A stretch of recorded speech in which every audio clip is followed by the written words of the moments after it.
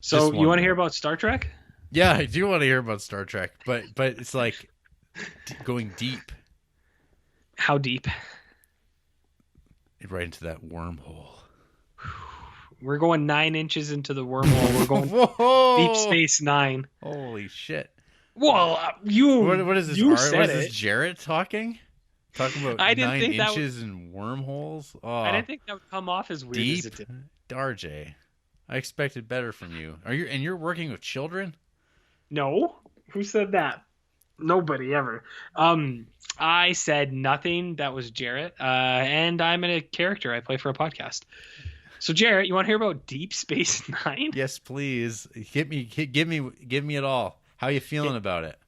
So I didn't get to put down a half a season, but I got a quarter of a season, which Okay. is pretty good in itself. So I got 6 episodes in. My general takeaway is right now, I like it. Hmm. Nothing has blown me away at all Hmm. so far in the first 6 episodes, and but that's not putting me down or anything.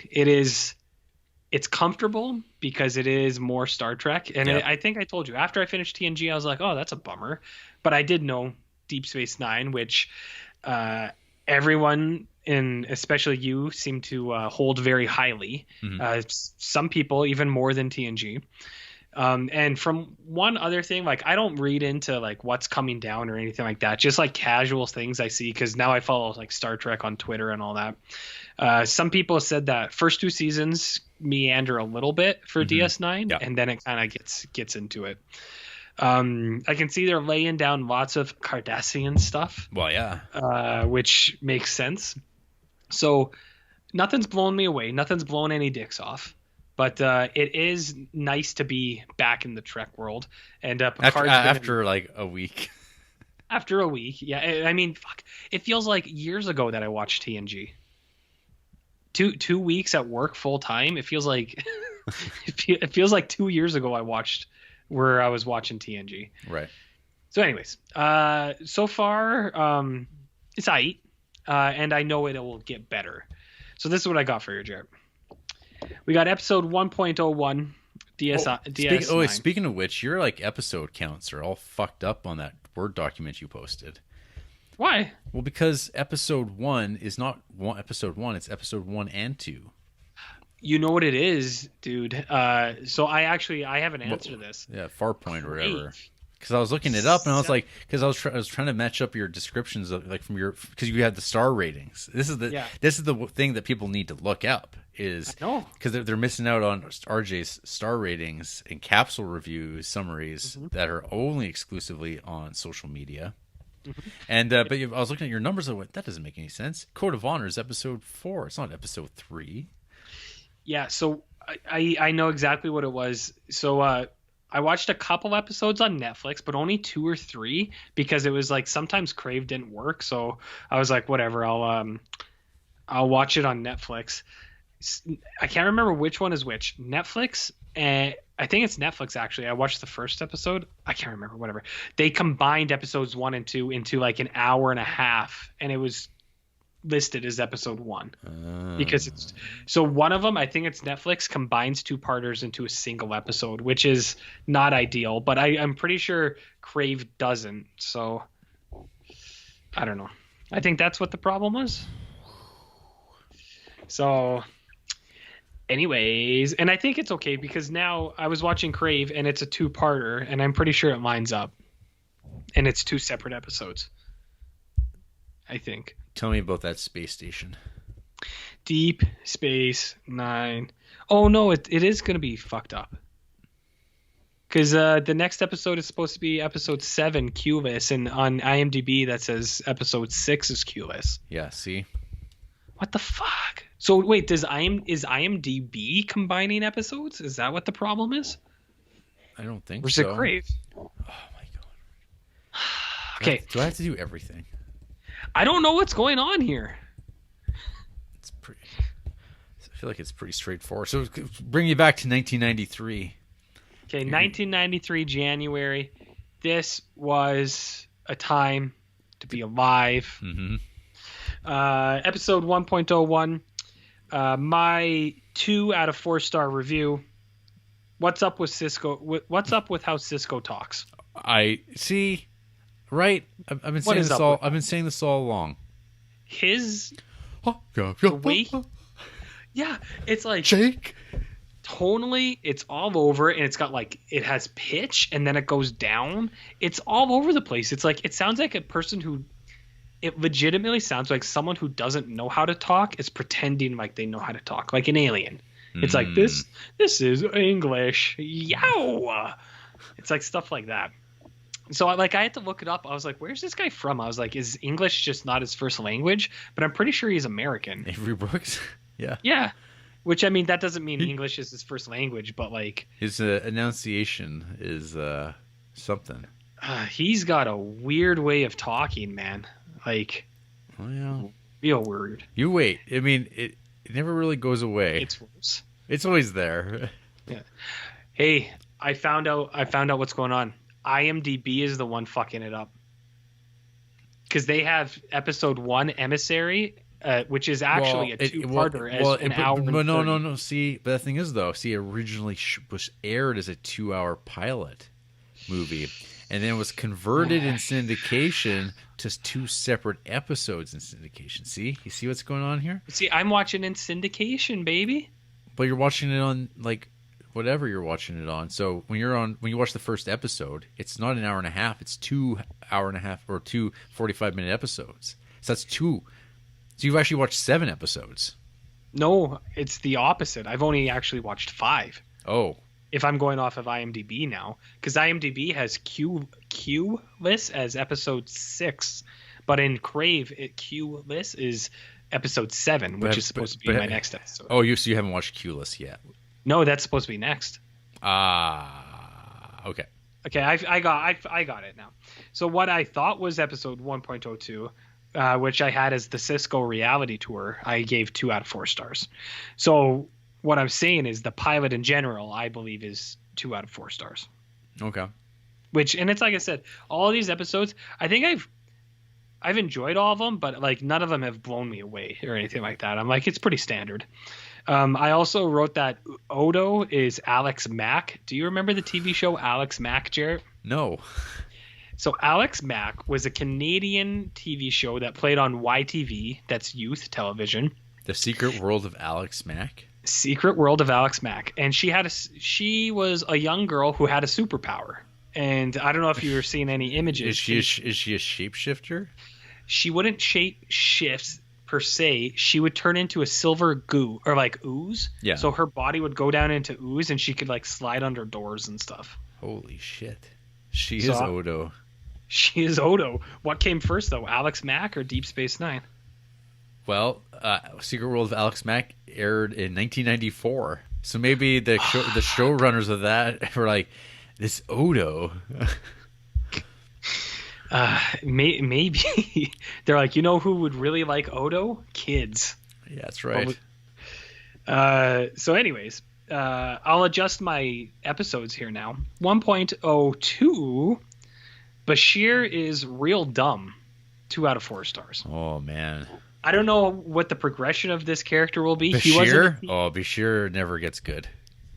He's like, so he was in an episode of TNG where he was talking with Data, and you could tell he's like, they like play him up as this like wholesome guy because he's really interested in who Data is as a person, and Data's like, doctors never care about my personality. It's more about like how I run mechanically, and he's like, but you're a person.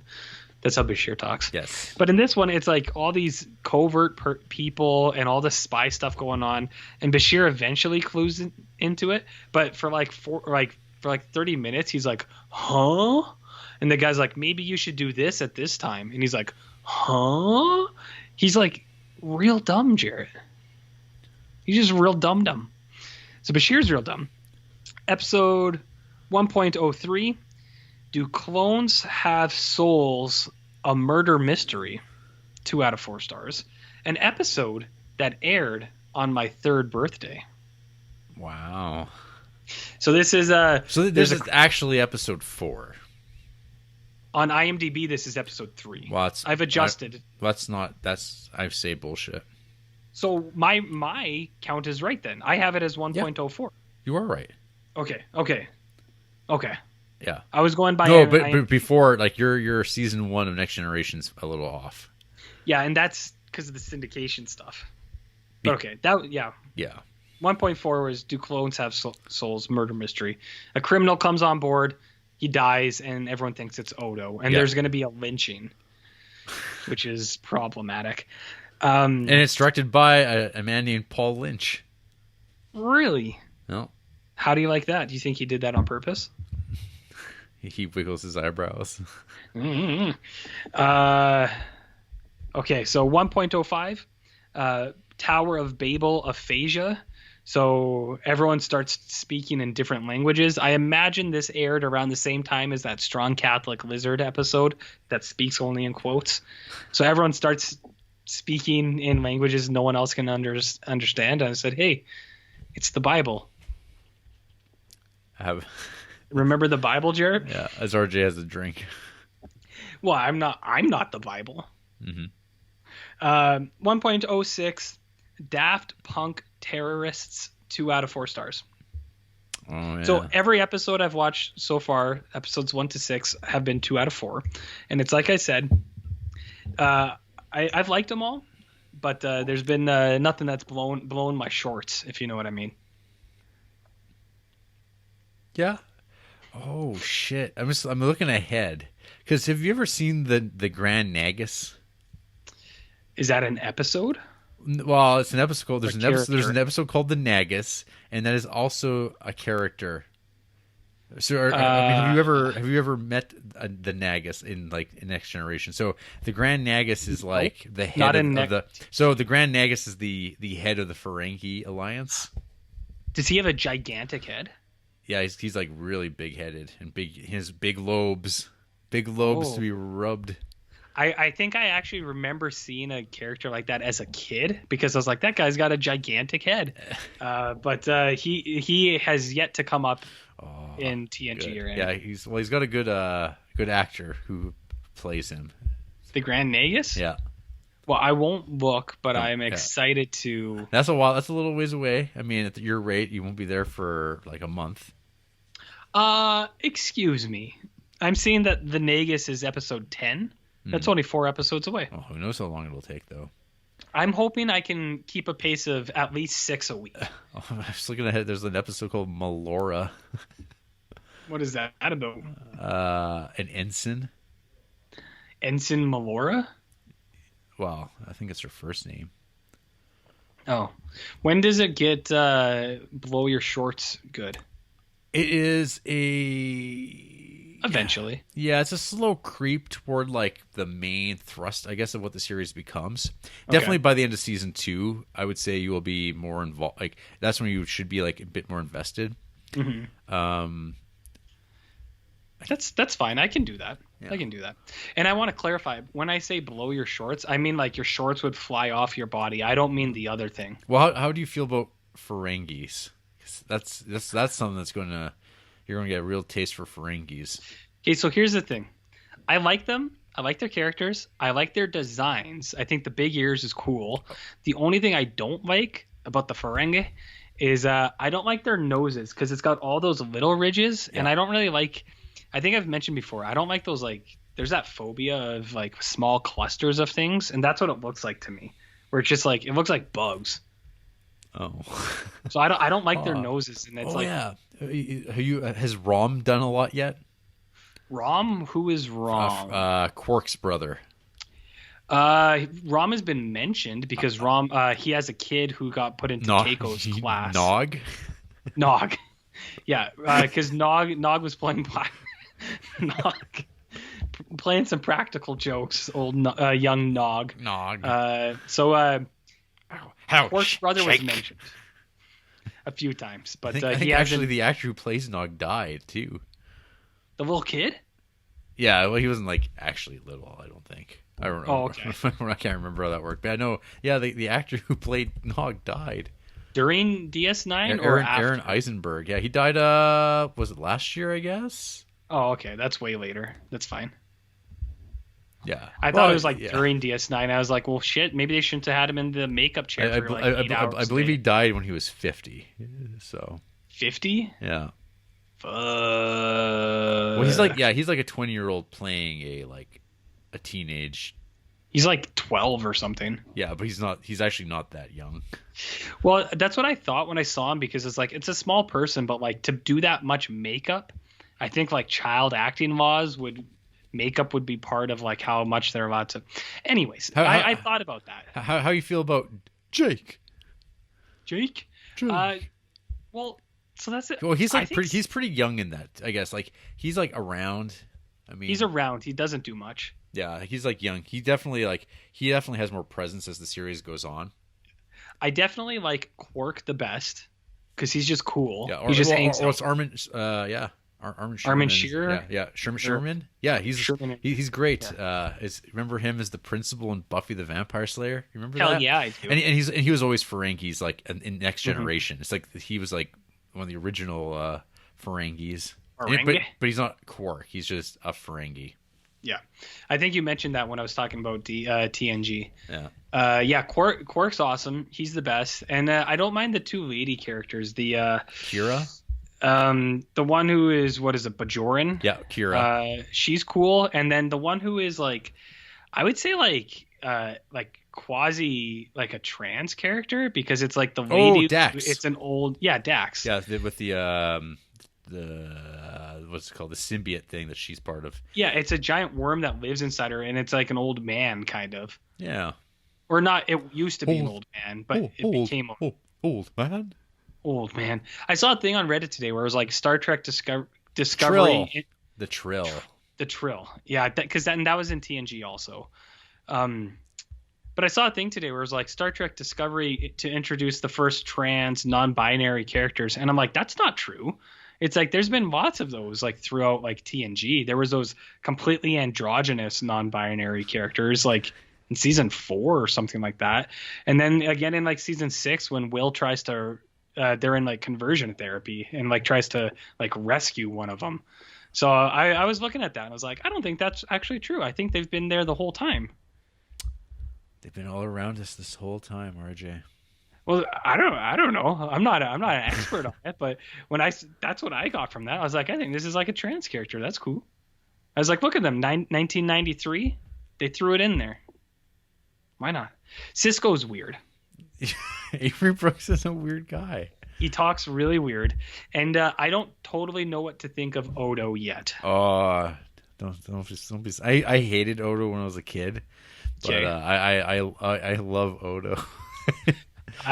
His fucking makeup. Oh, he's so hard to look at though. He has a hard face. So Odo, I'm not sure about. I like hair. Quark, and I like Dax, and I like What about Chief O'Brien? I don't know, man. O'Brien's okay. O'Brien and Keiko is okay, but like I was actually when they were written off of TNG, I was like kind of cool with that because I was like I'm tired of seeing them fight with each other. No. Get out of here. I don't know. And I think that's all the characters so far. When does Worf come on to DS9? Not for a while. I know it's coming. I don't know when. It's just something it was unavoidable to hear. It's definitely not till Next Generation was off the air. Which is, I think, the first 2 or is it 3 seasons of DS9? Oh, Something like that. I don't even know if it's till season 4 or 5. I think it's 4. It doesn't really matter. I'll be happy to see him whenever he does come. But yeah, I don't know about these characters. I like the 2 ladies, and I like Quark. Well, I mean, because you're kind of being thrown into a different environment of Trek, because the first like Next Generation in the original series, it's kind of like you already know who they are because it's captain, commander, science officer, engineer, and like they're on Enterprises. But this is like now it has a different tone to it. And yeah, I dig the space station thing. I think it's cool. I think it's a great idea. Well, it brings the action to them. Yeah. Well, I think, and it creates a lot more conflict where it's like, because there's people who are just passing by that like they very clearly don't want there. Like when it's like, I don't know, anyone that like shows up and people are like, oh, I know that guy, he's trouble. But it's like they're kind of like they're a dock for like people like passerby, so it's like they can't just like outright, or they don't usually outright deny entry to people. Where on the ship. They have to create that conflict where it's, anyways, it's cool. It's a cool setting. I also think that the DS9 theme song is pretty good. It has lots of horns. I do like that it's got no words. It's just it is what it is, and that little comet flies by. That's pretty cool. Oh. Pretty cool. Pretty cool. I got some DS9, Jarrett. Okay. Do you want to hear about season 1 of DS9? So you've watched 7 through 22? No, it's actually only 20 episode season. Oh, that's more reasonable. Yeah. So I watched 6 episodes last week, and then I watched 14 episodes this week. Don't ask me why. It just happened. Don't ask you how. Don't ask me how I managed to do this. Just trust that it happened, okay? Okay. So I am a whole season down now. I have a better grasp on DS9, I believe. And I'm going to lay it to you on straight, Jared. So 1.06 was the Q episode that I alluded to before. And what did I put here? Oh, no, wait. These are all off again. Okay, 1.07 is the Q episode. Okay, I got to follow. I got to pull this up here. You go ahead. IMDb, their episodes are off. So 1.07, everyone wants that Vosh 2 out of 4 stars. Yeah. So Q and Vosh appear, and everyone wants Vosh. It's just how it is. She's still hung up on Picard, clearly. Mm-hmm. Okay episode. It's like early day introduction to Q. There's one thing in this episode that's like real dumb. Q and Cisco have an old school style boxing match, and I was like, what is this about? I was like, this is weird. Anyways, okay. 1.08, do symbiote slugs have a soul? 3 out of 4 stars. Oh, finally. Finally a 3. I'll tell you this, Jared. For season 1 of DS9, I'd say 90% of my ratings are 2 out of 4. Ooh. And so it's like I said last week, they're okay. I'm getting a feel for the show. It's just I think coming off hot of TNG, actually really enjoying TNG. This is like, I don't want to say a step back, but it's definitely more reserved. So it's like we're building up. But do symbiote slugs have souls? So Dax gets put on trial for a murder that the last host committed, and then it's like a sins of the father type of situation. Mm-hmm. It's pretty good. Is my body slug responsible for that of the person? Exactly. And it's there's a big debate on whether the slug, like what the relationship is between the two, and they kind of settle on it's each time it's a new thing and it changes. Whoa, that's crazy. Okay, so I'm just like looking at this. So the teleplay for this was written by DC Fontana. Where do I know that name from? Who worked on the original Star Trek series a lot. Oh, okay. So do you think was that dude still alive at this time, or do you think it was did Dorothy Catherine do you think Fontana? That this dudette was still alive at this time, or do you think it was like a? Well, she only died last year. Oh, okay. Yeah. Did she write more DS9? Because this was a good episode. She worked on some Next Generation. She was an associate producer credit. The experience soured their relationship and resulted. Apparently, there was some bitterness with Next Generation. Mm-hmm. And then she did work on some. She wrote an episode of DS9, which you just watched, and she also wrote an episode of the Star Trek fan-made series, Star Trek New Voyages. Well, that's cool. I had no idea. I recognized the name, but I didn't know why. Yeah, because you'd seen it a lot watching the original series. Yeah. That's what it is. I just couldn't remember. This was the first good, real good episode of DS9, I think, because it was the one where I was like, oh yeah. I was like, this is the Star Trek that I like. These questions of morality and whether or not people hold accountability and responsibility for things. I was like, oh yeah, this is the political thriller that I'm on board for. So good episode, Jarrett. Cool. 1.09. A dead guy, 1 out of 4 stars. This was a real stinker. Is this a Bashir episode? Yes. So this is the passenger. So they find a ship that everyone's dead, or there's a fire on it that docks, So Bashir goes over, and he sees a lady, and the lady's like, "Don't open that door. There's a prisoner in there." And he's like, "Damn it! There's life vital signs in there. I won't let a man die." So he goes in, and the guy's dead anyways. And the lady's like, "I told you not to go in there." And then what happens is Bashir is brainwashed or mind controlled for the whole Oh episode, shit.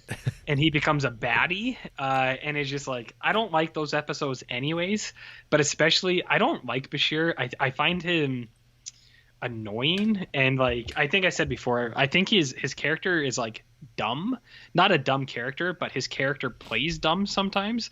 And then also I don't think that guy's a very good actor, so I'm not on board with Bashir. Maybe he gets better. Yeah, I don't think it's his acting, because I don't think just what he's given. Yeah. This episode of like taken in isolation, you're like, this Bashir guy, he's not one of my guys. So this was a whole stack of shit that I was not on board with, like between the mind control, between the just like Bashir centric stuff. I was like, I'm not on board with this. Not really. So that was a bad one. First 1 star of DS9, so that's good. Get it out of the way. Yeah, get it out of the way. I don't remember this episode at all. It's probably for the best. But there's no other 1 stars this season, so that's good. Ooh, good. But lots of 2. Lots of 2. They're almost all 2s. And that's fine. So like I said, I'm on board regardless. I know it gets better. Allegedly. But it's allegedly. 110 handlebar mullet gambler, 2 out of 4 stars. So Gambler makes another appearance, and he's a handlebar mullet biker, and they play a game with Quark, and the characters in the game are Cisco, Dax, what's her name, Kiara. Yeah, it's okay, pretty standard fare. 111 O'Brien substitute teaches with the Nagus, 3 out of 4 stars. Nagus. Because I like the Nagus. I think he's pretty cool. That's a Wallace Shawn. Yeah, Wallace Shawn. As soon as he talks, I was like, oh yeah, oh yeah. So I like the Nagus as a character. I think he's fun. I like the expanding world of the Ferengi. Mm-hmm. I've noticed too, there's trends where it's like whatever the new introduced alien is in one series, they become a focus in the next series. So like Klingons in original series became more of a focus in TNG. Ferengi introduced in TNG are more of a focus here. And then whatever Dax is, like with the little cheetah print like things, I know Voyager has a main character of that. Whatever that is, you know, the cheetah print head? Mm-hmm. Whatever that thing is. Just a thing I've noticed. 112. Odo has a field trip, 2 out of 4 stars. That's all. There's not much else to say about it. Oh, that episode. Oh, well, they're like, a guy says he knows where Odo came from, and then I was like, Odo doesn't know where he came from? So they're building his character a little bit. He thinks he's the only one. Yes. And I was like, okay, it's good ideas. I think it'll build to more interesting storytelling later. For this episode, it was just kind of a 2 out of 4. 113, Mike Ehrmantraut in Purgatory, 2 out of 4 stars. Ah, yes. Which, again, not a bad episode, but nothing that'll blow your dick off. Yeah, this is not a... Yeah, this episode's a lot of meh. I kind of actually do remember this, because it's a bunch of like guys you're never going to see ever again on a battle planet. They're on a battle planet and they can't die. And their thing is that it's 2 conflicting armies that hate each other, so they kill each other every day, and then they come back. They come back and the they next fight day. again. Because it's it feels like a throwback episode. Yeah, I was just surprised to see Mike Ehrmantraut. I was like, cool, that's neat. So this one, 114, could be a 1 star, but I gave it a 2. Jake and Nog v. Moses, 2 out of 4 stars. So we get some Jake and Nog stuff, and they become a lot more focused in the next couple episodes. But then also O'Brien goes to a planet and he becomes a shaman for some reason. And you go, okay, sure. Okay. 115, Bajorans, the moral compass of the universe, 2 out of 4 stars. This episode was actually not bad. There's like a Bajoran moon, and it's gonna get destroyed, and there's a couple Bajorans there who won't leave, so Kira has to like try to convince them to go. Yep. It's not bad, but the side story in this one is a Jake and Nog doing business thing, and it kind of brings the episode down. Yeah. Well, they're trying to appeal to the younger demographic, and they're like, "Hey, Jake and Nog, they're trending." Everyone likes Jake and Nog. Why not? Those quarters of Jake and Nog, they do good numbers. It's good demographics. So that's that seems like why you get back to back jaking. There's a lot, and even in the next couple episodes, Jake and Nog are pretty prominent. And that's fine. 116, Bashir the Incel. Also, full body burns, 2 out of 4 stars. So this is one where I think it was what it was everyone's fantasies. Like the whole station got turned into a holodeck. Right. And then everyone's fantasies were materialized, and then you just found out that Bashir really wants to get down with Dax. Okay, that's one of the cool things too on DS9. That I like the idea that Quark runs the holodecks, and it's sweets, and they're for fucking. Yeah. They're for fucking RJ. I wouldn't have used those words, but it's exactly that, and of course Quark would use them that way. Right? Well, it's like you get that technology. It's probably a fortune to get it, but he's got them. And it's like, this is how I make my money. It's just how he does it. So platinum, gold pressed platinum. No. So not bad, but what are you gonna do? It just shows that Bashir like wants to. The episode had a lot of stuff where it was like he was in. I know I use incel pretty loosely, but there was actually a thing where like Dax turns him down, and she's like, "Go have a cold shower," and he's like, "It doesn't work. I know from experience." And you go, "Ew," because you're like, "Gross." So that one, I'm pretty confident Bashir is an incel. 117. Oh God, Loxana Troy. Oh yeah. I was like, oh no. So this is a 2 out of 4. It wasn't bad for Loxana episodes. It was one of the better ones because it's just her and Odo trapped in an elevator, and like, it's a good Odo episode. Loxana being there is whatever, but it's good for Odo because he's like melting, and he's like I'm a monster, and he's all flaky. Yeah, because every 16 hours he has to rest in his bucket, right? Yes, yeah. Which is like... So you haven't talked about Odo's bucket enough yet. His bucket is probably one of the best character traits of any Star Trek character. Yeah. That he needs to return to a liquid form and rest in a bucket for 8 hours a night.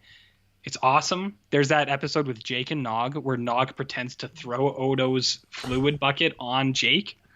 It's not actually Odo, but he pretends. Yeah. And I was like, damn, Nog, you freaky as hell, dude. Yeah. But yeah, Odo's. I don't know about Odo. I like him. There's nothing I don't like about him yet. Like he's a good straight man so far. But the bucket characteristic is very good. I like it a lot. All right, what else we got here? Maybe I mixed up. You're doing good. Okay. I remember now. 118 station-wide brainwash, 2 out of 4 stars. I'm not a big brainwash guy, and this is a station-wide one. When it was first playing out, I thought Kira was actually doing a coup d'etat against Cisco, and I was like, oh shit, what's going on here? But everyone on the station gets all weird, and you're like, all right, whatever. 119, Jarrett, the judge from Ghostbusters 2 oversees the Nuremberg trials. 4 out of 4 stars. Duet. So this is a very good episode. Yes, yeah, because this is the one with the war criminal, right? The war criminal. Yep. Yeah. Gondar plot or something like that. I believe I'm looking it up now. Butcher of Galatep labor camp. Yeah. It's like this is like where the political stuff is really interesting. Oh yeah, like with the Cardassians and like an occupying force. No. Yeah, I can see why that storyline is like it's perfect for Star Trek, and it's a perfect like allegory to like, so Cardassians are German World War II Germans in a sense. I mean, they're kind of like an amalgam of the bad countries. I that guess. like dictatorship countries and Yeah, like like you know, the ones like you would be like North Korea, Nazi Germany, Iran, yeah. with the Ayatollah and stuff like that. It's like amalgam of like all the things that are like these aren't about freedom, but it's like, but it's debatable who is free in their cultures because it seems like if you ask a Kardashian, Hmm. not a Cardassian, but a The Kardashian. Kardashians. Yes, I'm sure some of them are enjoy their way of life, and they're more like sneaky, and there's a lot of more intrigue in their world. Hmm. Oh, like has there been a lot of the Taylor, Garrick, in all these episodes? He came up one time, and that Yeah. was the one where I said Bashir was really dumb because Garrick Yes. was like Well, giving him Garrick. intel, and Bashir was like, "Huh? Yeah. Garrick. Yeah. What? Garrick has like a special interest in Bashir for whatever reason, and they have some. Sexual?" No, they're Oh, okay. pals. They have conversations. Yeah, Garrick's he's a good he's probably one of the better characters as the series goes on, as well as he's also played by is it Alex Robinson, the dad from Hellraiser. The dad from Hellraiser. Yeah, That's yeah, not Frank, but the dad. That's Alex Robinson. Yeah, he's a good Garrick. yeah. I couldn't tell him because he only came up in the one episode. I think so. Like sometimes with the big Cardassian guys, like I can tell like or like with the Nagus, I was like, oh yeah, I know who that is. And then this one too. As soon as I saw Gundar Plot or whatever, I was like, that dude's from Ghostbusters. Like he has a really distinct voice. Getting back to Ghostbusters again because that's what this episode is about, I guess. Um, but yeah, this episode's awesome, man. Like it has really interesting ideas about. I know I use Nuremberg trials all the time, but like it's a good like fixation point like for reference. Really good ideas about like war and political like agendas. And then I think one thing that's really interesting is the Cardassian guy was like he's like there was no actual deaths in the war camps. He's like we just said there was, and because the threat of it was worse than actually doing it because it kept you scared. And like he fully believes it, and like Hmm. even though Kira's like no, I was there, I know what happened, and he's like no, that's how good we were. We were so good at deceiving you that you believed it. And I was kind of just like I was like man, that's like a pretty wild like idea to include here because it's like that's kind of the tactics that those like states use in this situation. Totalitarian governments. Yeah, and those are the fake news guys, right? They're like that's fake news. Yeah, They're like, don't believe the don't believe your own eyes. don't believe your own because eyes. it all goes back to how many lights, RJ. How many lights? How many lights? The Cardassian stuff I actually really like because they're so evil and like manipulative that it's done really well. Like it actually is. This episode is really well done. And then I think the ending to this episode, you're just like, it takes a turn from being like a really kind of like taut political thriller. Yeah, I use the word taut. And then it turns into like a really sad episode, and you go, oh, whoa. It because I don't know if you remember how it ends. I don't know if I should spoil it, but it's good. It's got a good ending. Ooh, the good ending. So It's got a good they ending. played well. Yeah, yeah. So that episode is very good. I'm liking the Cardassian stuff. The only thing I don't like, so I don't mind the Cardassian makeup. Like I think their wigs all being the same is pretty funny, and I do like their little like neck barbs or bars that hang down. I don't like the thing in the center of their head because it looks like a tongue scraper or something. It's just like this little cup in the very center of their head. I was like, I think they would look better without that. I think it was a step too far, if you know what I mean, Jer. I guess they needed something there though. Otherwise, it's just a Yeah. blank head. It's just a blank head. Yeah. I mean, I know it's a no-win situation, but Well, yeah. because they're kind of reptilian, right? Kind of like so the things they have on the sides of their neck are kind of like they're kind of like spines a Yeah. little bit. That part's pretty cool, and I like on the sides of their head they have like a frame. I like that too. It's just the thing right in the middle of their head. It's like I'm not too super on board with that. I love the color coordination though, like that desaturated black and blues and grays. Oh, yeah. It's very It fits with their it's very- personality. It's very Dune. It is. Oh, Dune. One last. Yeah. So I like it too. It's pretty cool. Very good episode. best of the show so far. And then one last one, end of season 1, Keiko O'Brien v. Religion, 2 out of 4 stars. So some of the Bajoran like shaman go into Keiko's school, and they want her to teach like that the wormhole is the result of like religious creators. And like I think the idea is cool, but there's some stuff in that episode that I think is a little bit like it's not fully executed is good. Some of it is good. I like the idea of what they're trying to do, but I don't think it fully hits the mark. So that's just me though, It's just me. So that's season 1 of DS9. I don't know if I'll get a whole season in next week. I expect a whole season. It's only 26 episodes. 26. I'll try to get half, but I don't know if I'll be able to get half. We'll see. Ooh, but I also, one of the other reasons I actually tried to like dig into it this week was because I had the realization too. I was like, holy shit, it's Creeptober in like 3 weeks. Ooh, it's going to derail everything. Yeah, there's going to be very little Star Trek watching, if any. So I was like, I better fucking pile through as much as I can. Are you? How do you feel about Vedic Wynn? Vedic Wynn? Which character is that? She's the spiritual leader. She's a good old Louise Fletcher. Yeah, she's a good evil character. I liked her. Like you're going to see a whole lot of her because she is a ongoing character in the Bajoran stuff. Yeah. Like she's like one of the not like a main character, but a supporting character. Yeah, and that's what I think. I think the intentions with the episode are good. Where it's like I do think it's a good idea to the plot of the shaman who is like kind of selfishly motivated to do things. But for the one episode at least, I was like, they could have done that a little bit better. But yeah, DS9, man. It's only going to go uphill from here, I believe. Yeah, I mean, season 2, you've got some stuff coming up.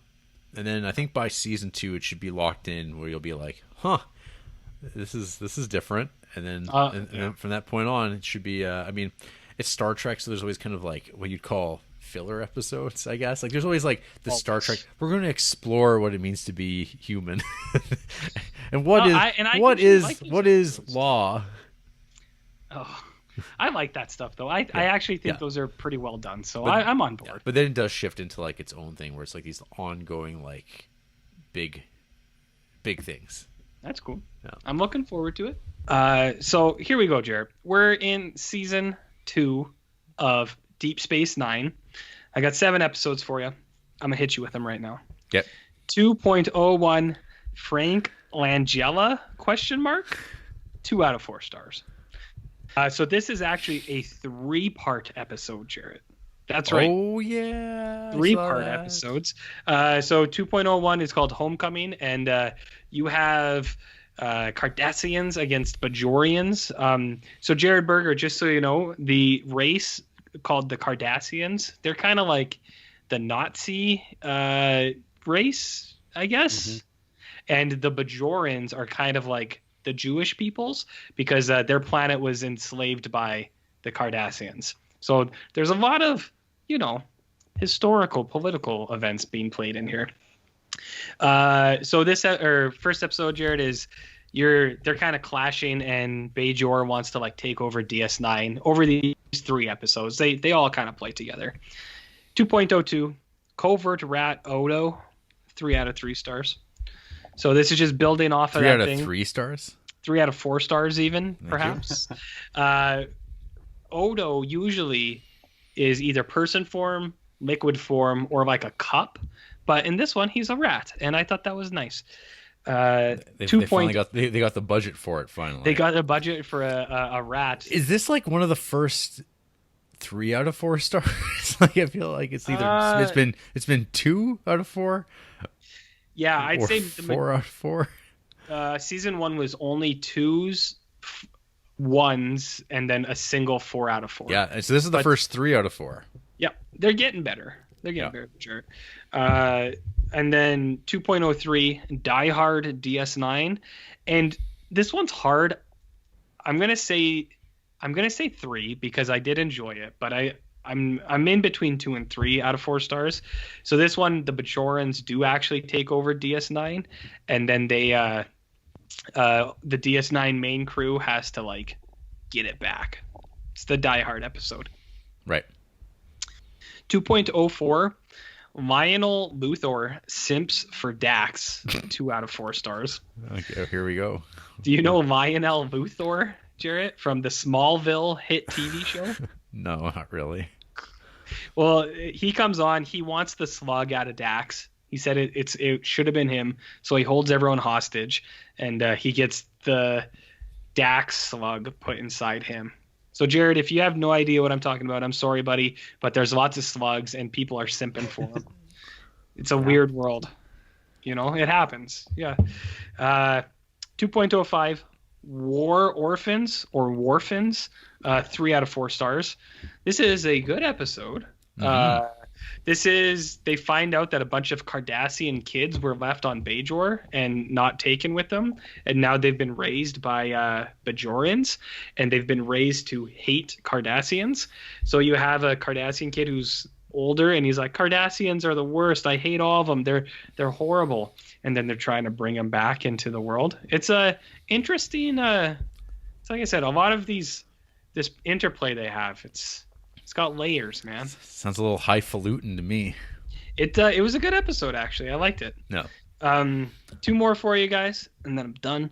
2.06, Quark v. Birdman v. Bashir v. Space Paralysis / the first big Klingon, 2 out of 4 stars. There's this lady who comes, and she's like full paraplegic because of gravity. Is how it's explained.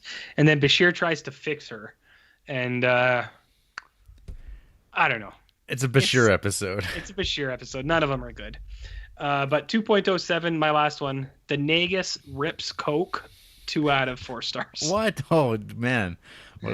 I thought for sure that was at least worth a 3. So what episode is this? My God. So this is the rules of acquisition. Mm-hmm.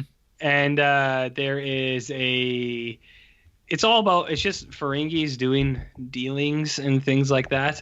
And then Nagus comes in and he does a rip out of some powdered substance. And I'm like, whoa, pretty interesting. Pretty interesting. So anyways, that's Deep Space Nine. Jarrett, what do you think about that? Y'all bad boys like Star Trek? Oh my God. I ever? Yeah. I love DS9. I love Star Trek. I only love when RJ talks about Star Trek though. I too. I'm gonna be the vocal minority speaking for the fans right now. I'm all for all of the Star Trek talk. Yeah. That means we're powering all the way through the entire franchise. 100%. Well, I was going to ask you, Jarrett, how do you want to approach this between the three of us? Because I can just talk about Star Trek for right now. Or do you want me to talk about Star Trek and antiviral? Or what do you want, man? You're the boss. What do you want to do? I want to hear about DS9. DS9? All right. So I did try to keep it somewhat manageable. I think I have 5 or 6 episodes. Oh, that's all? Yeah, well, I don't know if you know this, but I watched every supplement on the Videodrome this week, so it kind of took up a little bit of time. Okay. But anyways, so last week we finished off on the Nagus, and my review was that the Nagus rips Coke. And now, Ryan, friend of the show, Ryan Nagel, if you've never seen the Nagus, I suggest you just do a Google search of the Nagus, N-A-G-U-S. Grand Nagus Zek. The Grand Nagus, and he's a pretty impressive specimen. So and in that episode, he ripped Coke, which was pretty funny. Was it like Space Coke? Yeah, they called it something else. It was like Yeah. fleas or something like that. It was like, here, get some flea dust or something. But it was in a little paper thing, and he just like put it to his nose and ripped it. So I was like, some nose clams. yeah, I was like, that's the first time I've seen cocaine on Star Trek, but that's cool. Nagus rips Coke, 4 stars. 4 stars, baby. All right, so now that was 2.07. So 2.08, Neo Noir Odo Secret Origins, 3 out of 4 stars, my man. Oh, we're getting into those 3 out of 4s on a regular basis. We got a couple. So this episode was really cool. It shows how Odo became the constable on DS9 when the Cardassians still ran it. And the thing I really liked about it is it's got a really gritty feel. Like it's kind of grimy. It's got dark colors. Everything's Cardassian run, so it's like Nazi occupation Germany. Everyone's like all depressed and like afraid of the Cardassians, and I actually thought it was really neat because that's not something you really usually see in these shows, you know, Jer? But I mean, DS9's changing the game. They're changing the game. So that was a good episode. 2.09, Cisco gets catfished by a mind ghost. 1 out of 4 stars, Jared. Cisco. So Ryan hasn't seen DS9, but the captain Cisco, he talks so weird. It's so hard to describe. It's not a real accent. He's just like, well, it's emphasis. Whoa. And he always like, whoa. And you're like, why are you talking like that? Because he's from Earth in the show, and it's just like, I don't get it. Anyways, there's a guy who has a wife, and his wife makes a projection of a version of herself, and Cisco falls in love with it, but then it's not real. So like art, not a good episode. Just like art, not real. 210, Bajor is xenophobic to the Beavis planet. 3 out of 4 stars, Jarrett. So an alien race that all looks like Beavis from Beavis and Butthead. They all have the hair even. So I'm noticing real tall. I'm noticing this doesn't have the Skria, exactly. Doesn't have a good rating, but it was a good episode because Bajor is always talking about how they are oppressed by the Cardassians. There's some real life politics in the show, friend of the show, Ryan Nagel, like serious shit. And then when a refugee planet comes to try to settle on Bajor, they turn them away. And then at the end it says, maybe you were the real monsters. So pretty serious stuff. They kind of look like Eric Stoltz. In the aliens? Yeah. They just have huge hair, and they have like they look like they have like rank wicked acne like all over their face. So they're pretty rough looking. Yeah. Very active pores. Very, very. 2.11, Gambler returns. 2 out of 4 stars. So we have a guy make a rival bar across from Quark's. It's fine. Yeah. Nothing crazy. 2.12, teenage Odo acts out and gets gaslit by his dad. 3 out of 4 stars. Well, I see it sounds like you're an Odo's man. Odo is growing on me. So this so in the one episode you learned that he was like this, like you learn more about how this character, Ryan, he's just a goo, and then he takes the shape of a person, but then most of the time he hangs out in a bucket, right, Jared? He's got to hang out in a bucket to rest. This one, like, you get introduced to the scientist who discovered him, and the scientist is like, he's trying to gaslight him to come back. He's like, you'll never make it out here, you're never gonna be like accepted. And then Odo freaks out because he's just a kid, really, even though he's like a 50-year-old French man. He's just a kid because he's only been alive for a little time, and he acts out because he's like, I don't want to go back to the lab, Dad. I don't want to be tested. It was a good episode. I think we can all learn something from it. Last one for you guys. 213, is that Leslie Nielsen / Bashir tries to explain why being an incel is good. 2 out of 4 stars. And I'm not even kidding. So Bashir and O'Brien, Bashir's the doctor, and O'Brien is like, I don't know, he's like the mechanic on the ship, the engineer.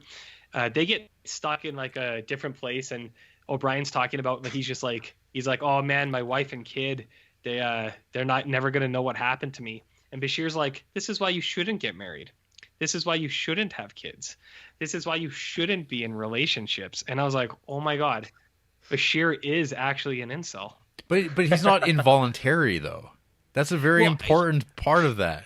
He's made a choice. He's willing to do that. he's always trying to get Dax, and she shuts him down. And in that episode, Yeah. he even says to the camera, he says, "I'll wear her down one day."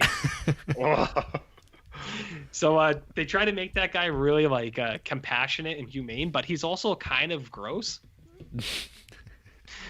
So anyways, that's DS9. That's some Star Trek. It's good stuff. Yeah. Yeah, What do you wanna hear about you're now, halfway Jared? through it. Season Through 2. DS9? Season 2. Oh, season 2? You're on Yeah. episode 13. 13 to go. I know, but in 1 week, man, Creeptober starts and DS9's going to grind to a halt. Well, you better finish season 2. I'll try. Are they 26 episodes a season? Yup. Yeah. And this is like 1990s run times, which are closer to 46 minutes a piece. They're like, yeah, they're like 45, 30 or so. But See- DS9 has like a 2-minute intro. Yeah, with that preposterous music. It's just very lots of pomp and circumstance to it. Yeah, it's got. You're watching it on Crave, so you got to fast forward through it every time.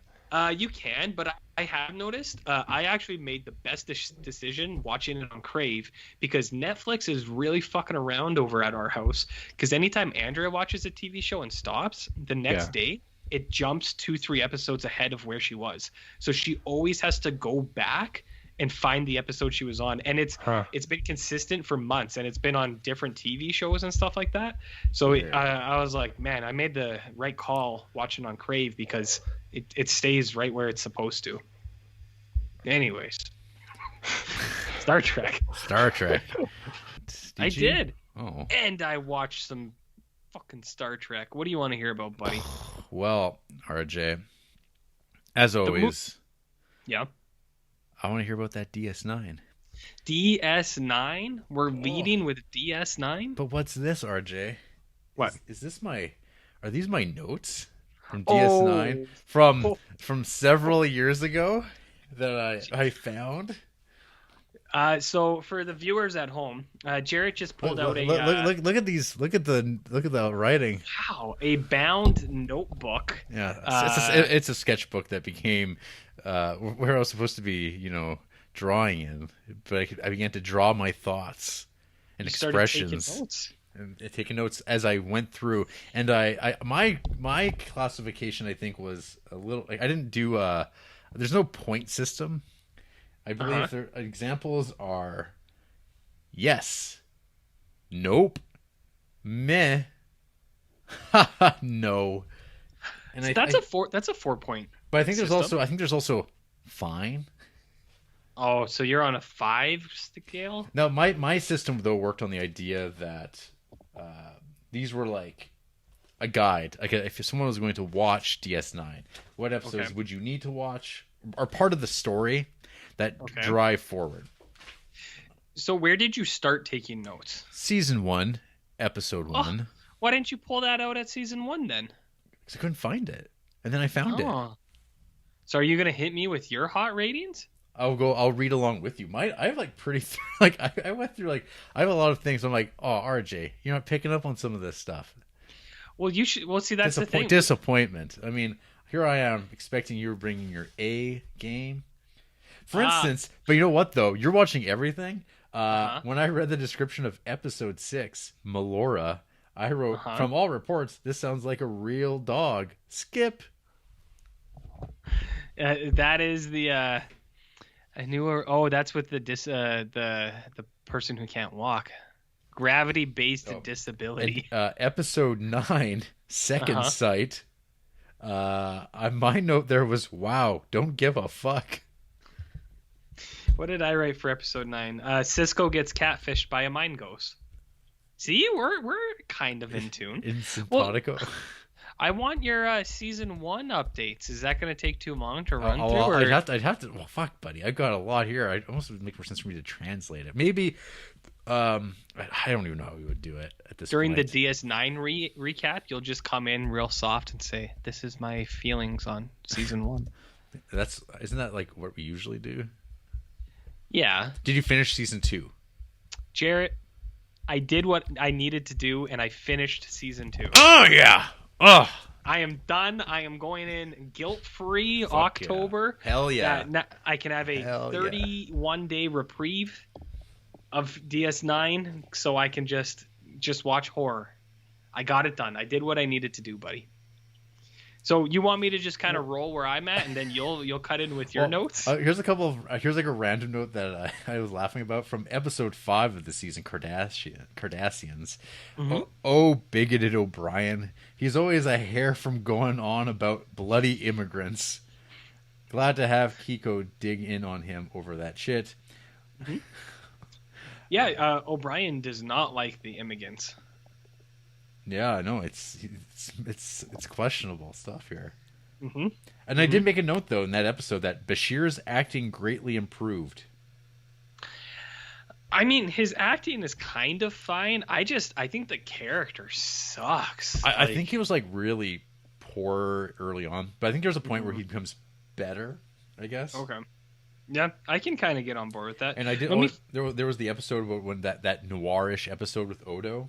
Yeah, what were your opinions on that one? Oh, there's like the one line. Yeah, I did. I loved the noir opening with Odo just talking about how such things are actually pointless and just create something else to file. Where he's like, ugh. And then of course, when a man has only a bucket, notes don't make sense. Well, I mean, you can't peg Odo. I also made the comment that Odo Columbo'd it. He did Columbo it. Yeah, that's a good episode. What about the previous episode 2.07 where the Nagus rips coke? Did you catch on to that? Well, I wrote, sleeping morn. Yes, the always naked submissive Ferengi female. Tula berries. Mm-hmm. The Redskins are like SNL aliens, which works for the comedy Ferengi episodes. Mm-hmm. Dax is kind of awesome. You're a woman? And this, I also made a mention, this is the first mention of the Dominion. And the Dominion is... Well, I guess we're going to find out soon, buddy. Damn. If not by the end of this very recap. Okay. I'm gonna should I find my few rare 4 out of 4 episodes and see what your opinion is on those? There was only one. Yeah. Which one was 119 of season 2? Oh, that was of season 1. Yeah, duet. Yeah, well, the judge from this is okay. My notes. I haven't read this over. Well, this is already much better. If every Bajoran freaks out at the mere sight of a Cardassian, what about the Taylor Garrick who has disappeared for the last 16 episodes? Looking at IMDb, only 37 appearances out of 147. The war criminal plot. The unrepentant war criminal. Sweet. Or the most brilliant file clerk in the galaxy. See? You had it. You had it. So, okay, wait. I'm glad that you kind of had some of the same ideas as me. But I need a little bit... I need a little context. How old were you when you wrote these notes, and were you watching these? What year was this? Were you watching them live? This would have been 2012, so 8 years ago. Oh, okay. So you were not live then. No, fuck no. This what? These are not from 1994. Oh, beep boop. Are you beaming in? Oh wow! Okay. We're back, baby. Be back. Miles got you back. Weird. Yeah. No, I was laughing at you because I'm like, no, these are not notes from 1994 when I was fucking 11. Well, you're a huge nerd. I mean, my printing here is actually pretty damn nice. Oh, what does this mention here? I think on episode 15 of season 1, I made a comment about Bajoran hillbillies. Ooh, yeah. There's always some of those. What else? Oh, ooh. What are some season 1s? What were some low points? I don't know, man. 1.09. My review is just. The connection's getting really bad now. Yeah. So where should we pick up from? Fuck. I mean, I could start where I finished off on season 2 if you want, unless you want to kind of hit some season 1 notes. Well, I can. Hey, what was the one episode that you one of the first ones you really 1-starred? Because you were at the beginning, you were all 2 out of 4. 10109 The is my Passenger. first. So here's my notes. So Okay. I wrote, yeah, but the payoff in acting. I wrote, make me live. The opening of this is kind of amazing. What a good idea for a villain. Vantaka, sort of a dark sorcerer in Star Trek. George Primin, eh? I don't know what that means anymore. It's a Giallo. Yeah, as soon as the fingernail thing pops up, it is obviously Bashir possessed. And then there's some, must be a line from the episode. Hailing us? So, Vantaka or whatever is nicely set up for the future. Oh, never mind. Lol. So clearly he just gets killed. Yeah. And then I guess the end of the episode was like, I have the worst headache. Ha ha ha ha. Like it's just like whack off. That episode is truly, truly bad. Because yeah, that one sucks. What are other ones I got? Hey, what did you think of 117? 117. Wait a minute. Did you skip it? I must. Because Is you that know why? Is that the Lux Swan episode? Yeah, I skipped it. I didn't even make a Oh. note about it. I just skipped right over 16. Actually, 17 and 18. I skipped over. It's too bad that you skipped over the Loxana one because it's not bad, but I think you would have liked it because it's got some good Odo canon. Oh, on episode 16, I have a comment here. Bashir likes his nipple play. That's you know what my review of that episode is? Bashir the incel. Oh no, there's another episode too. I think it's the one where I think you made like, oh, it's episode 8, the Dax episode. Fuck, is Bashir a creeper? See, you even thought so 8 years ago. Yeah. So it all makes sense. Bashir's Yep. super gross. And then yeah, there's not a ton in season 1 to be honest. Like season 1's pretty just it's there, I think. But most, like, I'd say over half the episodes one should watch because they do Oh, yeah. they serve a purpose, I guess. Yeah. Okay. Enough of this prattling on, I guess. Mhm. Wow. Wow. Some of these comments were not meant to be read. Are they problematic? I don't know. We're gonna find out. So do you want me to hit you with where I left off? Sure. Please do. All right. So here's where I left off. Last time I finished on 213, which was Bashir tries to explain why being an incel is good. Which I'm not even kidding about. Armageddon game. Mhm. Cold opening starts like the end of an episode. Where do we go from here? Uh-oh, the gladiator wannabes are busting up the party. Mhm. What slice was Cisco going to order? He was ordering dessert and he said and a slice of and he gets interrupted. See, and then what you didn't? Why aren't you picking up on these details, RJ? Christ! I'm for the one-liners. Bashir's an incel. Boom. Wrap it and sell it.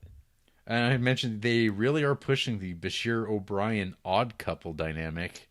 Uh-huh. It doesn't work. And then I made a comment. Tilani Ambassador is lovely. Yeah, I think so. Okay. I don't remember anything. I don't like whatever that is. And then my final comment was wah wah. Mm-hmm. See, that fits in with my rating of that episode. Yep. That was a nope episode. I gave it 2 out of 4, I think. So I was a little lighter.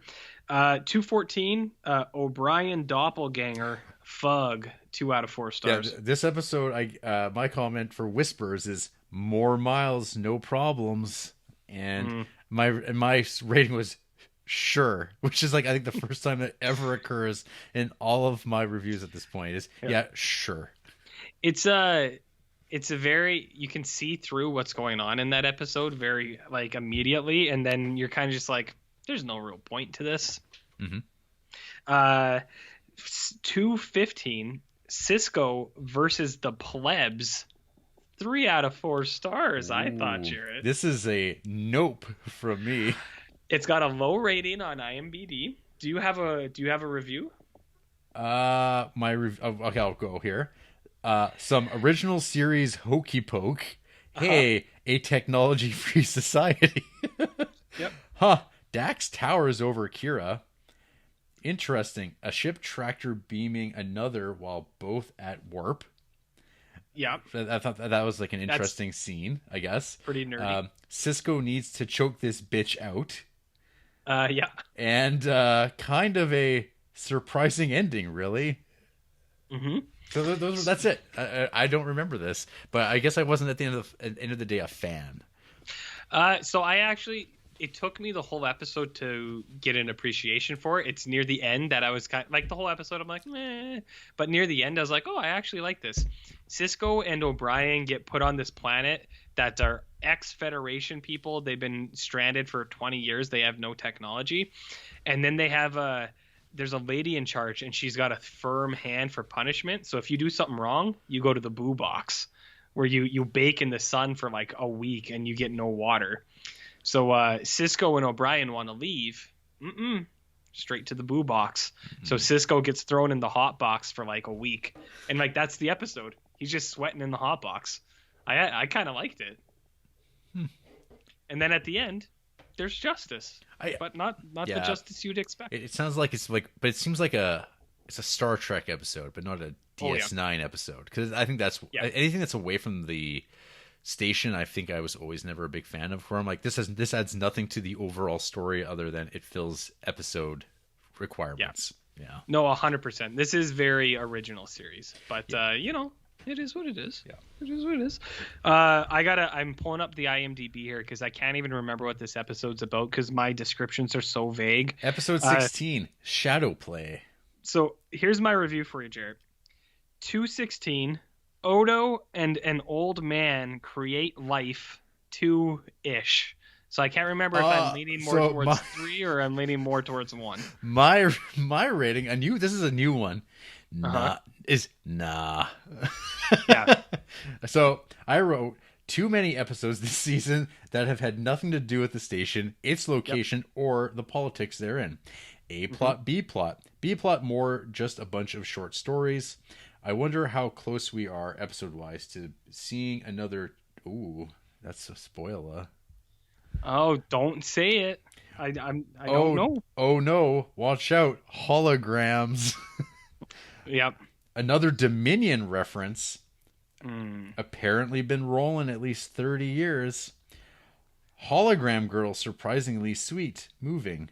Odo even melts our hearts.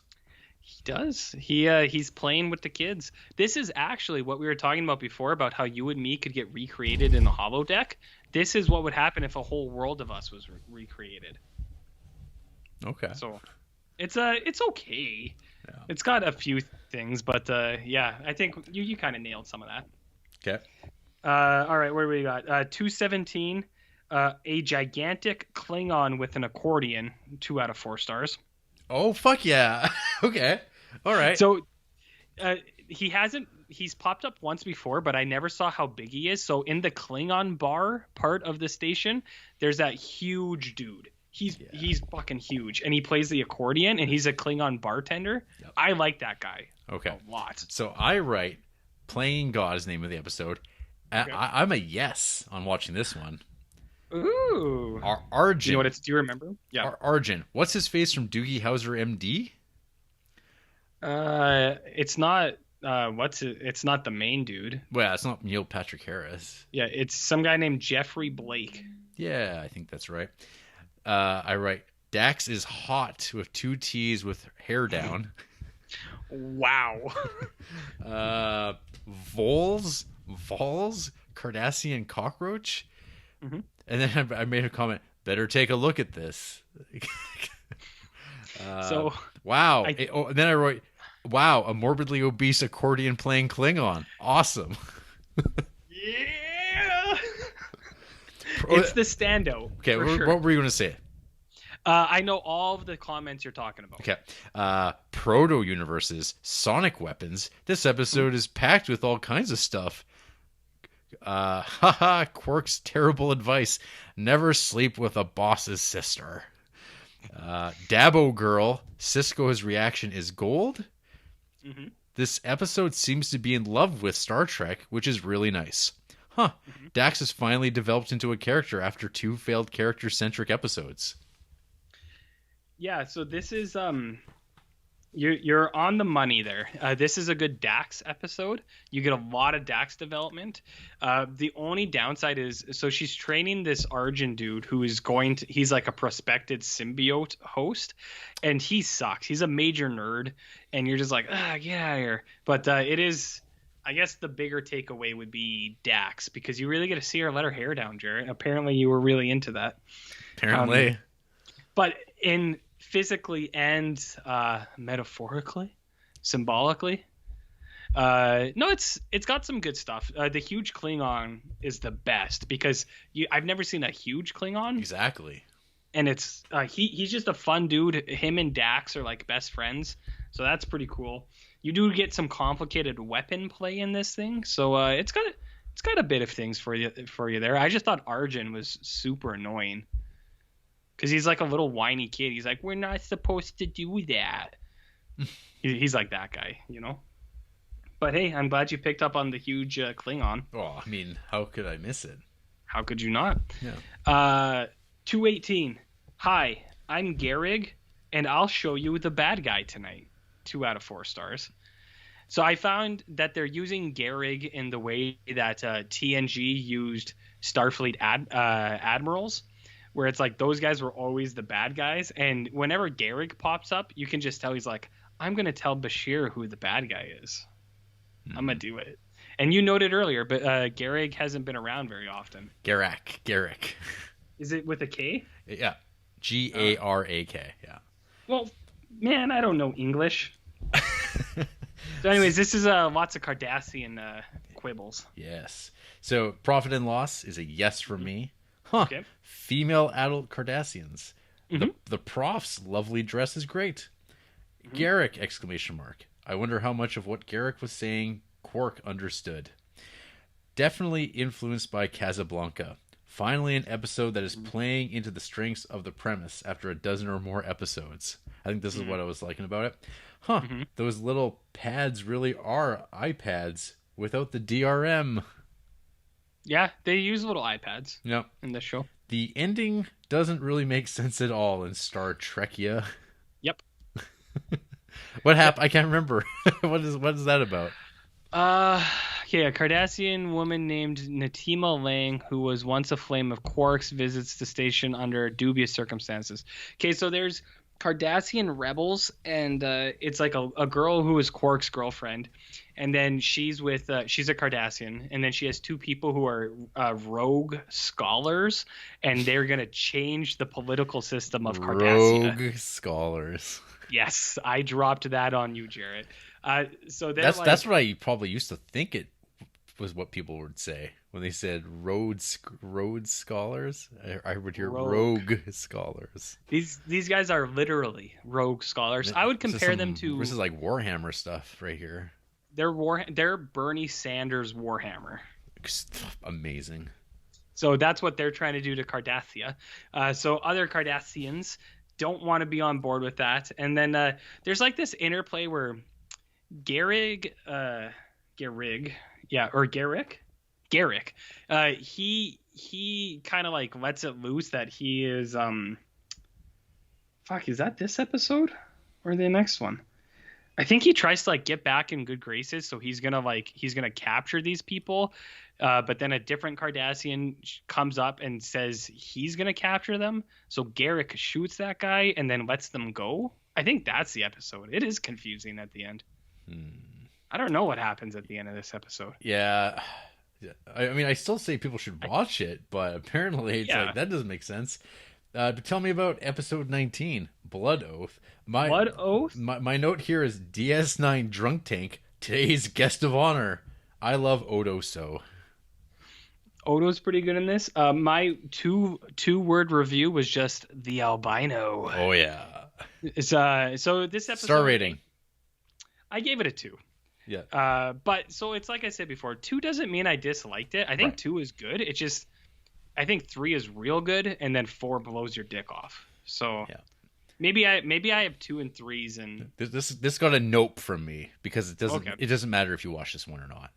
No, it's got no relevance to DS9 at all. It is strictly Klingon, and they just pull Dax in for no reason, but it doesn't have good Dax development like the other Dax episode did. I also wrote pretty fucking goofy episode. Oh, Yep. it is an albino Klingon, Uh-huh. super generic henchman, hilariously bloodless. Yep. Yeah, it's all about like Klingons fighting each other. One of them's albino. Yeah. Yeah. Episodes 2021. Yeah, so we got to talk about 220 and 221 at the same time. So I don't even know what I was thinking, but for my 220 review, I put Gul Dukat. I hardly know her. And I think I was trying to make some kind of wordplay, but I don't have any idea what I meant. And then 221, I put a bad Vulcan? Question mark. So I think you would have given these episodes a yes. Yes. I am at I think together they're a 3. So I don't know if that's allowed. That But, sounds fine. Yeah, because they're partnered up. But this episode, you get a ton of Gul Dukat hanging out with Cisco, and it's pretty good. You Okay. can see like all the seeds they're laying about Gul Dukat and how he's like the Maquis, who seem for the rest of season 2 are pretty prevalent. So, yeah, I wrote lots of Star Trek Next Generation references. I think I'm missing, maybe. There's a few. Yeah. There's a few. Odo's Patriot Act. Mm-hmm. I comment, that just zipped by. I think the Yep. whole episode, it's just like a really well done storyline. Mhm. Dukat gets results. Kira even creamed her unisuit a bit. Wow, I don't really know if we're gonna be allowed to say that on podcast, but Come at me, commission. wow. Yeah, Gul Dukat doesn't fuck around. People are like, "What are we gonna do?" He's like, "I'll tell you what you do. You have 10 seconds, or I will blow you up." Yeah, and then Kira's like, "Boy, that's pretty amazing, Gaul. Wow. You're a horrible man, but I mean, hello." And then the third rule of the rules. And I wrote, "What is Ferengi's history of violence?" So actually, that is going to be brought up in 226. Do you want me to address that now, Well, or I've got notes. I mean, okay? we'll get Because there. Quark does talk to Cisco about Ferengis versus humans, so we can talk about that there. Very cool. But yeah, the Maquis doubleheader is pretty good. 222, Memoirs of a Tailor, and I give this a 2 because it is a Bashir heavy episode. It's also Garrick. But I think I made a note here: a Garrick episode without Garrick, nuts. Mm-hmm. So Garrick is like, he reveals that he has some kind of pain chip in his brain to hold off torture or something. So he's like dying, and Bashir's trying to save him. And then the whole time, everyone's just like, Garrick's a bad dude. They're like, there's no reason to save him. But Bashir is Bashir. He's like, I'm going to save his life. So I'm a yes on this. This episode is Okay. entitled "The Wire." This is a quote. Maybe it's a title of something. Or it's something. Federation dogma and human bias. No, I think that's a quote in the episode. Okay, which I thought was like that's really nice because I like that this is the beginning of like, or maybe not, like there's always been challenges to like Federation's power structures There and is. like an authority, Yep. but I guess like I like the idea of like how the Federation's viewed outside of that, and it's getting a little bit more openly critical. Mm-hmm. Well, that's like that TNG where they come into the bar and like Federation is Yeah. viewed as like the cops. Is like I love that. I wish there was more of that. I'm a doctor, not a hydrobotanist. Wah, wah. They try to make Bashir so likable, and he's not. He's just not. What was I gonna say? I don't know. Did you have more? Most of my other notes were just like, I remember the Obsidian Order. I like Yeah. that Odo is clearly hard talking about them. What? Ew. You have a lot about people getting hard. I guess about people are getting sexually gratified in the Star Trek universe. Since Star Trek is so sexless, you gotta imagine it's happening. But I think he talks about the Obsidian Order. He's just like, oh yes, and then and then there's also talk about the Tal Shiar, and then I was like, oh, I remember the Tal Shiar, because you have to remember the context of me watching this. I hadn't watched like Next Generation since like, I don't know, the mid '90s, so this is all like distant memories. I'll be like, callbacks. I remember these things, and I'm a yes on this episode. That makes a little bit more sense for 2012 Jarrett. So I think the Garrick stuff in the episode is good. I don't like Bashir, and it's like it's a Bashir heavy episode. So I was like, get out of here. But it's not bad. Okay. Here's one for you, Jarrett. 223 camera angles, 3 out of 4 stars. Wormhole upside down. Crossover. Yeah. That's what I wrote. Wormhole upside, because the wormhole's upside down because of the angles and mirror universe. Mm-hmm. If this were Fringe, the opening credits would be different. It's kind of fringy, to be very honest. It is. Of course. So I like this episode. Although it's real gross. The camera angles, what is that called again? Is it a Dutch angle where it's like at someone's feet pointing up at their head? It's extreme angles. Yeah, it's very dramatic. Yeah, this is what's your rating? 3 out of 4? I gave it 3 out of 4. Okay. I liked it. I'm a strong yes. Really awesome episode. Yep. Explodo. Oh yeah, Odo explodes. Yeah. See. Yep. Changelings remain unknown here too. Yes, so nobody knows where Odo came from, and in this universe, in the Mirror universe, they don't know where he came from either. I totally wanted another 5 minutes of Coda. I think Coda? I wanted like an ending. I wanted like I wanted more like wrap up at the end of the episode than we got. Yeah, they wrap it up really fast. Yeah. Like the whole episode plays out where it's Kira v Kira, and then in the last minute they escape basically, and then it's just over. Yeah. There's no debrief in DS9 world. I think that's what I wanted. But other than that, I think the episode's a lot of fun. It's very good. Mirror universe episodes, like, I mean, I think they're here and there, but I actually like this one because I like how bleak this one is, and they acknowledge original series. They're like, Kirk, Spock, they're like, those are bad fucking dudes, and they're like, we learned from that shit, and so the world's like real bad now. It's good stuff. Good stuff. Where do we got here? 224 Bajorans or something. I don't know. 2 out of 4 stars. I wrote for the collaborator. Yes. They're banging now? Since when? Yeah, good point. So this is the Kai, which is like the Pope. Yeah, Louise Fletcher returns here as Wynn, and she's cranking that gear that she's so good at. Like, she's just like Louise Fletcher as Nurse Ratched in One Flew Over the Cuckoo's Nest was really good at just like getting under people's skin. Like, she plays that really well. And here is Wynn. She's really good at that too. And now she's going to become a permanent fixture of the show going forward as of this episode. She's a good villain. I don't mind her as like as a villain. Yeah. Oh, yeah, it's good to actually have someone you're just like, fuck. Yeah, they do, like, the episode does kind of, and it's not even just this one. They've built her up a little bit in the previous episodes. Whenever you see them, she does fit into the dynamic really well. And then the Bajor in general, like, you get a lot. DS9 is about Bajor and Cardassia, and they do build it up pretty well. And I'm gonna say that a lot of parallels to Battles of Algiers for anyone out there who's like, what's Star Trek? It's all coming back, baby. There you go. Back. Yeah. So I got 2 more for you, Jarrett. Yes, you do. 225 Nuremberg propaganda trials. 2 out of 4. I think you would be a yes because it is a Chief O'Brien episode.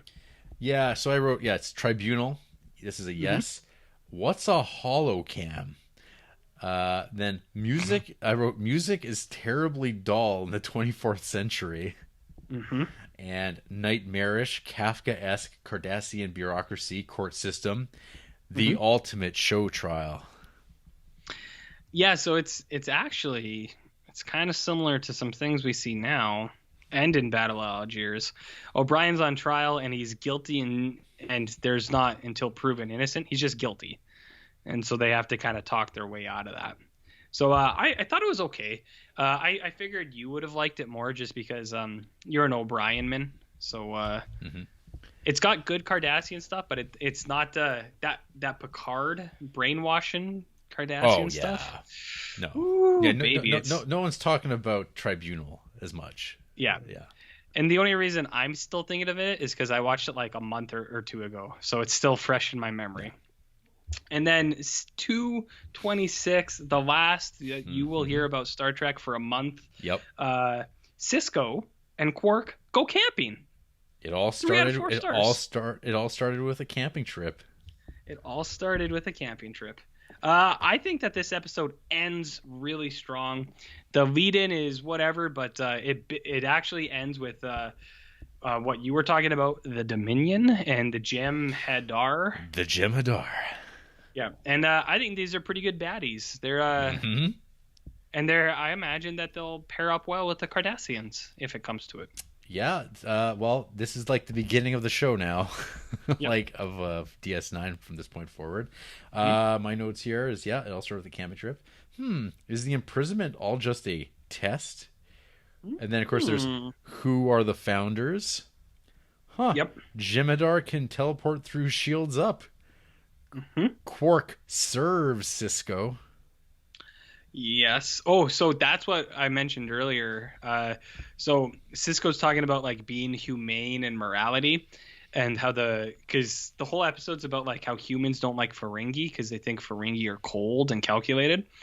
But Quark is like, hey, he's like, you know what we never had in the Ferengi world? He's like slavery, and we never had like Holocaust camps, and we never had wars. He's like, we might be business oriented. He's like, but we don't do that shit to each other. So he really kind of like drops it on him, Hmm. looks him right in the face, and he says, slavery. Oh fuck! That was one of my actual. There's a note I had from earlier where, like, I guess like maybe somewhere in season 1 or maybe in 2, there's a bit where like Odo grabs Nog by the ear, but Hmm. like, wait a minute, isn't that like grabbing a child by their testes? Yeah, because their ears are like hypersensitive. So I mean, if anyone would do it, it would be Odo. Yeah, he doesn't. He's like, hey, come here, kid. Like, is he grabbing Jake by the dick when He Jake's acting up? might. Jake's a little nerd, but so I got to say while we're on it, Nog is way worse than Alexander ever was on TNG. Nog screeches and screams every time he's on screen. Oh yeah. 'Cause "Ah!" and you're like, oh my gosh, shut up, Nog. Nobody likes you. Oh, I like you, Nog. R.I.P. You like Nog? I'm, R.I.P. for sure. yeah, I'm a Nogsman, but I'm more of a I'm a big Rom boy. Who's Rom? Oh, see, they haven't gotten into Rom too much. You'll see. Is it? It's Quark's Rom's brother. not- Yeah, okay. He's been he has been around. He a good becomes way more prevalent. I think like probably Rom. season 3. Yeah, he's great, brother. bit. He's got a good role. Yes, yeah, Rom's Yeah. good stuff. And then my last note on this episode is it really is something to see a starship blow up. You get that, man? The Dominion or the Jam Hadar take out what looks like the Enterprise. They trick you because it's like it's docked at DS9, and you're like, holy shit, is this a crossover with TNG? But it's not. It's a different ship called Yeah. like the Odyssey or something. Mhm. And they just fucking just blow it up. And you're like, holy shit. And it's like, yeah, it's on, folks. Yeah, and then they go back to this one. Actually, does have a debrief. They go back to the station, and Cisco comes in. And he's like, I know what's going on. Oh, man. Yes, well, damn. Big things Now I have to put my notebook down here. for an entire month. For an entire month. It was so exciting. Well, hey, I mean, are we gonna do this? Or are we gonna give people what they want? What do the people want? It's November and there's no more horror movies to watch. So I think it's a little matter of a return to a certain space station over the planet of Bajor. Well, okay, I gotta pull it up here. So I only have three potential episodes to talk about, Jarrett. Okay. Because I've been a busy boy, Mhm. and I will continue to be a busy boy for the next little while. So I might slow down, but I guess we can hit some 3. And this is the point where Oliver Granger can jump like 15 minutes ahead, so he doesn't have to listen to spoilers, right, Jarrett? Okay. So where did we leave off in Deep Space Nine? My last review was 2.26, and I had Cisco and Quark go camping. 3 out of 4 stars. The Jem'Hadar. The Jem'Hadar. So that was a good episode, and you discussed your feelings on that as well. I got my notes here, RJ. Wow. Okay, so do you wanna just kick into it? Yeah, you lead the way. Okay, 1.01 or not 1, 3 point. Sorry, 3. Technically 3.01 and 02 because this is a 2-part story. I have two different things for each though. Okay. So 3.01 Primord Odo, 3 out of 4 stars. Do you see what I did there, Jarrett? Mm-hmm. It's like primordial, but it's Odo. Right. Do you see? Oh yeah. What are your notes on this bad boy? Well, this is a yes episode.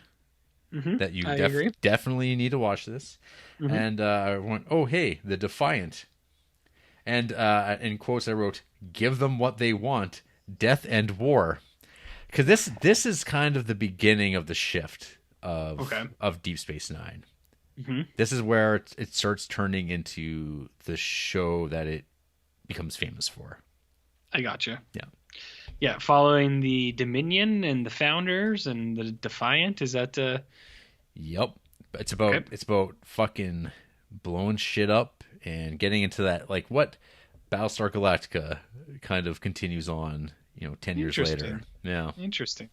Yeah, so 3.01 is good. It's like it's just a continuation of now that they have these Dominion people there, and then you're introduced to like the Founders who are like kind of the elf, well, you think like the elf-ish people, and Odo is so Cisco takes a ship out with some Romulan stealth technology, Jarrett, which I was like, ooh, yep. I was like, I didn't see that one coming. And then they get fucked up real good, real good, and then Odo just bails with Kira, and he's like, you know what? I got a real strong attraction to this planet. Let's go check it out. And that's where you see that primordial ooze, man. And it's the planet of the Odos. Yeah, the sea of ooze. Yeah, sea of ooze. I could not remember when we see that at all. Yeah, but I remember when I saw that for the very first time as a kid. I thought it was like so cool because that's how the episode ends, right? Yeah. Yeah. They all like 4 or 5 of them come out of the ooze, and then they have this similar shape as Odo, and they're just like, "Hello, Odo." And then the music sting. I've made a note here. Starfleet security, worst job there is. Yeah, well, I'm not gonna lie to you, Jarrett. A few people die in this episode. Mm-hmm. A few people die. I also followed that up with because we're on TV. That's why they're the worst. Because if security does their job, then you get boring TV. That's true. There's no conflict, Jarrett. Exactly. So if security were like, if they were presented well, I mean, it's all over with. It's all over with. So that is a good read on that, I think. 3.02. Oh, here's my. Or do you have more? Yeah, it kind of. I didn't break mine down, so I'm not sure where these things line up. But I wrote Cisco moving his stuff from Earth to the station. Nice touch. Oh yeah, because the station is home now for them. Yep, and we also get. So it's been 2 months at least since the last episode, timeline wise. Yeah, you have like you got a bit of a time jump? Bit of a jump. Yeah, because they're like making negotiations with the people from the Gamma Quadrant. Okay, I've got some here. I got some more actually. It looks like Odo's ongoing problems with Starfleet Federation protocol. His autonomy in place always threatened. RJ almost longs for some of Kardashian's laws. Well, I mean, that's the complicated thing about Odo. And I also mentioned, he has a collar now. An improvement. Ooh. Season 3 is when uniforms get improved. That's what I noticed with TNG. Yep. Season 3 was when all their uniforms got improved. Yeah. So yeah. Do you think that's a choice they make? Like, hey, you know Oh what? fuck yeah. Let's have some bad costumes for the first 2 seasons of all our shows, and they'll get better. I would prefer that over the fact that it's like they just had bad costumes for 2 seasons and then they were like, oh, people don't like our outfits. Let's change them. Oh, I'd prefer that it was a stylistic choice the whole time. oh yes. Then I wrote the Vorta. Who are they again? Oh, right. I thought they were Bedouins. I mean, I don't want to repeat that, but you know. And no one was weirded out by distant, drugged out Odo. I mean, Kira kind of. That must be part 2. Yeah, Kira picks up on Okay. it. She knows what's going Okay, on. back to you. Tell me. So part 2 of the search, 3.02, I called, or here's my review, just the worst hair, 3 out of 4 stars. So we have these guys now, these elfy characters, and I know 100% that if we had, they have like elf ears that go real high, and if people here had ears like this, I know that they would have similar hairstyles, but their hairstyle is, it's like their sideburns growed out, their sideburns growed out and then like combed over and into their ears, so their ears are behind their hair. And every time I saw this guy, I was like, I hate this guy's stupid fucking hair. I was like, I can't stop looking at it. It's driving me crazy. Is that Wayoon? What is his name? He's on the, if you go to IMDb, he is in the picture of the episode. Okay. Oh, this episode was directed by Horny Riker. Did you know that? Yeah, this is when he starts busting out his directing chops. His chaps. What did you call that guy? His name? Wayoon. Wayoon? Okay, let me see. Well, because it's a very specific actor, so I don't know. You would know. You should know who this is. This guy is like, I mean, he looked familiar, but he's like he's claiming to be one of the founders from the Gamma Quadrant and all that. But is it the? I think it's maybe Borath. Is the guy? Okay, so we haven't seen Wayoon yet. Okay, I don't think that's so. fine. That's fine. Yeah. But so this guy's in here. They're doing some more diplomacy, some gunboat diplomacy, Jarrett. Mm-hmm. And they this is more where the Federation is coming in and fucking around, like you said. I got a quote here. Starfleet likes the chain of command, and oh yes, and also team players. Oh yeah, they say this is better for the company as a whole. Mm-hmm. So Starfleet has made the decision to give over the station to the Gamma Quadrant, basically. Mm-hmm. And Cisco says, let's go blow up the wormhole. So here's my line. Shit, yeah, Cisco acting like a goddamn commander. Hell yeah, he is. He's finally like because I've always heard people are like, Cisco, man, he's the best, and I was like, this fucking guy who's like, oh, Jake. I was like, this dude doesn't even know how to talk. Like, why is everyone so into him? But this one, he actually shows some assertive kind of control. He's like, I'm gonna go blow this shit up because I ain't into it. And I was like, hell yes, Cisco. You got to do what feels right, buddy. Oh, yeah. So I also got here, the second part was kind of weak and doesn't make sense. The Defiant wasn't being disassembled and studied for parts? Well... I guess not. Yeah. I mean, I never even thought about that until you just mentioned it. No, they're like, let's use it. Yep.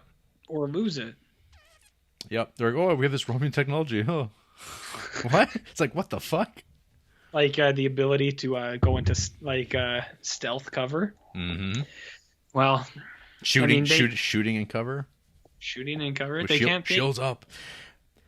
Yeah. Yeah. They can't think of everything, you know. They try. But yeah, not a bad. They're not. These 2 episodes are pretty good. Like together, they pair well. Okay. Yeah. Do you have anything else to say about them? Yeah. Here's my last one. 3.03. Problematic race relations. 2 out of 4 stars. House of Quark. And so I don't mean problematic in the sense where it's what we have here, Jared, is Quark and a Klingon kind of coming together. And I think that's in this Star Trek world, it's like that's the way. There's all these people, they're doing all these things. That's fine. But this was an episode that I found more than ever. I was like, are these like races of aliens kind of being used as placeholders of different current day Earth ethnicities of some kind? And I was like, interesting. So it was like I've thought of that before, but this one it really seemed evident as we get Quark, and he kind of goes to the Klingon home planet, which they actually name. And I was like, is this the first time they've ever actually said what it's like, Kronos or something? And I was just like, because I've never heard them actually say it. They always say the Klingon home planet. They actually said it in this one.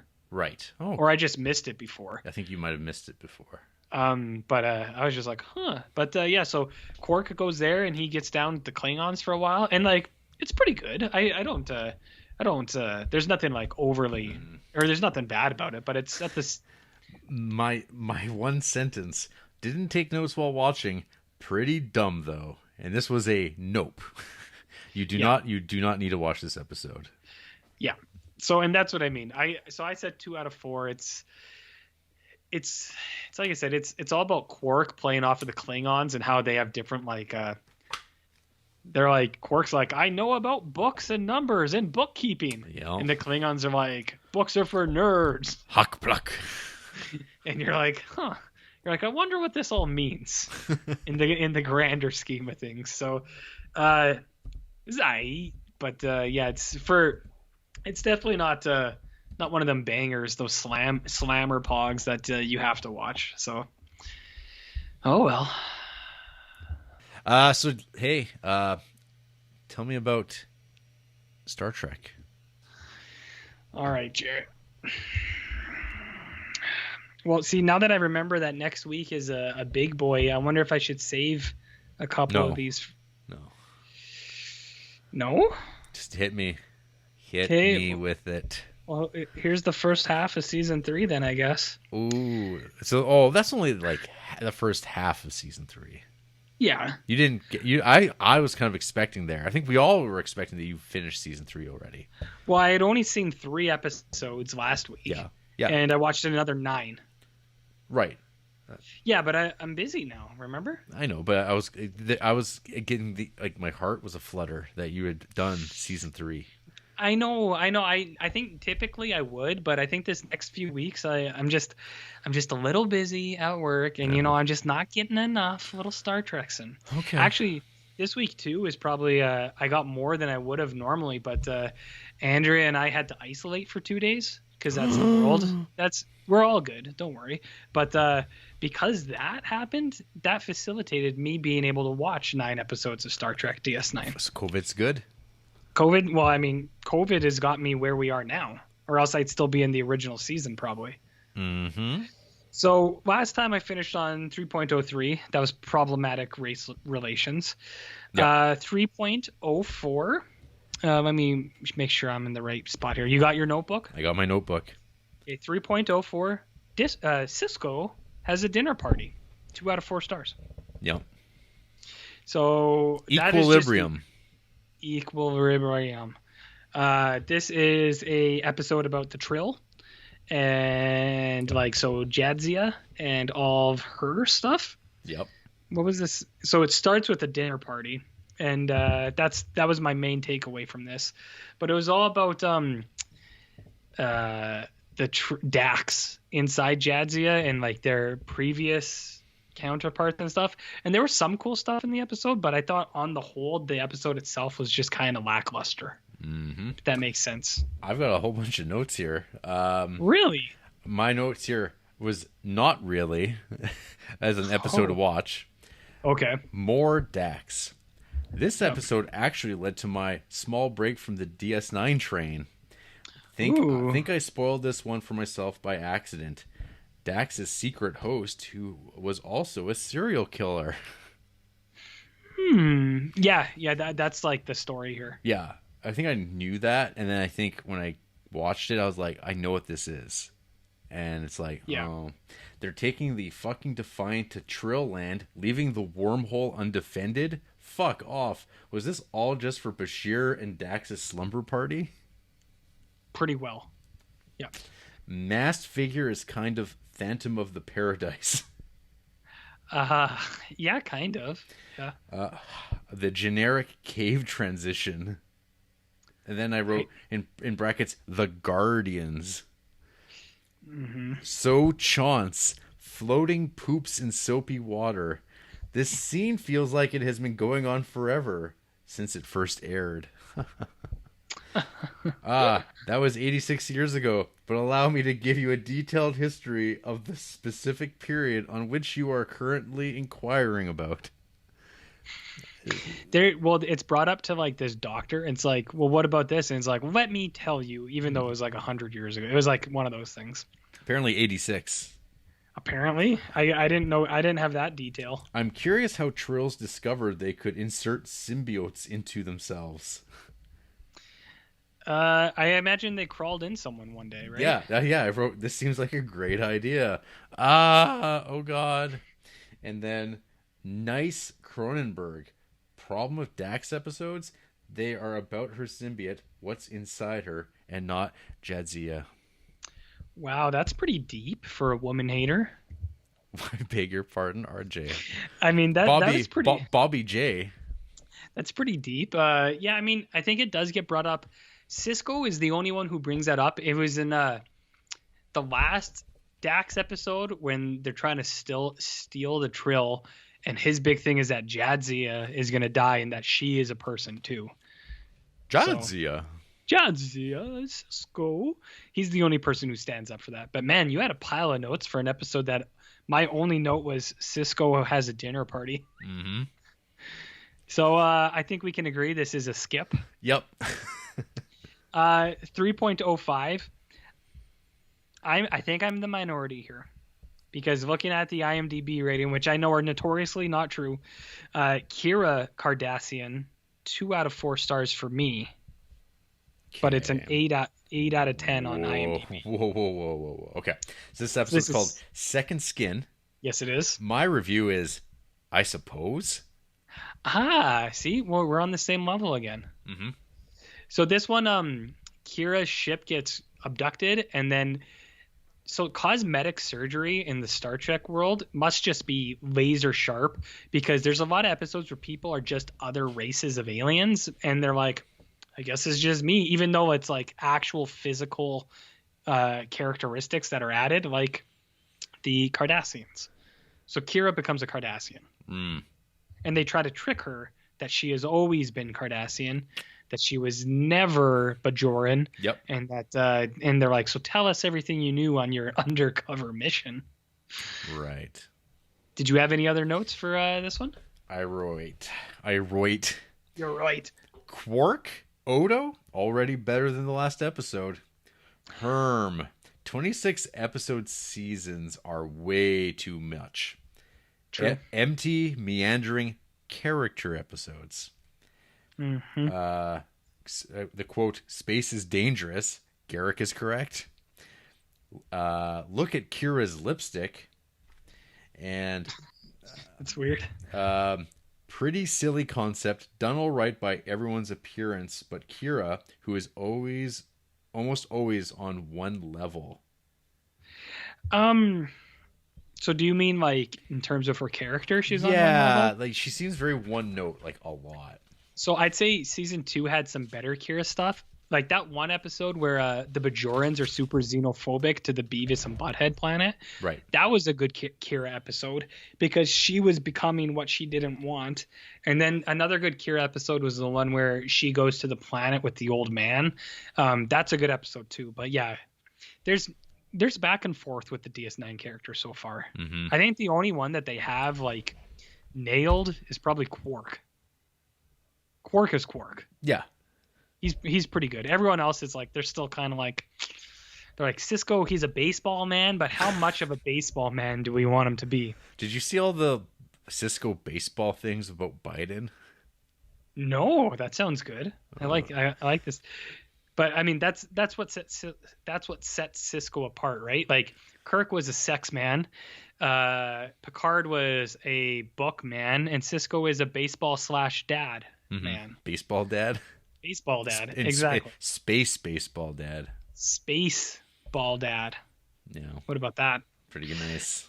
Yeah, yeah. This episode's just whatever. Just whatever. You want another one, Jer? Yeah. 3.06.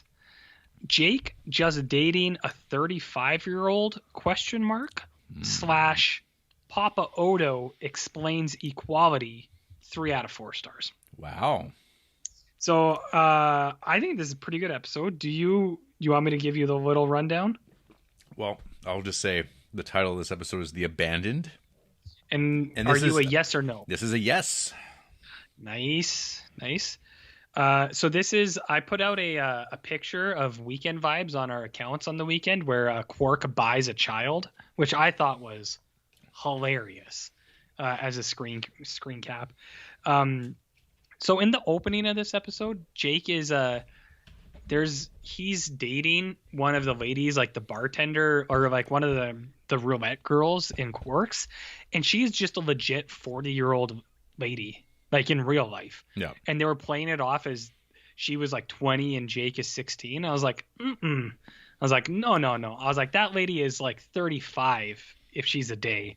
So I was like, what is going on? Like, what is this revamp of Jake where he's just dating like older women? I was like, where did this come from? So it really threw me off. But then Quark buys an old ship and he finds a baby. Yeah. And then the baby has accelerated metabolism and grows up really fast. Yeah.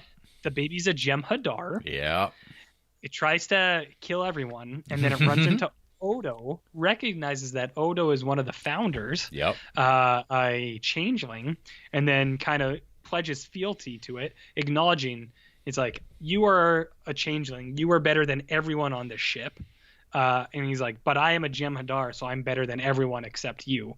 So Odo tries to raise the Jem'Hadar boy, and Odo's big thing is just like, and this is a good Odo episode actually, because he's like, I was a test subject and people thought I was one thing. He's like, people think he is just one thing too. He's like, and I don't think that's the case. So Odo is trying to raise the Jem'Hadar, which is pretty cool, I think.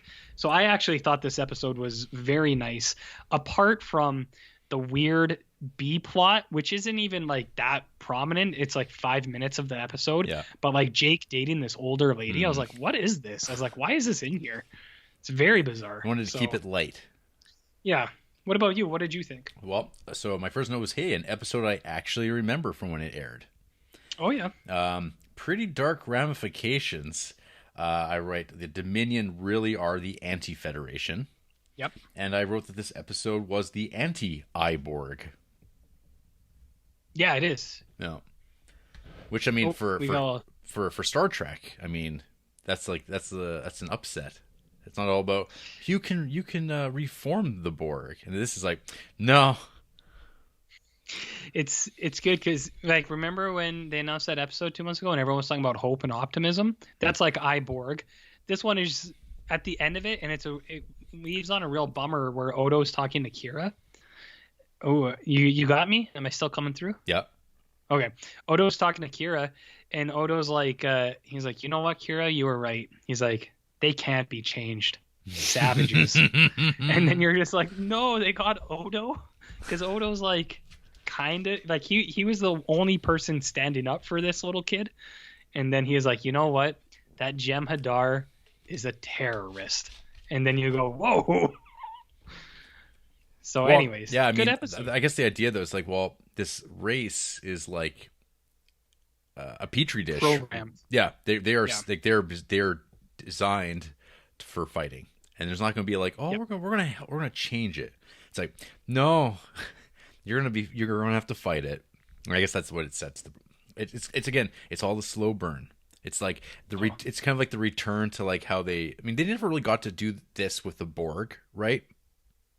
And like they had to like basically they introduced the Borg, and then you don't see the Borg again for like a year or whatever, 2 years, and then you see them again. And this is like, oh no, we're going to build the entire show around dealing with this on and off again and building it up. It's like, because like with the Borg, it's like, yeah, you just have to blow up the Borg, and then they even try to soften that idea and be like, well, maybe we can help. Maybe we can do something with the Borg, and now they have like, well, here's something that they can't work around. Right. The Federation can't Care Bear stare their way out of the problem.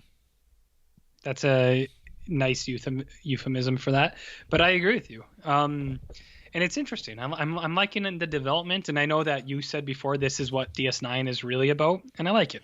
Yeah, I dig it. It's pretty. From this point, like basically once you get to like the introduction of the Dominion and the various factions of the Dominion, it's just like kind of they have a trajectory. But which is nice. I like it. Tell me more. 3.07 Failsafe, starring Walter Matthau. 3 out of 4 stars. Wow. I'm just kidding. Walter Matthau's not in this. I was like, whoa. I just said Failsafe, 3 out of 4 stars. This is a good episode. They trigger a defense or like a security thing. It's an episode called Civil Defense. Civil Defense, yeah. So they're like mucking about in a part of the station, and they just trigger something. And what's his name? Gul Dukat comes on, and he's just like, Bajoran slaves. He's like, your attempt at escaping has triggered a lockdown. He's like, if you don't give yourself up in 20 minutes, everyone dies. And then like every time they think that they gain traction, Gul Dukat's recording comes back on, and he's just like, Bajoran slaves. He's like, we are now going to blow up the entire station just because to spite you. And then Gul Dukat actually comes, and he's on the ship too. And then he gets brought into the failsafe because even he can't override it. What a twist. What a twist. Well, it was kind of like he comes and he's like there to make fun of them, and he's like, all right, whatever, I'll disable this. And then like there's a bigger failsafe above him, and they're like, Gul Dukat, it's like, if you're doing this, you are abandoning the station. And it's like, and we are going to blow it up now. And he's like, uh-oh. I actually like this episode. I thought it was good. Yes, Civil Defense, I gave a kind of a Rube Goldberg plot.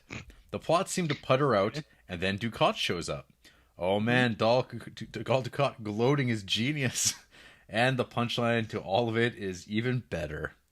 Man, the undercurrent to this episode, people fuck everything up. I write, lol, dead Bajoran guy? Is there? I don't remember that. Maybe there's a dead Bajoran guy somewhere. Yeah, I don't know. Ugh, fucking DS9 ending without resolution. Gul Dukat was just left on the station. Where is his ship and its crew? Yeah, he's just there. Yeah, there you go. Yeah, some of these episodes wrap up so fast. It's literally there's no resolution. It just goes to the wide shot of the station, and then the episode ends. And Executive producer.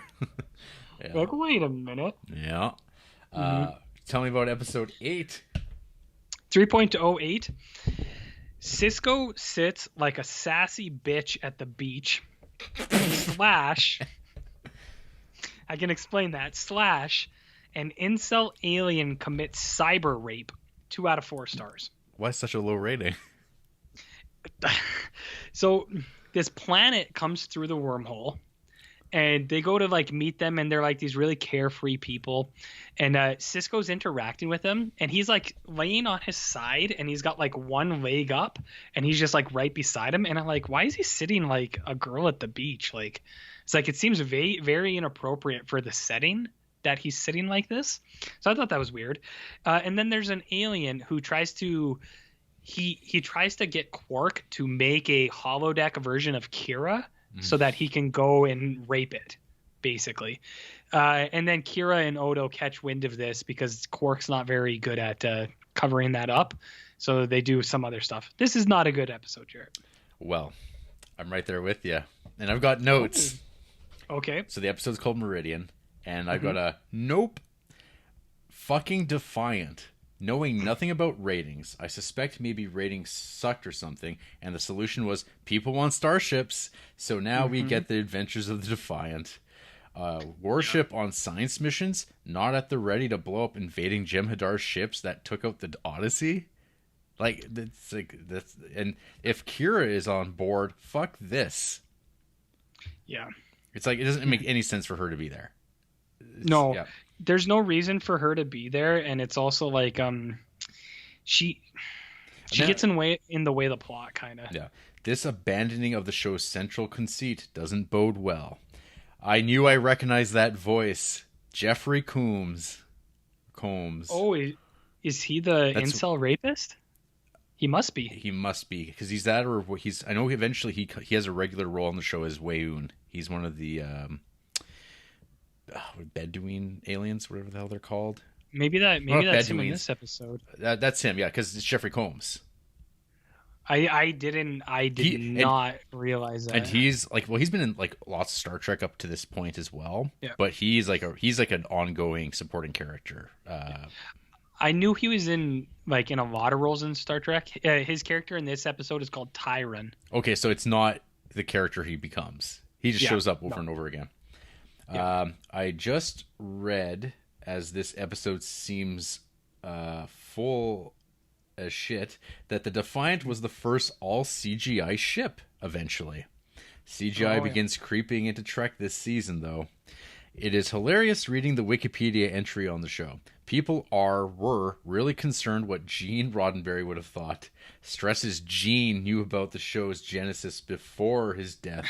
George Takei complaining how the show was the opposite of what Gene's vision was. Whenever I read people call it dark, I think of Patton Oswalt, Phil Collins. Which, like, it's like a reference to, like, people saying, Phil Collins, guy's pretty fucking dark, man. I mean, have you really listened to Phil Collins? It's pretty dark. And you go, So, like DS9's dark. No, not really. I think people need to fucking relax. Yeah, this episode sucks. Yep. Yeah, it's like I said, when these ones set me off, I had many things. Yep. Okay. And then episode 9. 3.09. Holy fuck, it's horny Riker. 2 out of 4 stars. Oh, okay. Well, I was between a 2 and a 3. This episode's actually not bad. And one thing, actually no, this should be a 3. 3 out of 4 stars. Because my follow-up comments were fake chin strap and then Gul Dukat 100 emoji. So we have horny Riker. Yep. But it's not the Riker we know. It's the other Riker. Riker. That's right. And you realize this because there's a scene where he pulls off his chin strap because it's a fake chin strap, and I went, whoa. So I mean, the setup is kind of what you'd expect. It's like, is he there? Is he part of the Maquis? You don't know. But Gul Dukat has a monologue in this episode that is like the top of the top, Jarrett. Because Gul Dukat gets brought along with Cisco because they got to go try to fight horny Riker. I just have to say that I'm glad that you're on Team Dukat. Yeah. I honestly, his monologue in this episode is a 4 out of 4. So it brings up the episode completely. But Cisco's actually kind of getting through to Gul Dukat, and they're like finding a common ground. And because they're like going after this thing together, and they've had a few adventures together, but so they're going after this thing together. And then Cisco's just like, he's like trying to find out more. He's like, what were you doing before this? And Gul Dukat's like, it was my son's birthday. He's like, I had to miss it. And Cisco, because he's baseball dad, he's like, well, he's like, kids understand. And Gul Dukat, he starts off with a story about like him and his son and how he always misses his birthday, and his son understands. But then it takes this super hard swerve where he's like, but this year, all my son is going to know is that his dad made him a bunch of promises, and then he had to go deal with Bajorans again and they took him away from his dad. He's like, and he will grow up to be hateful and spiteful, and he's like, and he'll have every right to do so. And it's like this, it's just like this hard curve, and you're like, whoa, you're like, Gul Dukat, and you can just for a minute they trick you. They're like, oh, he's not that bad, and then it's like, oh, look at that. He's got that deep, seething pettiness that I do, Jared. Mm-hmm. Yep. So yeah, this is a pretty good episode. All right. This one's good. So I got, good, an episode called Defiant, because I was like, oh, yeah. Jesus. So, hey, Thomas Riker. Why does Kira have any sort of access to the Defiant? A good question. Again, she's not Starfleet. No, she's not. So why the fuck? Why is she like? Oh, I can just go on that. You're like, no. It's like it's just Think these things through, Actually, guys. you know what a good point of that too is in like this whole season they've been talking about how Odo isn't Starfleet and they're trying to limit his roles on the ship like Starfleet is. So it's like wouldn't that apply to Kira as well? Correct. But It's- not yeah. the case. Ducat got burned. That must have been him talking with Cisco. Maybe. But I thought he won that conversation. I, to be I, honest. I don't know. I'm not sure why, but yeah, when I was listening to this, I went, oh yeah, but then there's something must have happened. Damn Obsidian Order. Yeah, there's talk about that too. Glad Cisco is consistently against the death penalty. Cisco's getting he's getting his role set, I think, at this point. And then I write, why does everyone want to sit on Tom Riker's face? I don't know, man. People think he's really hot. They do. Yeah, apparently. Yeah. So yeah, it's a decent episode. It's definitely worth a watch. Okay. 310, Jarrett. Holy fuck. Horny Voxana. Also, Jake sucks big time. 1 out of 4 stars. My notes. Fascination. Sounds dumb. Oh, what's this? A Loxwana episode? Pants. And then I didn't watch it. Because I know better. This is DS9's version of everyone's drunk and having sex with each other. It happened in the original series. It's like episode 2 of TNG, and this is DS9's version of it. At least it happens later in the show rather than It like in does. the second episode of the series. Yeah. Yeah. So this one, like, even Waxana in this episode, she's not even that bad. She's not in it that much, but it's like she's going through menopause, but like whatever, I can't remember what the name of her people are, but Bezel, Bexel, Borps, whatever it is, whatever the Troys are. She's going through like their version of menopause, and so it's like they project their feelings onto everyone else, and she's just horny, so everyone else becomes horny. So we had 2 horny episodes in a row, Jarrett. But yeah, not very good. So let's move on. Oh yeah, and then Jake is in love with like Dax or something. It's really, or Kira. It's really stupid. I don't like this new Jake. I mean, I don't like old Jake either. But 311, holy fuck, it's horny Dick Miller. So my name for him at this time was, oh hey, it's character actor 216B54. Is that his role in this movie? Or in this episode? I don't know. I didn't know who Dick Miller actually was, but I was like, oh, I knew enough to know, hey, it's that guy. Right. Yeah. I only know him now because of Roger Corman. Right. Well, I knew him before. This is the part 1 of a 2-parter. I give this one a 3. Yeah. Like both episodes together, I think, are a 3. This one, 311, I also had big philosophizing. So they go through a time warp. They end up in Earth.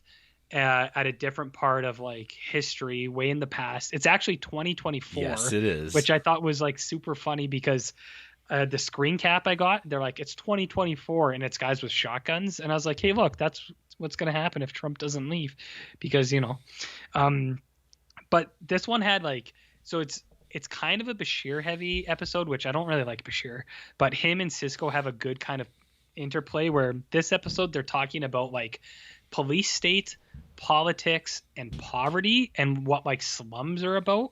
So it's all about these slum cities set up in like metropolitans, and like the reason for it, and why it is the way it is.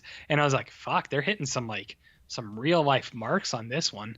So I think this first one's better than part 1 is better than part 2, I think, but together they're pretty good. So that's just 311 is what I'm talking about. Do you have notes on that, or I do, both but it's all together. Okay, so my 312 then is holy fuck, horny Corey Feldman terrorist, but then also Bashir man spreads the shit out of some lady.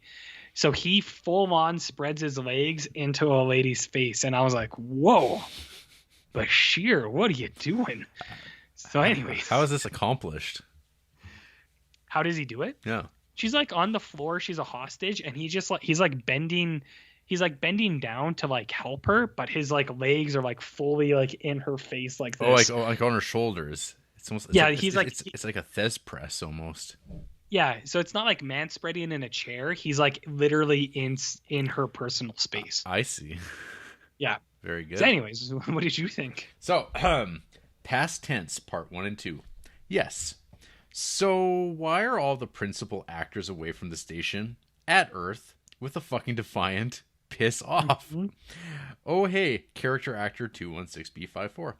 Lol 2024. I guess the future didn't look too bright in 1995. And is it? It wasn't at the time. Duh, David Bowie. What? I don't know. David Bowie's not in this episode. Is there someone that looks like David Bowie or some sort of like thing? Well, Dick Miller is here, and then there's a guy who looks like Corey Feldman in an '80s movie. Yeah, he's a terrorist. I just write David Bowie. And then I don't know. Public art is still terrible 14 years from now. I'm glad. Yeah. And then I wrote, I'm glad I survived the eugenics war. I mean, doesn't that sound cool though? Wouldn't you want to watch a movie called The Eugenics War? And then I wrote in quotes, "New boy," Fuck, I don't. Which must be a reference to maybe Cisco or something like that. That was questionable. I don't know. I don't know. Someone gets called a new boy or something like that, and I'm like, why did I write that out specifically? But no, that's like not even like far back enough where that would be in the parlance when they're in the 50s when someone would call Cisco a boy. So that's the wrong time travel episode, I guess. So I have no idea what a new boy is. Yeah, I mean, this is news to me also. I don't know either. You're supposed to pay attention because I watched this stuff 8 years ago. Tried to. Memories of the passport office.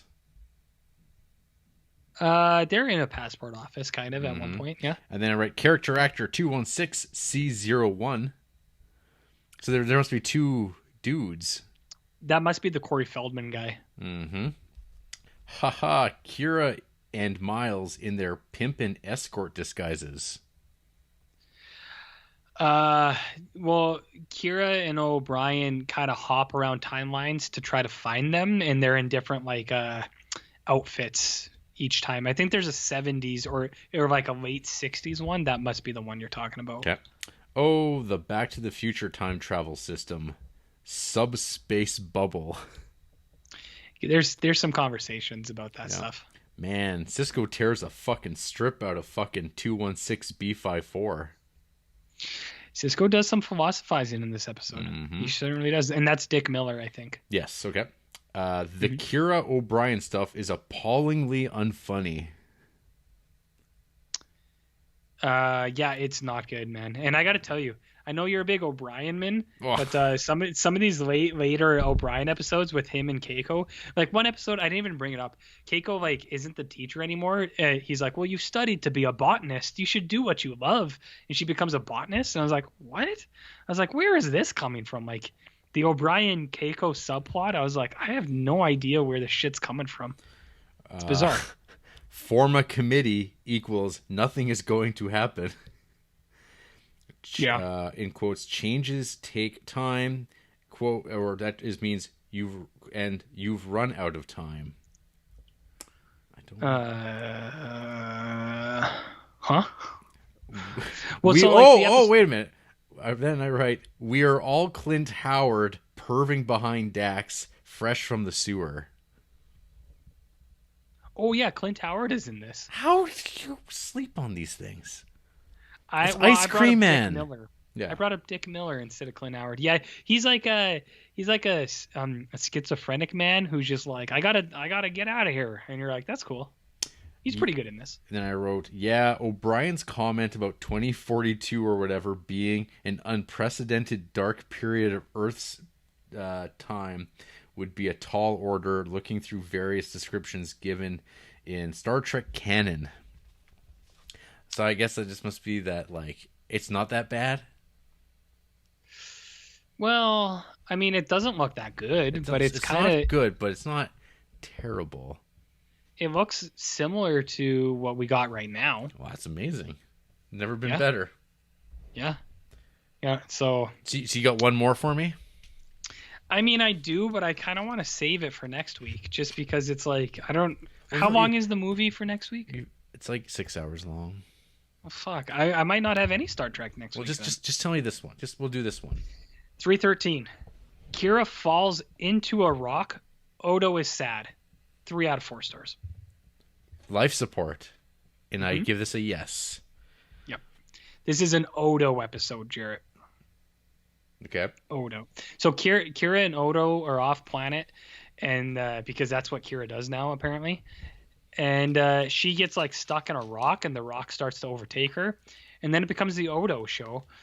There's other stuff that happens in the episode which isn't that good, but the stuff I really like is Odo confesses his love for Kira, but then he's also a good detective, and he realizes, wait a minute, something's at play here. So good Odo action in this one. Okay, so this is a yes. I wrote, she's no Dabo girl. And then It's a Dabo girl. Isn't that like what they call? Oh, those are the roulette ladies. Yeah. Yeah. She's no That's Dabo the one girl. Jake dates. And then I went, oh yeah, Nog. Because I guess Nog must have disappeared for a long time. Yeah, I remember Nog comes back, and he pays Cisco to write him a reference letter because he wants to go to Starfleet. Right. Yes. Yep. Because he doesn't want to be like his dad, and he wants to be the first Ferengi in Starfleet. That's cool, man. Yeah. Oh no, not Kai Wynn. Oh, that's the Bajoran priest boy. Priest right? girl. She's now the leader. Yeah. Yeah, she's in it. There was another episode with the Bajoran priest guy, and he dies. Fuck, I don't remember when that happened. Maybe that's when guess it wasn't. Isn't that when Kai Wynn takes over? And there's that's like the end of the one season. No, he's still there though. Oh. He's like an advisor. He like concedes to her, and then in one of the last 2-3 episodes, he actually dies. Oh, I didn't even write that down. Yeah, it's very doesn't matter. Kira's new haircut. What? She has a new haircut. She did. Huh, maybe I missed it. Bashir's doing some Dr. Frankenstein shit. Yeah, he's always up to some shit, and like sometimes I'm not super on board with the Bashir stuff sometimes. Cardassian construction. You mean DS9? There's be some comment that just made me go, like, what are they talking about? Like DS9 would be Cardassian construction and something like that. I think there's talk about like the station, and then like Gul Dukat's been trying to get a resident Cardassian on the ship, so it must be like a mix with that stuff. Yeah, okay. Damn, Nurse Ratched just harps on because she's like because Louise Fletcher is so good as a bad lady. She is Louise Fletcher the Bajoran priestess, or is she the Okay, yeah. Because there's another bad lady who's like a changeling also. Oh yeah, not her. Yeah, that's a different person. That lady's hard. I couldn't tell you who that person was because it's like it's got the Odo makeup, and you're like, what is this? Huh? A callback to a season 1 episode, and Cisco's attitude has changed. Fuck, I don't know. I don't remember that, and I just watched this shit. Wow, this is pretty grim. Tholian's brought up randomly. Wonder what a Tholian ambassador does. Remember Tholians from like original series? Right. Yeah, it's like what would a Tholian ambassador be? Not much. I also write, I guess the peace treaty is a big deal. And yeah. And the Jake Nog friendship is still great. Are you being legitimate or sarcastic? Being legitimate. Well, I mean, Jake, they're always helping each other out, I guess. Because, like, no, people don't believe Nog. Nog wants to go to Starfleet. But Jake stands up for him. Jake does. Wait a minute. Are we talking about different episodes? Maybe. I think so, because the episode I think you were talking about is Heart of Stone, which is episode. Yeah, Kira gets stuck in a rock. Why do I have that as episode 14? Something's fucky on your end. I'm talking about an episode you haven't even seen yet. Yeah, that's what I was like. Everything you said, I was like, I don't know. Yeah, Heart of Stone is a really good, important character episode. Nog's first interest in joining Starfleet. Rob's secret technical genius. Yeah. Or see, Rom. Odo's obvious secret love of Kira, actually fascination, I guess, even ties back into the Dominion. Yeah, it does. Yeah. Yeah, that's what I was talking about. So why do I have life support? It's Whoa, episode whoa, 13. whoa, whoa, whoa. An extraordinary measure to prolong. That's the episode that I fucked up. I didn't make a note for that episode because it was unremarkable.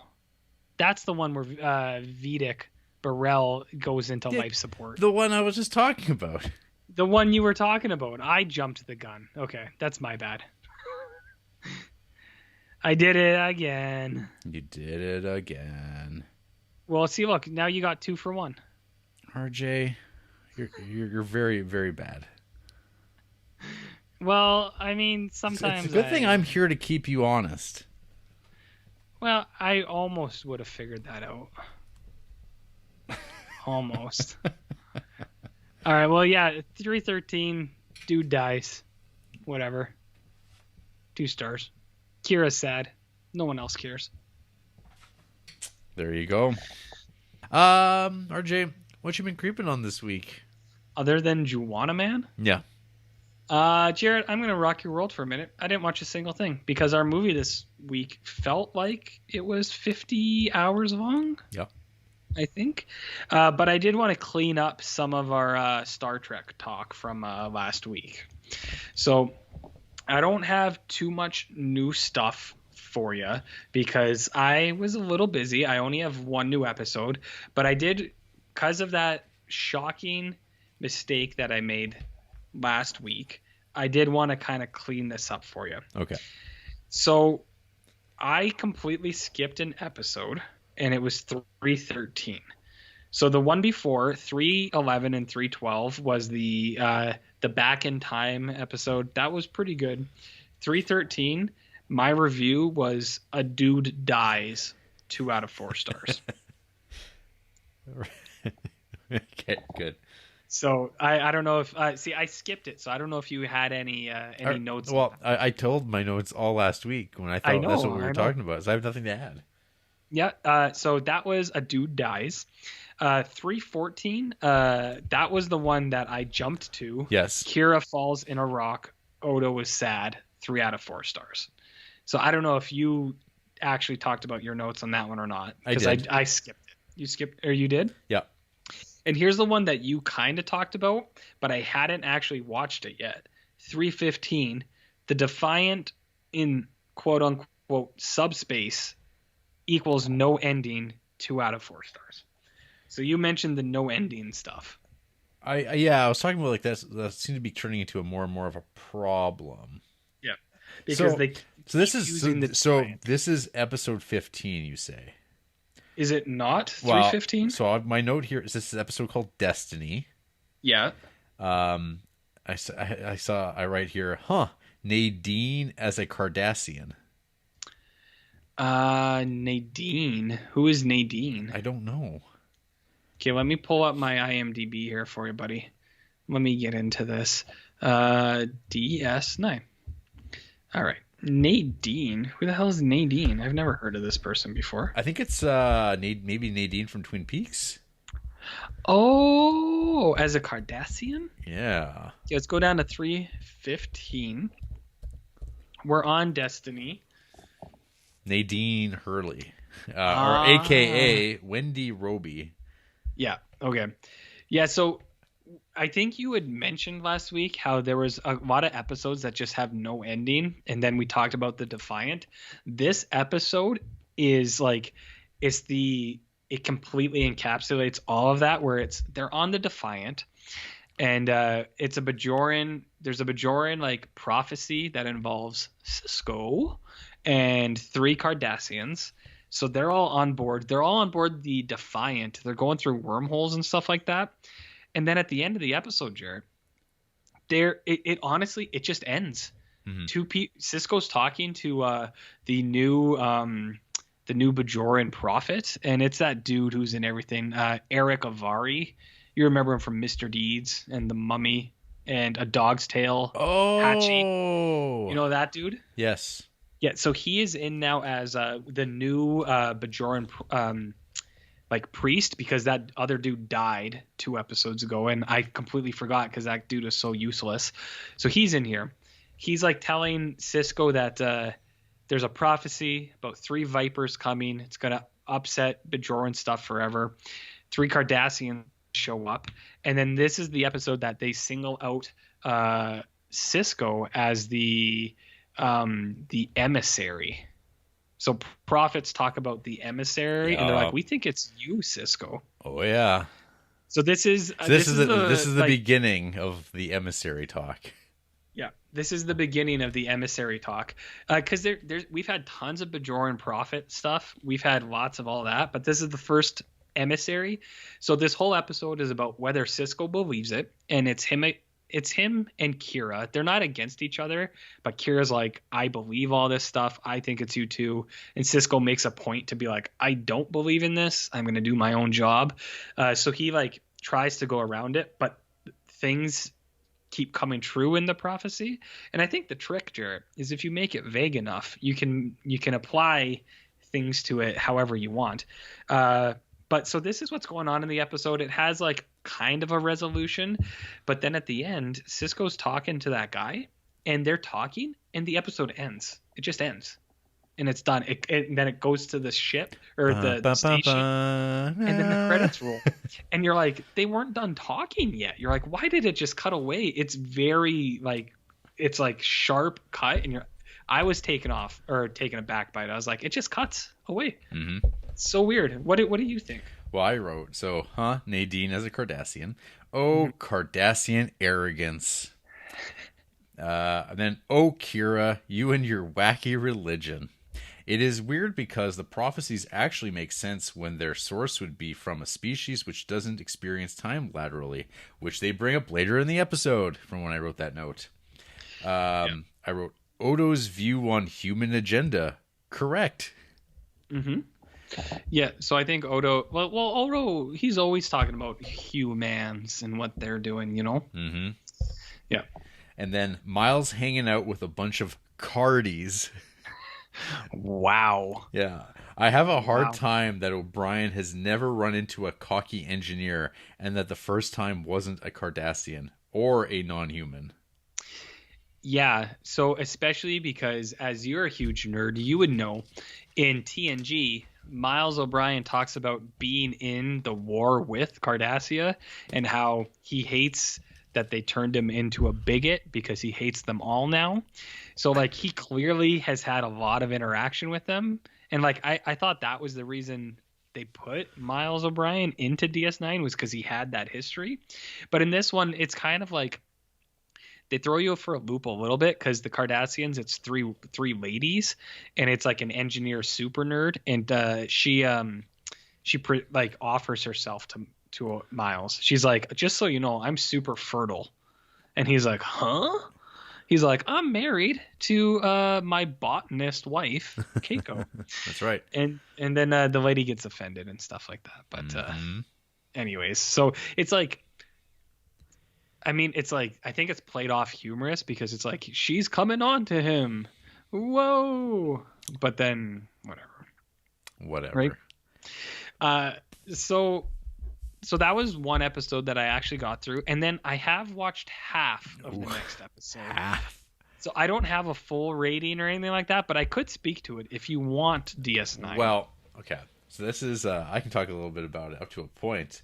So this is an episode called Profit Motive. Yes, it is.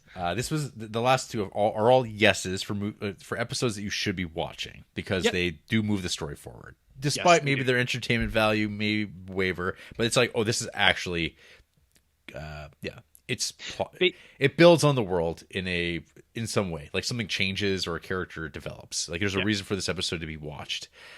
Yeah. Based on your binary rating of yes or no, yeah, for sure, those are yeses. And like even for me, 2 out of 4s, those are yeses for me. Also, 1 out of 4s are complete skips for me. Well, there's I got my other ones. I got sounds dumb, and I think like meh.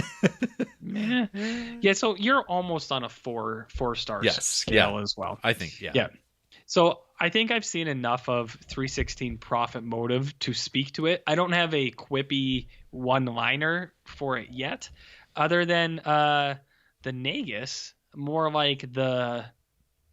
I don't have it yet. I got to think about that for about 7 days, and I'll tell you next week. But we have the Nagus, and he is talking about the rules of acquisition. And I don't know if you noticed, Jared, but did you see who directed this episode? I don't think so.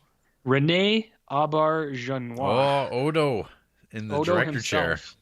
He's getting in there. So what we have in this episode is Grand Nagus Zeke. He's coming for a visit. I always love seeing the Grand Nagus. Wallace Shaw. He's just cool. He's fun to watch. You know the Grand Nagus. He's got big ears.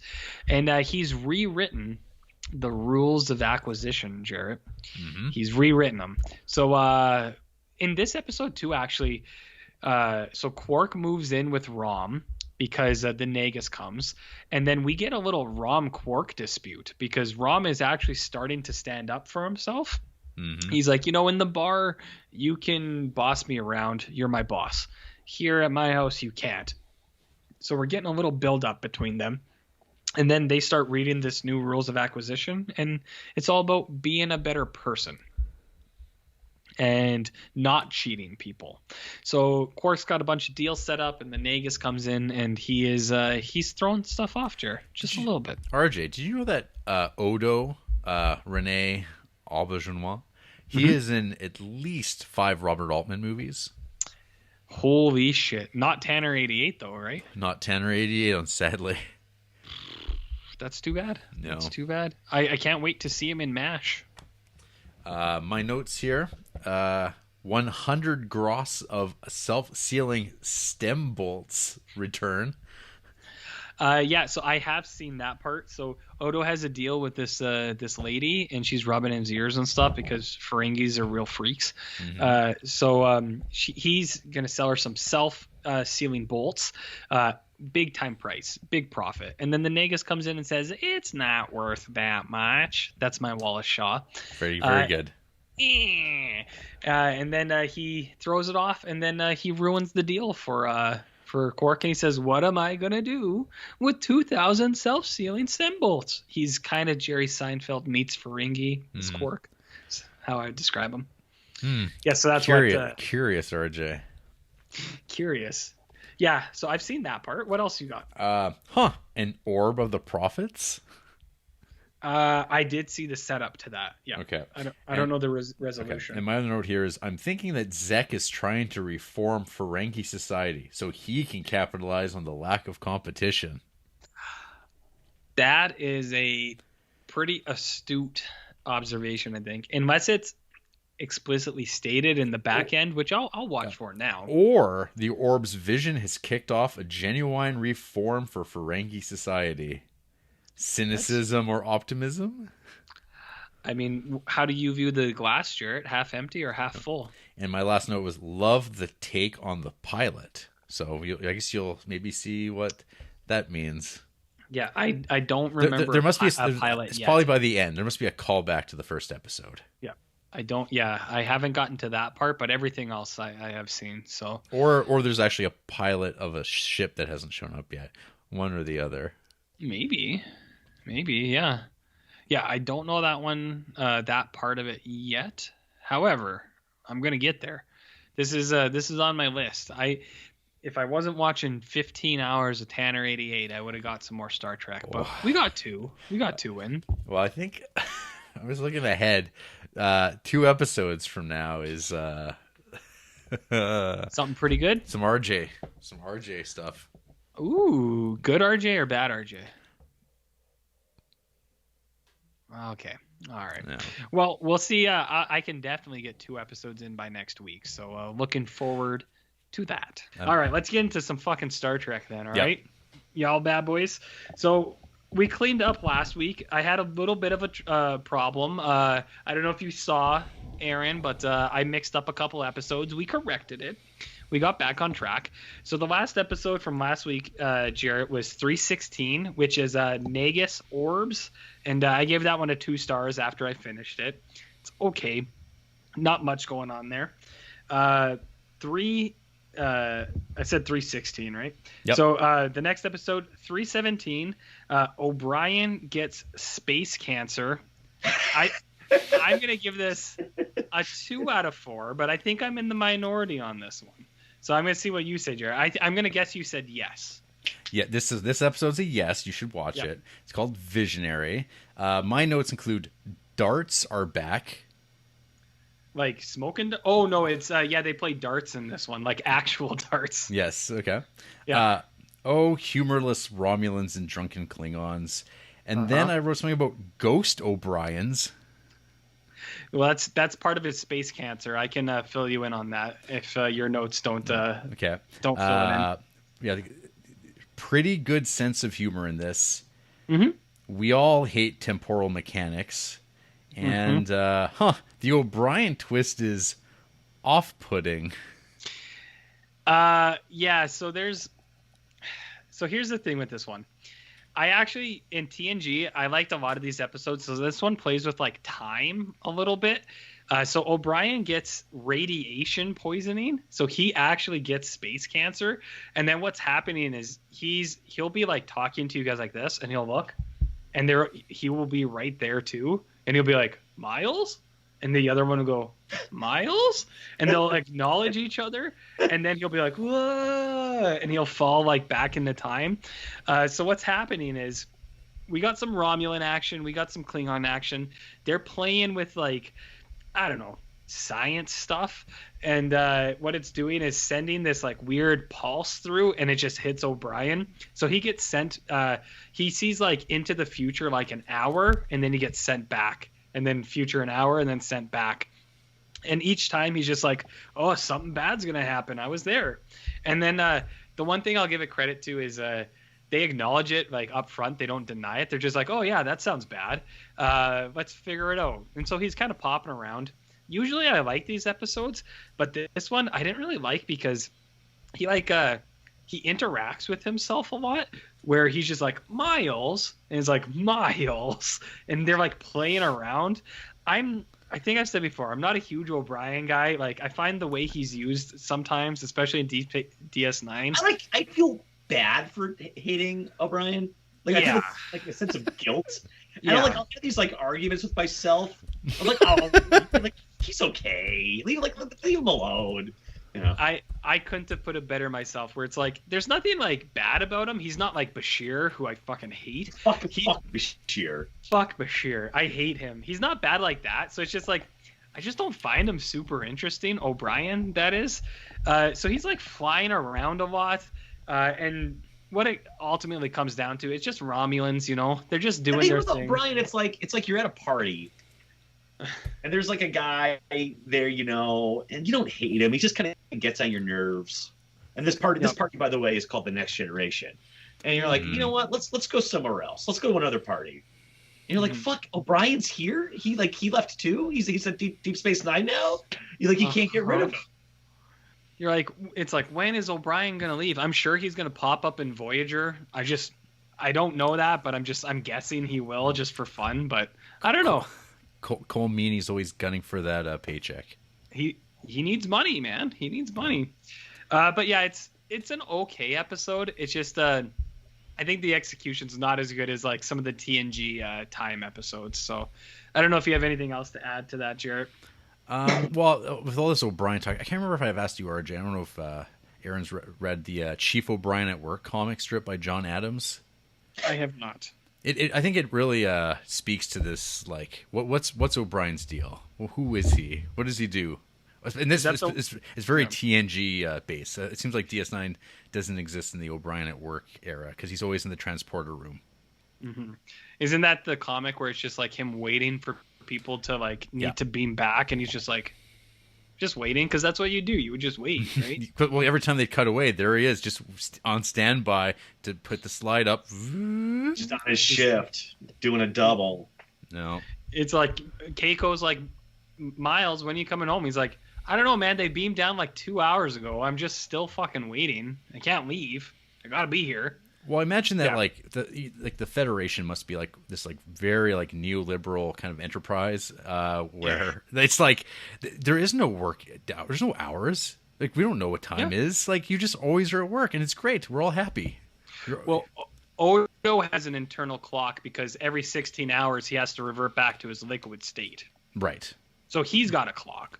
But, that's where, like, it's almost like kind of like having means. that's only kind of like the same idea. That's like, oh, our ship's crashed, but someone's a diabetic. Like, it's just like, sometimes you might need a reason why Odo has to be removed. And it's like, we'll use that. He can't be a diabetic, but he'll be a goo. We got some of that coming up after too, Jared. So next up we have 318. Disney presents Bashir Inside Out. 1 out of 4 stars, Jarrett. It's a Bashir heavy episode. I ain't about this life, man. No way. What about you? Well, this is an episode entitled Distant Voices. I gave this a no. Yes. This all reminds me of the first paintball episode of Community. Bashir rocking the Reed Richards because he's got the side temples there. Yeah. Inconsequential. Next. And then I think I paraphrase, OMG, Bashir purposefully got that question on his exam wrong. Allegedly. That's what he says. Allegedly. So this episode starts with this like very this lady who is dressed erotically is how I would describe it, and she's coming on to Bashir, and immediately you're just like, no one's coming on to Bashir. This guy sucks. No one's like gonna try to pick him up. And then what you have is like Bashir goes into like a coma, and then he's like, and he's encountering everyone from the show, but they all are manifestations of different parts of his personality, like kind of like Inside Out. It's like, you represent this part of me, and he's like aging like at the same time. Star Trek episode ever. It's not good, man. And then like this ghoulie guy shows up, and he's like, Bashir, I got you. You're gonna die. And so it's like, it's just his mind battling itself. And I was like, oh my God. I was like, no, go away. So yeah, the Bashir episodes are Jordan Peterson. Oh, it's a little bit like that. A little bit. Battling like segments of himself sounds like a Jordan Peterson like thought experiment. Oh, he's like, you're Odo. You represent this part of my personality. And you're like, oh, shut up. I just found the screenshots of it. Oh my God! It's what he ages. The old age makeup. Oh. The old age makeup, and then he's just like, he's like real old, and you're like, go away. Mm-hmm. Yeah, this episode sucks. 319. Ew.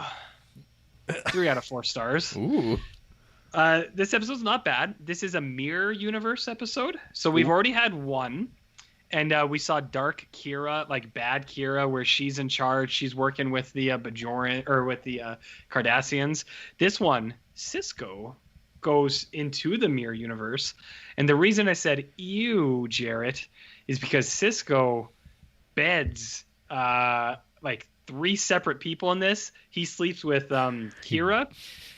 Yeah, beds. He sleeps with Kira. He sleeps with Dax. And then I think it's implied that he sleeps with someone else too. And I was like, ugh. It's like, I don't want to see Cisco like doing it with all the other people. Laying pipe. DS9. Yeah. So I thought this one was gross. This one also, though, the reason I gave it 3 is it gets into some like Friday the 13th part 4 type stuff where Rom gets fucking crucified onto one of the doors. And I was like, oh my God, he's like hammered up into it and he's dead. I was like, there's a crucifixion in Star Trek now. It's pretty crazy. What about you, Jer? Well, this is an episode entitled Through the Looking Glass. And this is a yes. Mm-hmm. I don't know what this means. Vol fighting brought up again. There's like a 5-minute scene. So Vols have come up twice in this fucking show. Right. Cardassian Vols. And like, I know Vols, they're just kind of like groundhoggy things, like in our world. So it's like, I think they were trying to like have fun with that. And the idea is that Vols they're like the rats on the ship and they're just all over the place. That's all it is. So are they like actually fighting amongst themselves, or is there like gambling going on, like bets and stuff like that? I think it's implied that I think it's that they're fighting amongst themselves, but also people are trying to trap them for like cockfights, like Vol fights. Okay. So I think it's a bit of both. I expressed some excitement that this was a Mirror Universe episode. Dirty Bashir, Super Hot Dax, Rebel Rom, Fat Garrick, and then Jennifer Sisko alive. I don't know why that made me laugh. I don't know. Traitor Rom and Dead Rom and Minor Fodder. And Traitor Rom was part of the plan. Poor Rom. It's a poem. Love this show's use of continuity. Yep. So I actually do like this Mirror Universe one because they're all aware that like there's the Mirror Universe, the dark timeline. They're aware that there's a good timeline because of like Kirk and Spock in original series Star Trek came into it, which I think is pretty cool that they're like trying to connect this dot into the Mirror Universe. And then Sisko goes over. There's like all this espionage stuff. He's trying to recruit his wife, the dead wife, into the rebellion. But yeah, it's got some good stuff. Dax is in there. Kira's in there. They're both the bad versions of themselves. And then he has sex with a bunch of them, and it's pretty gross. And then Rom gets crucified, and that's pretty gnarly. So not too bad. Not too bad. I love that original series episode. Yeah. Oh. Yeah. So this is like it's cool that DS9's picking it up a little bit. Like I'm glad that TNG didn't do it too much. And it's like it would have been cool if TNG kind of did something similar, but whatever, because then it would have been more of a trope, I guess. But they're not. There's only been two. I'm on season 3, so there was one in season 2, one in season 3. I don't know how much more of it we'll get, but so far it's been pretty good. Pretty good, Jer. So what do you guys? Yeah, got a little pin of the Mirror Universe symbol where it's just like a red Earth with a sword through it. You know. The evil symbol. It doesn't say Star Trek on it or anything. It's just that symbol. Yeah. And I had cool. A jacket or something.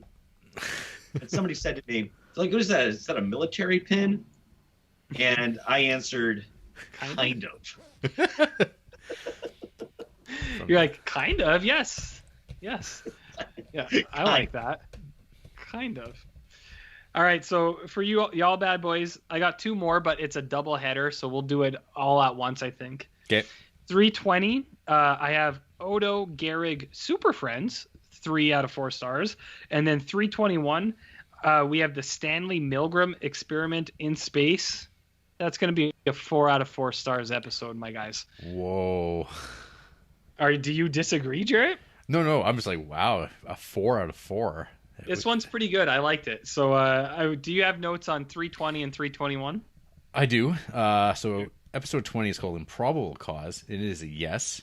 I wrote, Garrick is now trying human literature. Garrick seems okay considering he was inside an exploding store. Yeah, he got exploded in part 1. Yeah, okay. Garrick's view on the boy who cried wolf is actually sound. So what it is Bashir tells Garrick the story. It's like, have you ever heard of the boy who cries wolf? He's like, no, I haven't. And he's like, well, here he tells it. And then Bashir's like, the moral of the story is not to lie. And Garrick's like, no. He's like, the moral of the story is never use the same lie twice. That's awesome. Yep. And so it's like Cardassian logic is really good because they're so like evil. They're not even evil. It's just like schemy. Yeah. It's awesome. So he's got a really good line in that. He's like, no, he's like, it's not that you shouldn't lie. Just, you got to be creative with it. I like it. I think it's nice. Mm-hmm. Yep. What else you got? Tal Shiar, Obsidian Order, Starfleet doesn't have an SS? ? So there's what's going on in this one is Cardassian people are dying, and they're like previous people like Garrick that were involved in the military and somehow, and then the Tal Shiar and then the Dominion, which is Romulans and Cardassians against the Gamma Quadrant. And so this is deep Star Trek shit. The Gamma Quadrant, which is the founders, the other shapeshifters, and the Jem'Hadar, the terrorists. It's like it's them against them, and they're taking a fleet through the wormhole They're overstepping the Federation because they're like, we're gonna go take care of this shit. You can't stop us. That's what's going on. I just feel like it's strayed so far from Gene Roddenberry's original intent, RJ. That's what people say. Go back to optimism and hope, right, Jarrett? That's right. Other thing I wrote here is this the first appearance of Odo's informant? Yes, it is. So Odo has a Cardassian informant, and he's in the shadows for most of this. I can't remember who it was. I don't know if I've seen. I think it's the guy. It's a guy from The Wire. I guess is all I wrote here. Something like, oh, it's a Cardassian from The Wire. Lance Reddick. Sure, it Probably could be. not. I don't know. Yeah. And then for episode 21, the Dias cast. Yes, seeing a whole fleet of starships in Star Trek is always kind of cool. Yes, it is. Will I be sick of it come season 7? Maybe. A torture episode. Oh, RJ, that's why it's a 4 out of 4. You sick fuck. Commander Eddington is a real heel. At the 26-minute mark of Odo trying to change would make a good gif. He's like, okay, so do you want me? You finish out. Okay, I know the scene you're talking about. Man, zombie Odo is disturbing. Yes. Wouldn't the founders move once, the Federation found out where they lived? And then, yup, pretty badass.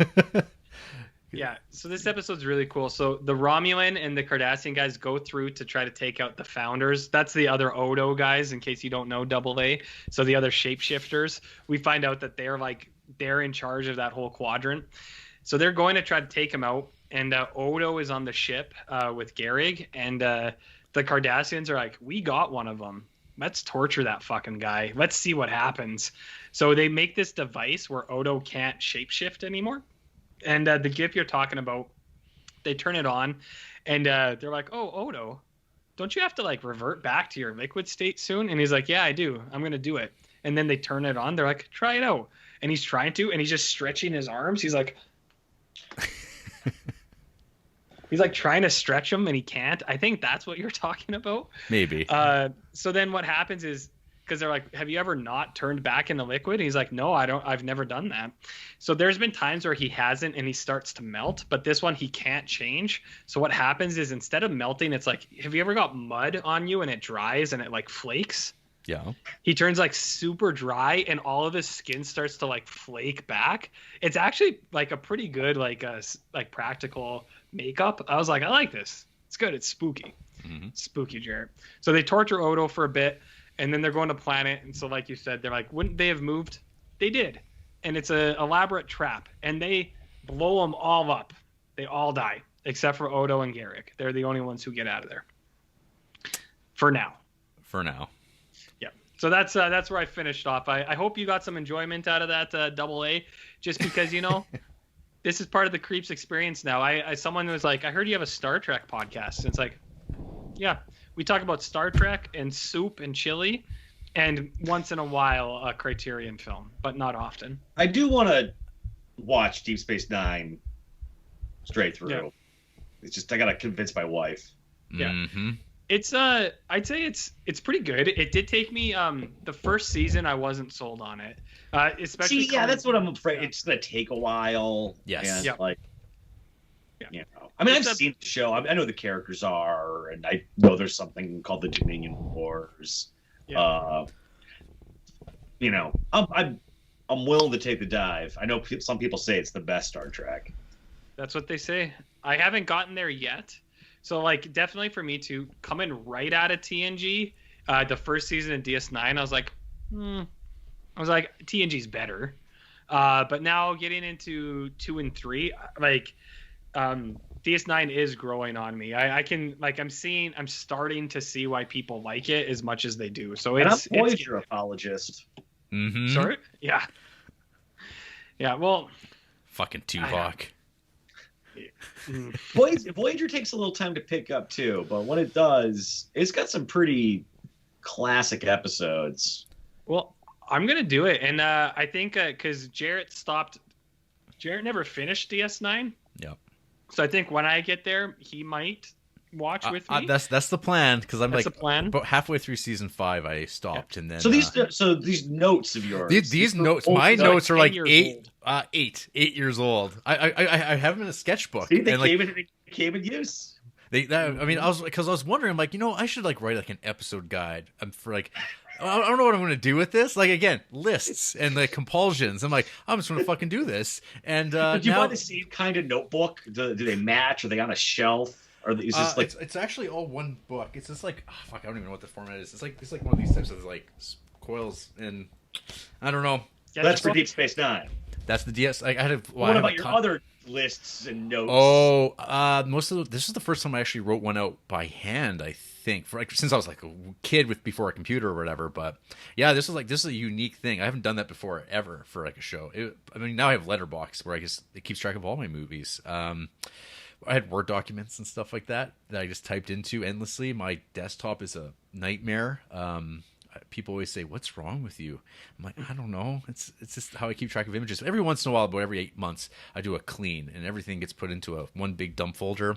And I find images. I'm like, I'm really glad I saved that, because that made me laugh again. Or I'm like, I completely forgot about this, or some weird news story that I just screen cap. So yeah, it's a compulsion. Hey, well, call me when you start printing. Okay. Ooh, that sounds good. Print that stuff up. But yeah, we'll get to Voyager, and then maybe you'll come back if you want to talk some Voyager stuff. We'll see. It might be like months from now, or it'll surely be months from now. Surely. Hopefully, no less than a year from now. Because you're not even done season 3 yet. I know. I slowed way down, right? One of Well, our, watch how long TV shows used to be, like actual network Yeah. TV shows. yeah, like 26, 45 minutes 50 long. minute episodes. It's fucking nuts. Yeah. Some of these ones are 53 minutes, Jarrett. Some of them are 45. A couple of them were like 53 or something like that. They're big, and there's 26 of them. But I think there's a false sense of that because I watched TNG in 2 months, 2 or 3 months, and so. Damn. But I had nothing to do. I was sitting at home. Fantastic. Coronavirus.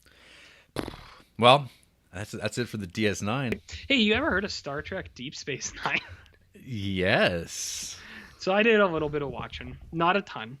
Okay. I watched 1, 2, 3, 4, 5. That's it. Well, it's the rest of season 3.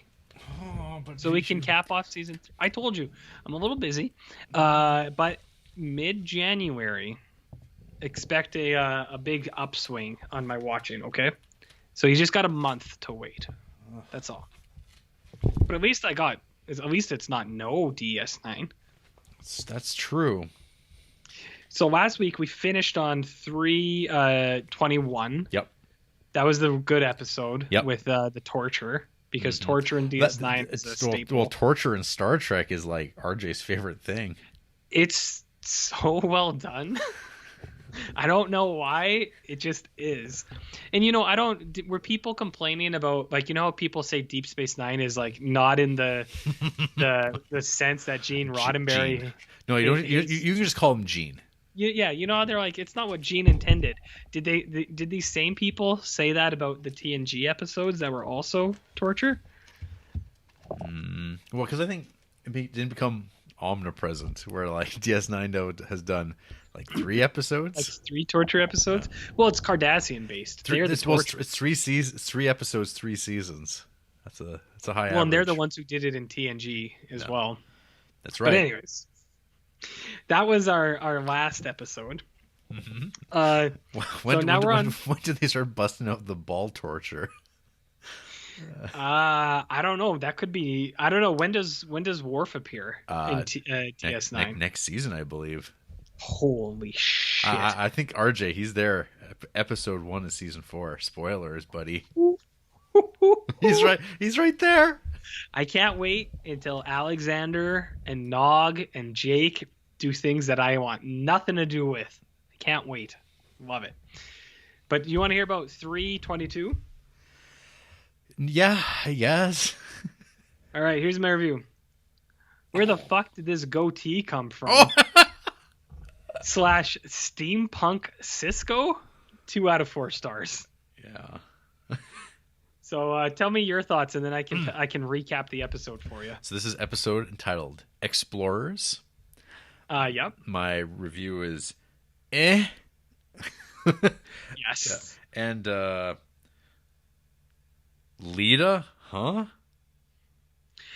Hubba? Hubba? Lita? Huh? Like, these are my notes. Lita, huh? Hubba? Question mark? I don't. Okay, you got some weird stuff going on. There was side plots with like some Bajoran shit in here, Okay. but the big thing is that Cisco has a goatee now. Oh yeah, my next note was Cisco's goatee. It begins. So it is addressed immediately in the start of the episode, and then so like really strange. Cisco and Jake go sailing. They go space sailing. Yeah. And like this thing. This is a full steampunk episode. Cisco makes a spaceship with sails that they like unwind, and then they're just like sailing along. And it's just, I think it's supposed to be a father-son episode, but like at the same time. Let me tell you here. So my notes read, so with Cisco's goatee, it begins. Also, Cisco has found a Michael Scott-like attitude toward life. Like a Chris Claremont's X-Men baseball episode. Only doable when the characters are established as they are. So it's like, it seems like it's a long, deep one where this is kind of like a one-off where you're like, oh, it's just the characters hanging out. Yep. Yeah.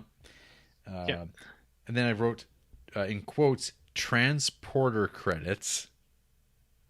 I think there's talk of like transporters and stuff like that, and then like the route they take, it's like Bajorans to Cardassia or something like that. I don't know. There's something like they make a point about how they're doing it by like old style with like solar sails, right, or some shit. Maybe that's what you were talking about. I think so, maybe. Yeah. So yeah, it's a very bleh episode. You go, who cares?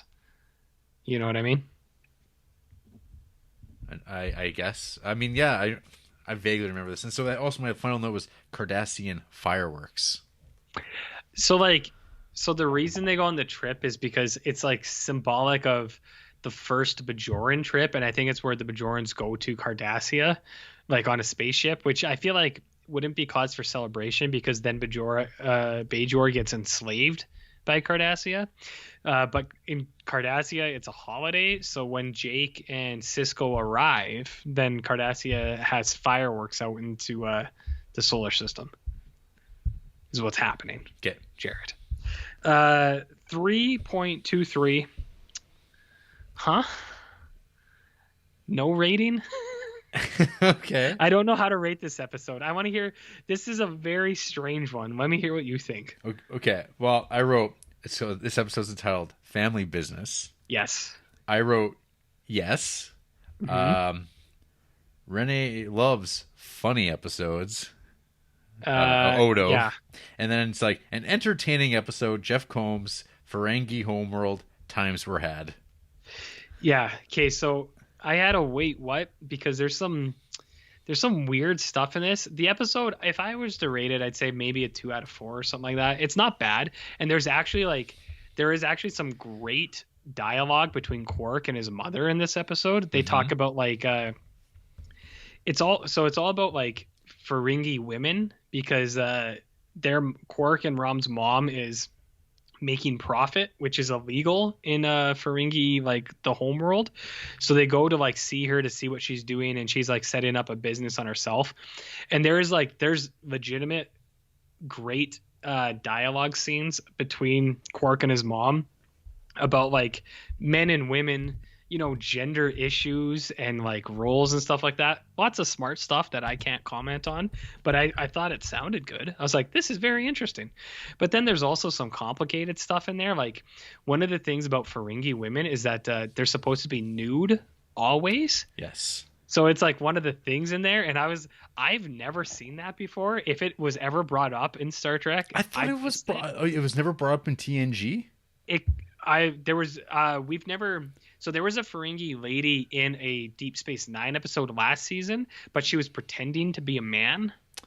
but they never really Oh brought up that man. she was wearing I clothes. thought, see, I thought that for sure had been brought up at earlier point because, like, I thought there was a whole thing about like, these humans, they let their women wear clothes. See, they might have said something like that, but I might have just missed it because Ferengi say like lots of wild shit. Mhm. But this one you actually see because like the mom is just naked or like She wants they to wear prefer her clothes. to be. Yeah, she wants to wear and clothes because they turn because Quark and Rom, is that what it because is? she's wearing. They clothes. turn their eyes because she's wearing clothing. They're like, oh, Yeah, it's yeah. how indecent it is. It's Yeah. indecent. Yeah. So yeah, there may have been mention of that somewhere, but I didn't realize that. And so when I watched this episode, it really caught me off guard. I was like, wait. I was like, what is going on here? What is up with this stuff? So that was bizarre. The episode, it's got like a couple really good scenes in it, but the other stuff it's okay. Also, Cisco makes Hungarian paprikash, which I thought was fun because Andrea makes me paprikash at home. You ever have some of that, Jarrett? It's pretty good. Mm-hmm. It's pretty good. Do you have anything else to say on 323? No, that's it. Okay. Yeah, it's just a comedy episode for the most part. 324, Space Farm Rebels, 2 out of 4 stars. This is a Kira Bajor Rebel episode. Oh, this is a Kai Wynn episode. This is also a Kai Wynn, and like Kai Wynn is good in it too. But let me hear your notes. I'll tell you. So, Shakar is the name of the episode. Mhm. This is a yes from me. No, Kira, he wasn't assassinated. Is a quote. It's still about that dude who died last season that I Right. forgot died because I thought he was so inconsequential. Mm-hmm. Kai Wynn coming at you. Duncan Regehr. Oh no, it's Lethbridge's own. It's Crusher. Oh. It's Crusher Ghost. That I didn't realize it was the same guy. No, Creepsville native again. Unbelievable. No, for another Dracula himself from Monster Squad, Dracula. written by Shane Black. Wow. So the Pope is going to be the head of state too. Great. There's an issue with it that becomes evident later. Bajoran Piney. I don't know. So that's Piney from Sons of Anarchy. Oh, so this episode, Kai Wynn is like head of state now, and she wants Kira to go talk to the rebel, like they're farmers, but they were freedom fighters with her. And she's talking to them, and it's like all the other leaders of like the rebellion, and one of them is a dude without an arm, and he's like a bigger grizzled dude, and they're like, people always ask me why I don't want to get a fake arm. He's like, I tell them I'm a farmer, damn it. And he's like, I make my own work. He's got like this big long thing. He wouldn't wear a mask, would he? No, this guy's all about his rights and liberties. That's right. Dag nabbit. Dag nabbit. So I think that's who you're talking about. Yeah. Oh, that Win, just a horrible, obvious monster. Yeah. Oh, and then it was like, fuck, now Rawls. Because now Rawls from The Wire shows up. Yep. You know? Yeah, and he is a Bajoran, and he is the opposition to Kai Wynn. Mm-hmm. Mm-hmm. That's about it. Yeah, it's okay. It's all right. It's the Bajoran world stuff. Yeah, and some of those episodes I think are really good, and then there's ones like this where you're kind of like, eh. You're like, I've seen this before already, kind of, with Kira. 325, Body Swap Theater. 1 out of 4 stars. Facets. Facets. Mm-hmm. My notes are, Lita more than how many people?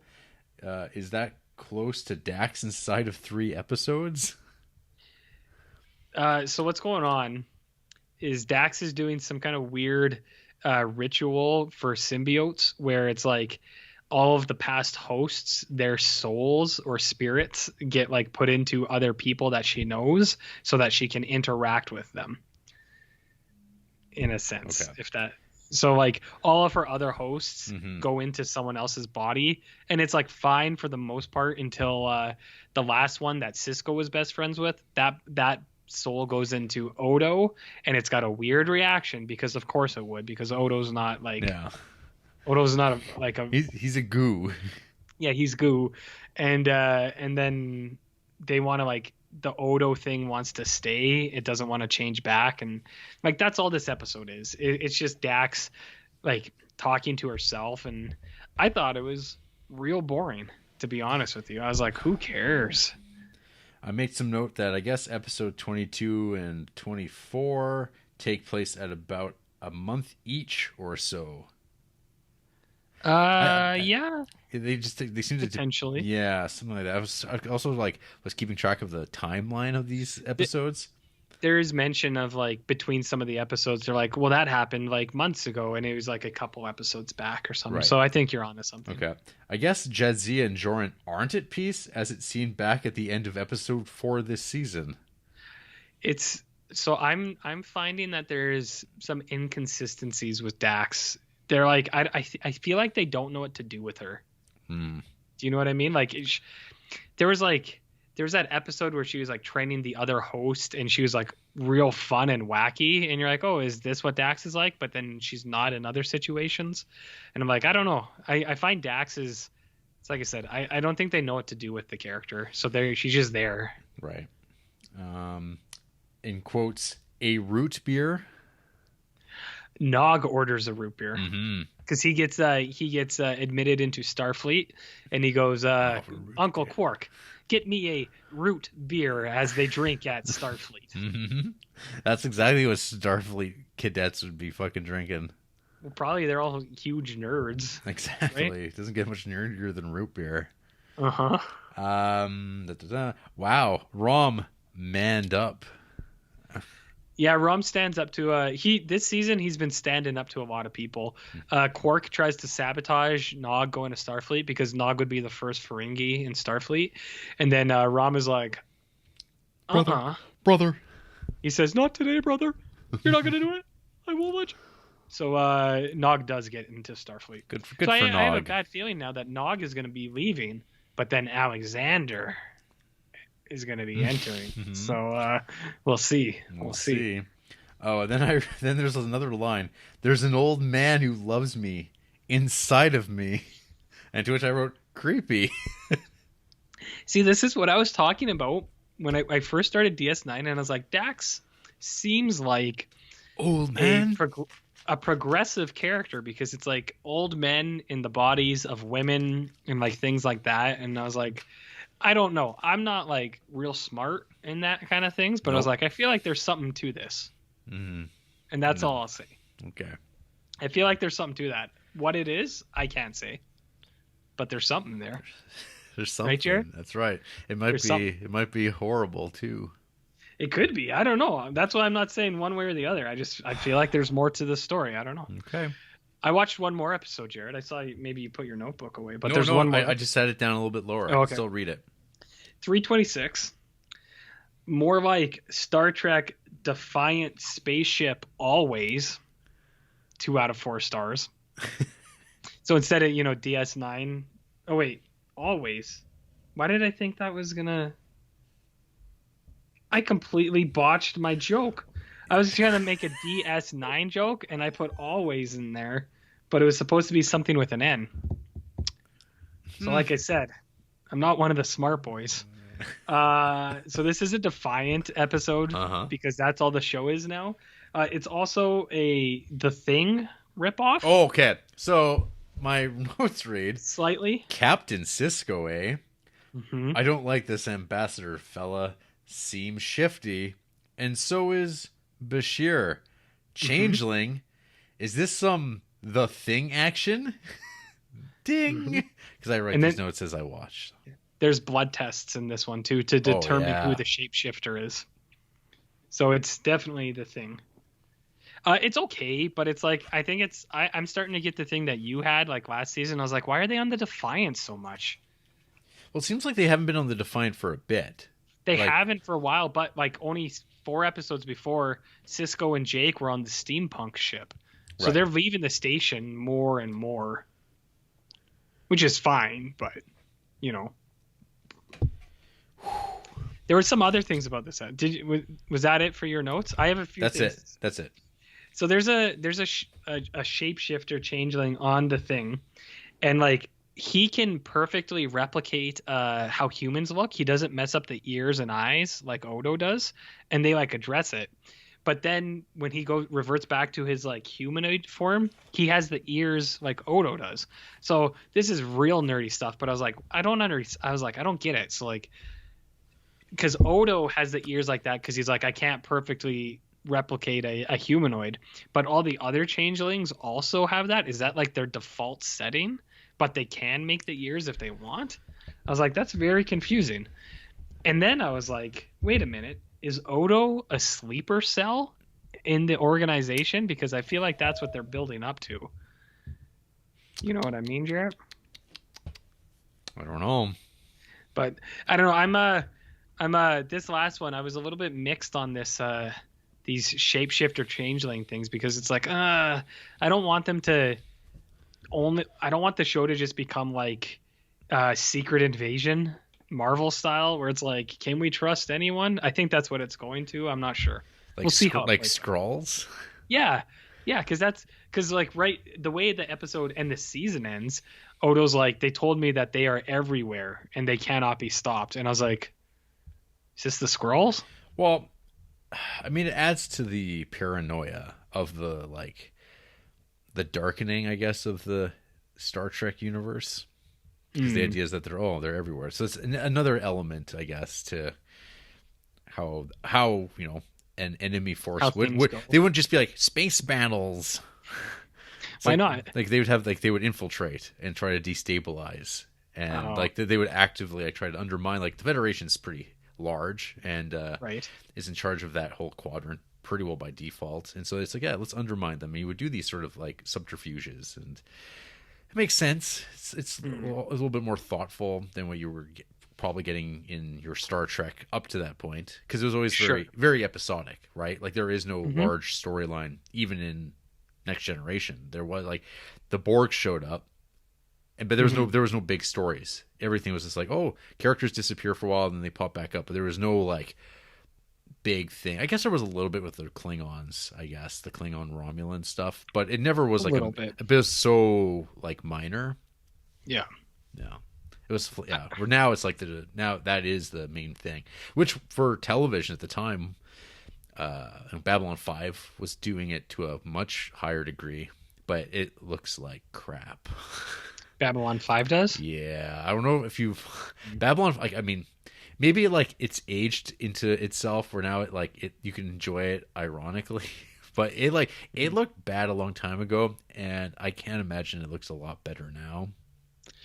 I'm sure there's someone listening to this who's a big Babylon 5 person who could chime in. I would love to hear from a Babylon 5 fan, because I know people they love it. They like that J. Michael Straczynski. Yeah, people like J. Michael Straczynski almost as much as they like the Skrulls. Almost. All much. Oh yeah. Remember the Skrulls in Captain Marvel, the movie that came out a couple years ago? Nope. They're in that, Jarrett. Holy shit. That's right. But they're refugees, aren't they? That's the twist. Yeah, and Ben Mendelsohn is the Skrull.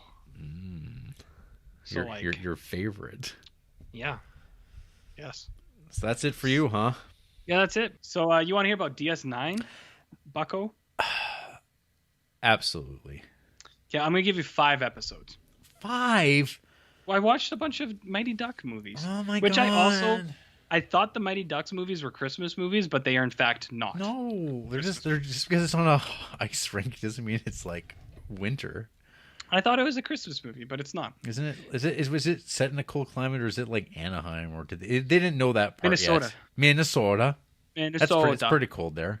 Yeah, it's pretty cold. And we thought West Ed was in there at one point, but it was Mall of America. Ah, yeah. So, well, which is like the other gigantic mall. It's kind of like West Ed. Speaking of industries that might go away one day, and people will be like, "It's really sad that malls don't exist." It's like, well, is it? We'll be okay. We'll be fine. We'll be okay. There's actually there's like some compilation on YouTube I came across where it was just like footage of malls with mall wave, because there's always something wave, and mall wave. It's sort of music that you would hear in a mall. and it's like an approximation. It's like going for that vibe, RJ. And it was just vibe. it was just footage of like from camcorder dads that were just like, golly, we're going to film in the mall in 1994. I just got the camcorder. So let's go to a mall we haven't been to out of state and let's just film it. But now this is like archaeological gold, because now people like find these tapes and they find this footage that's on uploaded places wherever, and they just set it to like mallcore. And see, I'm not sure if it's mall wave, mallcore. I don't know. I'm not up to it. I'm not up on my like terminology. Yeah. But the people in the comments, holy fuck, they're the saddest pieces of shit in the world. Yeah, they're like, I believe life's never going to get better than this. Aw. Like, come on. And then there's like stories that they're telling. You're like, oh, fuck. Like, here you are writing shit on YouTube, like, it's pouring out your guts.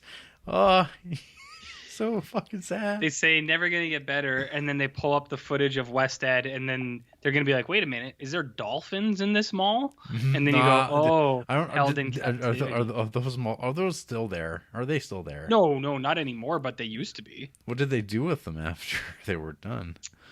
What do you think, man? Sold them off to the Japanese. They know what to do with a dolphin. Whoa, I was gonna say to the Hooters for chicken wings. Okay, well, no, you've seen The Cove, haven't you? No, I know all about the horrible industry that animals are used involved in. I don't need to see anything more about it. Yeah, that's a fun ride. Yeah. You know what else is a fun ride? Deep Space Nine. DS9 season 4. Episode 1s and 2s. Yeah, so here's the thing. IMDb is wrong. IMDb has the first episode as episode 1, but it's a 2-parter. And it's not one long episode because there is a to be continued in the middle. So it is actually 2 episodes. They were maybe even aired on the same night, I think. Probably. Is why it's claimed as that. But IMDb only has 25 episodes for the season. Yeah, and so it should be 26. Was there a season of just Deep Space Nine with no TNG, or is this the first season where I had to start doing the heavy lifting? I think this is the first season where TNG is gone. Okay. Yeah, I'm pretty sure it was seasons 1 to 3. It was in unison, and then I think this is first season. TNG's gone. So, okay.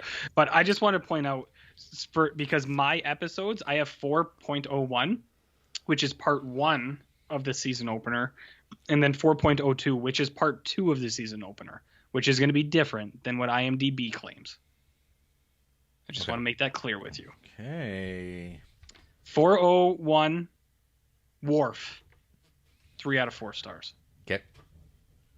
My only other subline is someone says everyone is fine, really weird.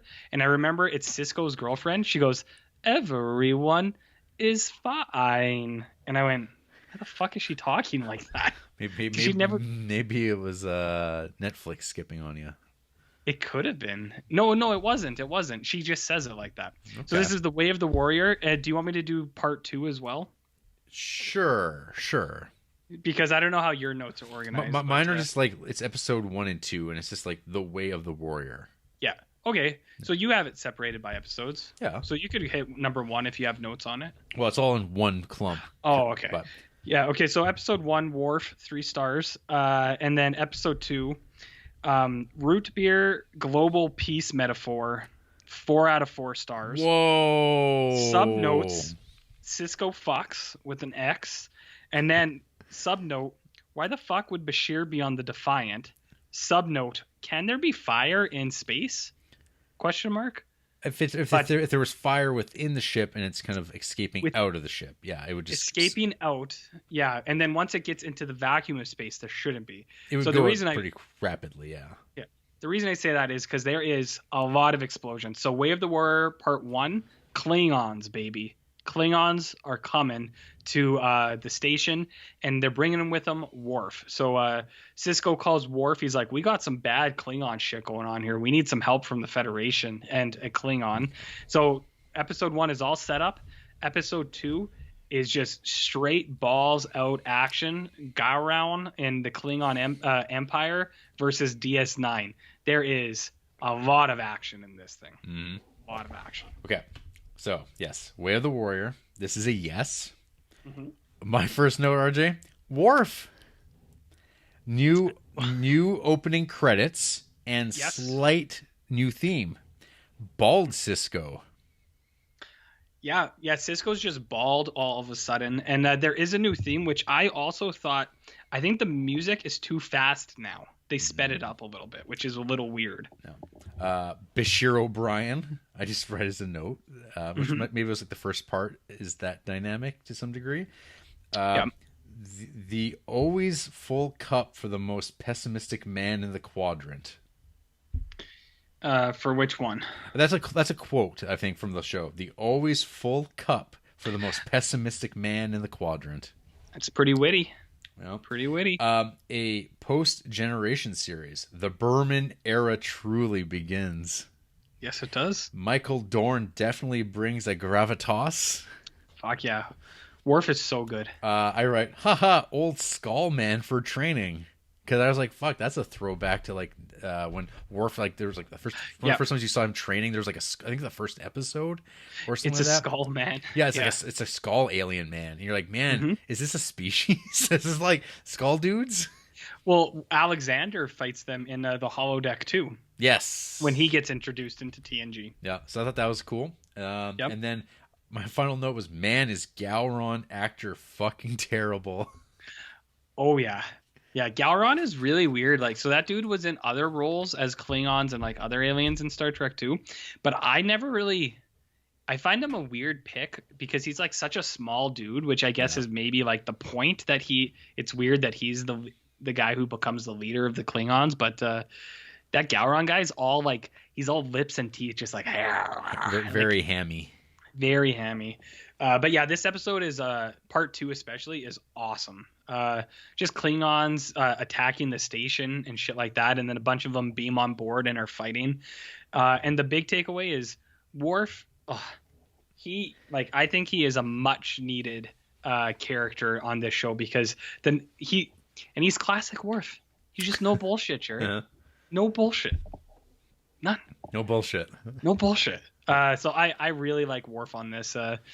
I've seen the first 5 episodes now. He's not in them too much except for the first one, but I'm a big Worf guy, Jared. Big Worf boy. Worf boy. Okay.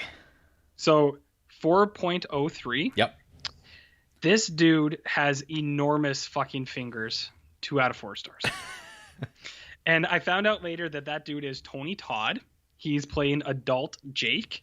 And then I also have some notes about Nog in this one, but maybe I'll let you get into it as well. So this episode, Tony Todd plays adult Jake, and he's a world famous writer, and his fingers are fucking enormous.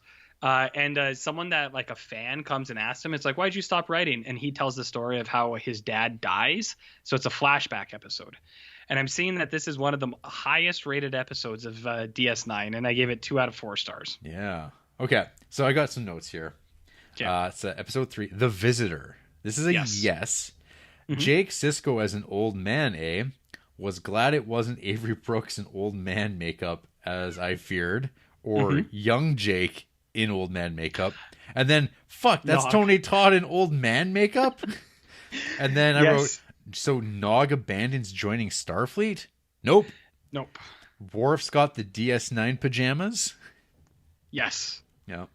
No replacement for Sisko from Starfleet?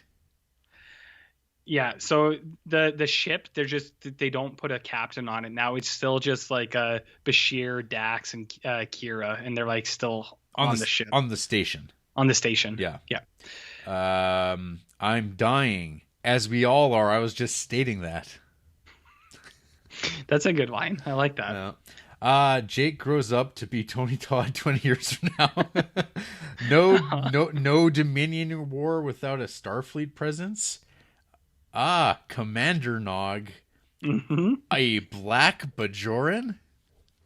Yeah, there's one of those too. There's one of those? Yep. Hey, which by the way, I never mentioned, but last season there was that Black Vulcan, who I believe is one of the main cast in Voyager. Tuvok. Yeah, he's introduced season 3 of DS9. Yes. in the mirror universe. Okay. I have a note here. I'm curious if all the darkness that follows could have been avoided had Jake manned the fuck up. Has he unknowingly doomed thousands, or was it always necessary? And my other note here is pretty good for Trek. Yeah. Yep. This But you give it episode's not bad. 2 out of 4? Two is not bad. Two Two just is pretty means bad. No, two's like it's okay. It's not a bad ep. I just find like I just don't like Jake as a character. And like so you do get some cool stuff with like the background and then like the future. One thing that I did think was really good about this episode was they cast Tony Todd to be adult Jake, but they leave Nog as the child actor and they old him up a little bit. So I thought that was super funny. So Nog it's like what you thought. It's like Jake with old makeup. They do that to Nog. And I was like, that's awesome.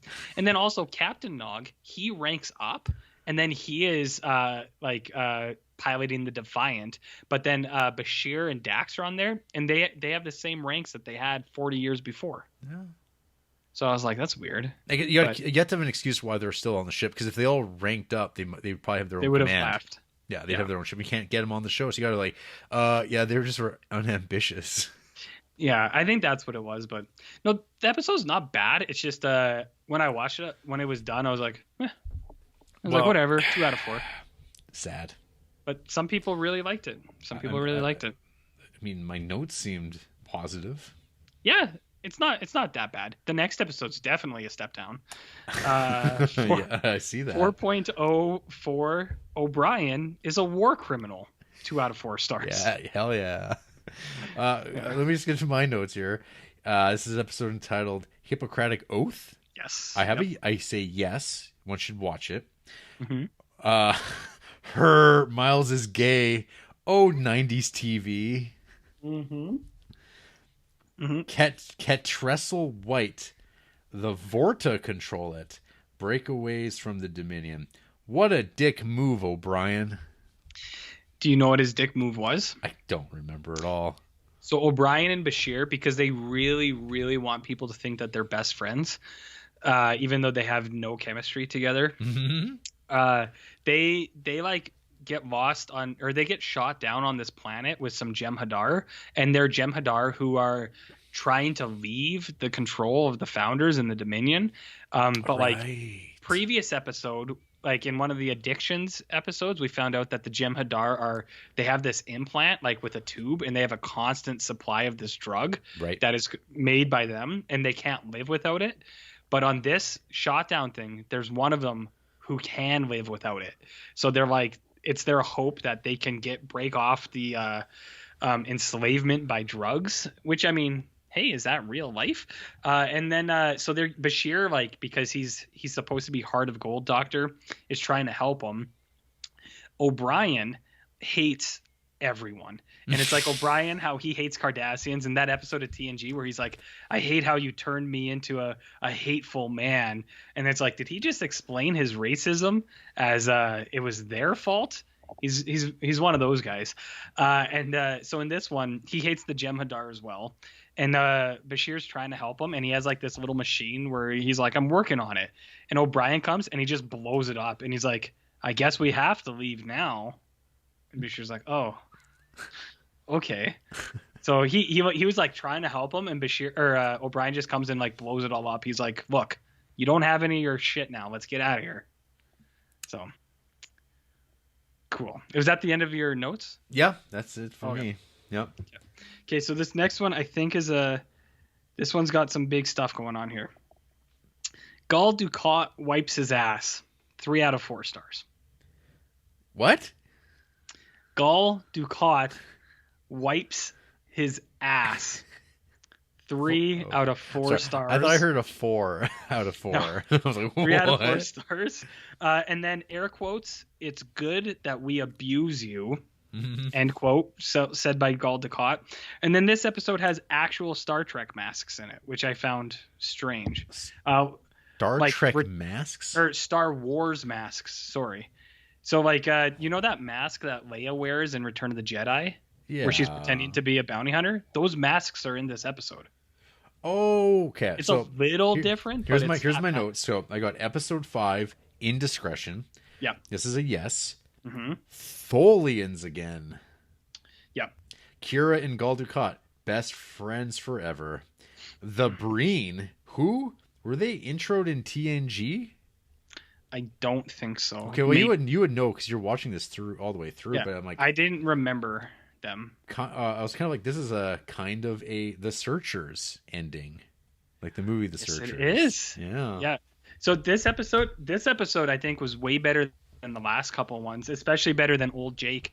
So Kira and Gul Dukat, they're going to this colony where it's like there is a lost ship that was a lost prison ship of Cardassians and Bajorans. So both planets have interest in it. They're like, we both want our people back. And they go and they find that there was like a colony there. Some of the Cardassians are still controlling the Bajorans.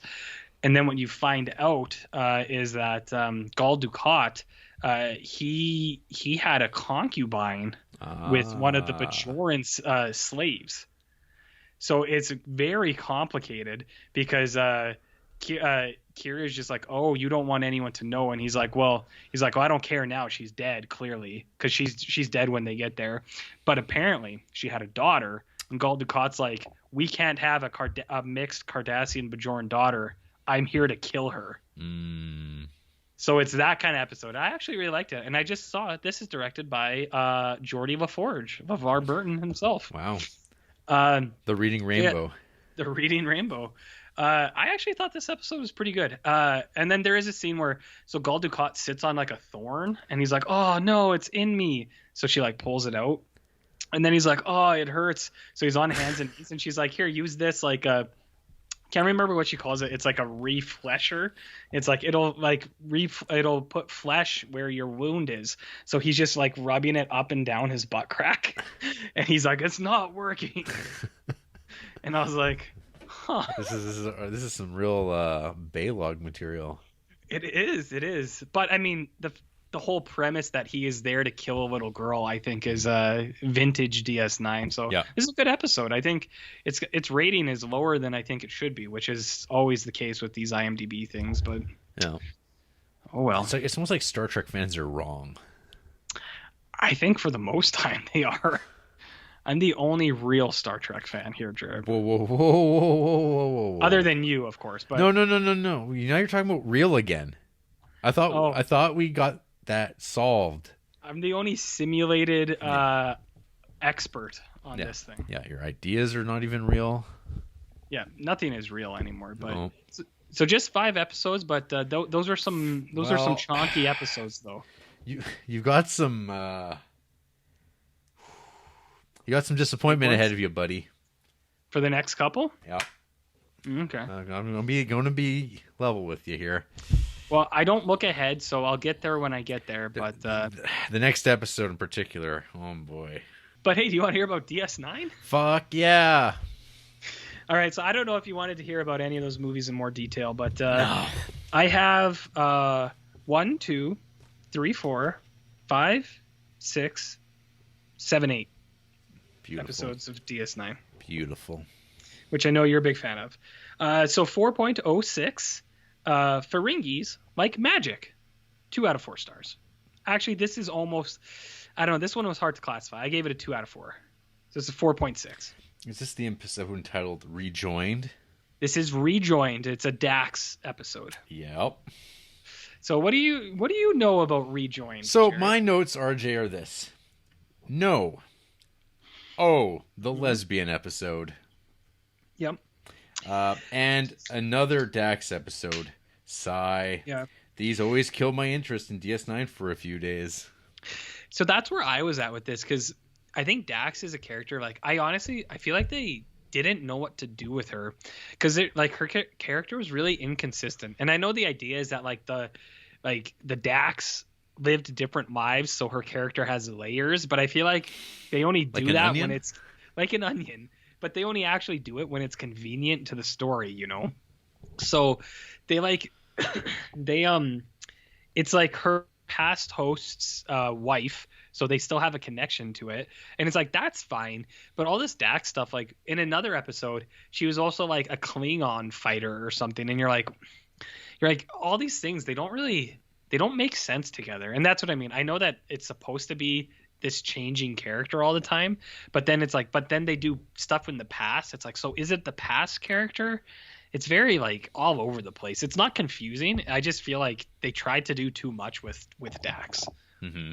You know, but there's a scene in the opening where she shows Quark a magic trick, and the Ferengis love magic. They're amazed by it, and I thought that was really fun. Mm-hmm. Yeah, so I gave it a 2, but it's a low 2, if you know what I mean. Yeah. Because some 2s I actually don't mind. I just remember like the marketing of this episode at the time though was like, oh, there's gonna be some girl on girl action on fucking network television. I mean, I think it's gross that they would promote it in grab a sense. the It's like, lotion you guys and Kleenex boys and girls. This show's so sexy you'll shit your pants. That kind of stuff. I mean, there is like a homoeroticism to the Star Trek / community. I mean, obviously. There always has been. That's the thing. Like, Riker is the horniest guy in the world. There's that whole episode about where he's fighting for androgynous rights because they don't have gender or sexes. And he's like, they should be whatever the fuck they want to be. If I want to have sex with it, I'm going to have sex with it. That's like his point. So like that's actually I feel like the point of like many of our own politicians. Yeah, kind of. But Riker is at least open and upfront about it. He's just very matter of fact. He says, I'll have sex with anything I want. Shouldn't matter. So TNG, Riker was the champion of sexuality there. So he's kind of like Frank Booth. A little bit. He doesn't call himself daddy at all. He'll fuck anything that moves. Or baby. Yeah. But even original series had like androgynous and like bisexual characters too. So it's like, this is nothing new. So that's what I mean. Like, if they were like upselling it like that, it's like, that seems a little cheap. But, upselling, like large fries. Do you want to supersize your sexuality tonight? Yeah, that kind of stuff. They're hot. They're real hot tonight, boys. Everyone likes Dax. It was the 90s. I know. I'm aware. Tune in. Tune in next time. Because we'll be like all like oogling that, but then when it's like, oh, Miles and Bashir, oh. And see, like, the problem with that is Miles and Bashir have no chemistry. They keep trying to make that relationship work, but it's like these people don't work well together. So it's like their friendship isn't even believable. Yeah. Their sexuality is even less believable. For you. Anyways, for me. Yeah, for me. You gotta look into that Miles slash. Ugh. No, I'm going to move on to 4.07. Starship Down. 2 out of 4 stars. I know that's what the episode is called. My response is Feh. Uh-huh. So for this one, I called it Starship Down because I saw that that's what the episode was called at the start. I forgot. And then after I got to the end, I was like, what happened in this? Well, I guess the power went out. The starship was down. Nope. And then I completely forgot that was... I saw that was what it was called, but, you know. So do you got notes on this one? 2. Hey, okay. A proper use of the Defiant. Mm-hmm. They send it off, and then they kind of do their own thing. And, hey, James Cromwell, who I thought was the actor who played Odo, like when I was a kid. Oh, or like in my mind, like, or years later, after not watching Deep Space Nine, in the interim period, I always thought, oh, is James Cromwell? It's like, is that the same guy? Yeah, I know exactly what you mean. I spotted James Cromwell immediately as well. And I was like, hey, Babe Pig in the City. Mm-hmm. This episode, banging Ruth and 6 Feet Under. Yes, that too. It's not a bad episode. There's some good stuff in it, but on the whole, it doesn't totally come together. You know what I mean? Hence, Feh. 4.08 Road Trip Ferengis, 3 out of 4 stars. Little green men. All I have to say is yes and funny, clever stuff. It is clever stuff. So this is kind of like the Roswell Futurama episode, mm-hmm. where the Ferengis go back in time and they are the Roswell aliens, which I think is just awesome. I think it's really good. The stuff with the U.S. military isn't like That stuff's fine. Although you do get a torture scene, and then it's kind of just like it's like humans suck, and the Fringer's like these guys are savages, and it's like yeah, we do suck. Hey, it's The- DS9 torture. It's DS9 torture, which I'm a big fan of. The one thing that really stuck out to me that I immediately I was like, whoa, whoa, whoa. I was like, I like this because it was never really addressed unless I just totally missed it. But when they land there, they can't communicate with the people because the people don't have the universal translators Yep. implanted into their heads. And then I was like, I love that idea because it cleans up everything. All the problems with English and stuff like that. It's English to us because we have our universal translator. Mm-hmm. I loved it. It's the first I've heard of it. Maybe it was mentioned before, but I thought that was great. So Little Green Men is very nice. Very nice. 4.09, Klingon Excalibur. 2 out of 4 stars. Yeah, meh. As opposed to Sort of. fin. This is the Sword of Kalis. My notes here, RJ. Uh-huh. Man, this season is aimless. What happened to the Uber arc? Mm-hmm. Psychic Electro Birdman from Distant Voices. Yeah, there's this new bird alien. He's the new big baddie for this episode. LeVar Burton directs a... The last one he directed was way better. Yeah. And pretty positive the Gorge was that Goofy Gambler race episode. Or was from that Goofy Gambler race episode. There's like a gorge. This old Klingon comes and says that he's found like the lost relic of like the relic, like their holy grail. It's a bat'leth, but they call it a sword for some reason, which I was really confused by because I was like, aren't those the bat'leths? Anyways, maybe I'm off, but they have the sword of Kalis, and then as soon as they start to touch it, they start to fight over it. So it's the old man versus Worf, and then Dax is there too for some reason. Well, I guess because of her Klingon background, but it's okay. It's not great. Not great. Here's a big one for you though, Jer. Mm-hmm. 410. Holy fuck! I hate Bashir. 3 out of 4 stars. Mm-hmm. This is a high 3. This is a good episode, Jer. You sent so many screenshots. Episode It's so 10, good. Our Man Bashir. Yes. Mm-hmm. Holodeck episode, Yay Garrick. Oh yeah. What else you got? And then I'll That's about you give me your. that's Okay. it actually. Yeah, This episode's awesome. Yeah, no, it's when you were sending me the stills, I was like, oh yeah, this is like when it's, they let the collar down a little bit. Yeah. No. And I think it was it's a great change, and it's a great use of the holodeck, because usually the holodeck is trying to kill him, and in this sense it is too. But like the other crew members, what happens is they're beaming back to the station, and then there's like a power disturbance, and while Bashir and Garrick are in the holodeck, and then their like beam codes are imprinted into the holodeck. So Worf, Kira, Dax, Cisco, and O'Brien, they're all holodeck characters, and they don't know that they're actual real people. So they're themselves, or they're their own selves, but they're the characters, which is wicked. And they can't end the holodeck because otherwise they'll because die. they would die. Yeah, so I actually really like that. This would be a 4-star, but it is Bashir heavy, and I'm like, I just don't like Bashir, especially in the intro. It's him like, because it's his James Bond episode, and Bashir's like I get he's in the holodeck, so he's really like suave and stuff, and it's just like, I don't like you. But anyways, this episode is wicked. It is normalizing smoking again. Every character smokes in this.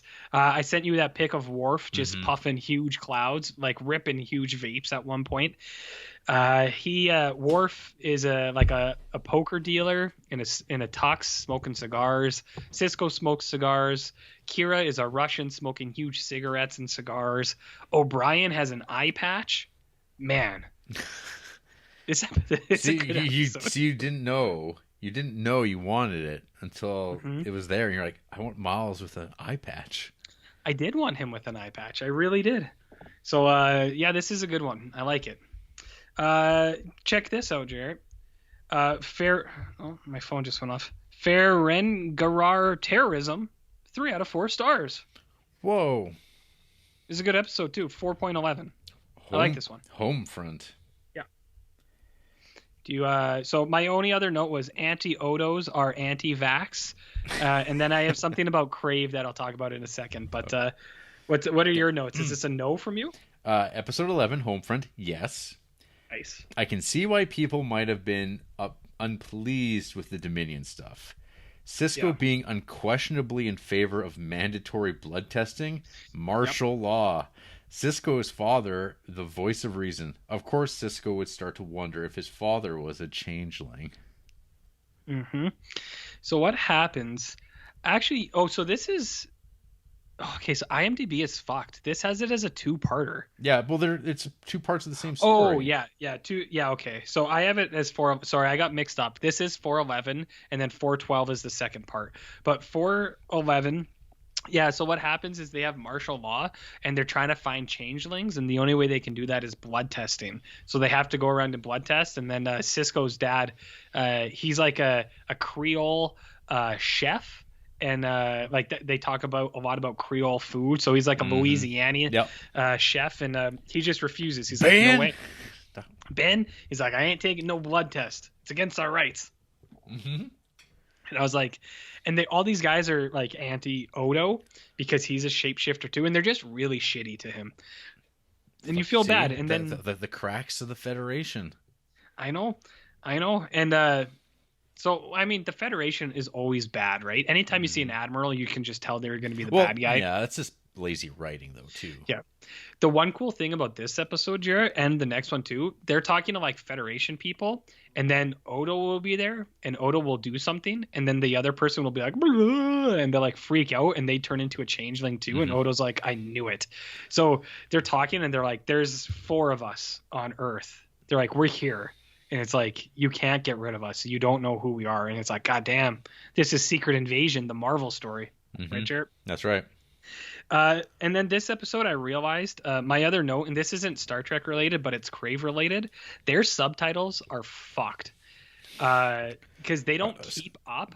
No. And then what they do is it'll like start, and then if the person's talking too fast, it'll get the first half and then the last half. It'll cut out the whole middle of what the person is saying. So if you were watching Star Trek on Crave, you'd be fucked, buddy. Big time fucked. Bud. 412, Conspiracy 2.0, 3 out of 4 stars as well. So this is Paradise Lost. And it's a yes. Yeah. My comments here. Pretty hilarious, the body count that kicks off the rampant paranoia, especially in light of September 11th. Oof. Wait, well, I mean, this was in 96. Right, but watching it now, okay, yeah, it has a different vibe to it. And then then I just mentioned Ron Moore is now definitely involved because he's the Battlestar man. The menacing Red Squad. Nothing like a right-wing, left-wing conspiracy. Oh, yeah. Yeah. Never has the separation of the Federation and Starfleet been more prevalent in DS9 until now. Mm-hmm. Yeah, they get into some serious shit in this episode, man.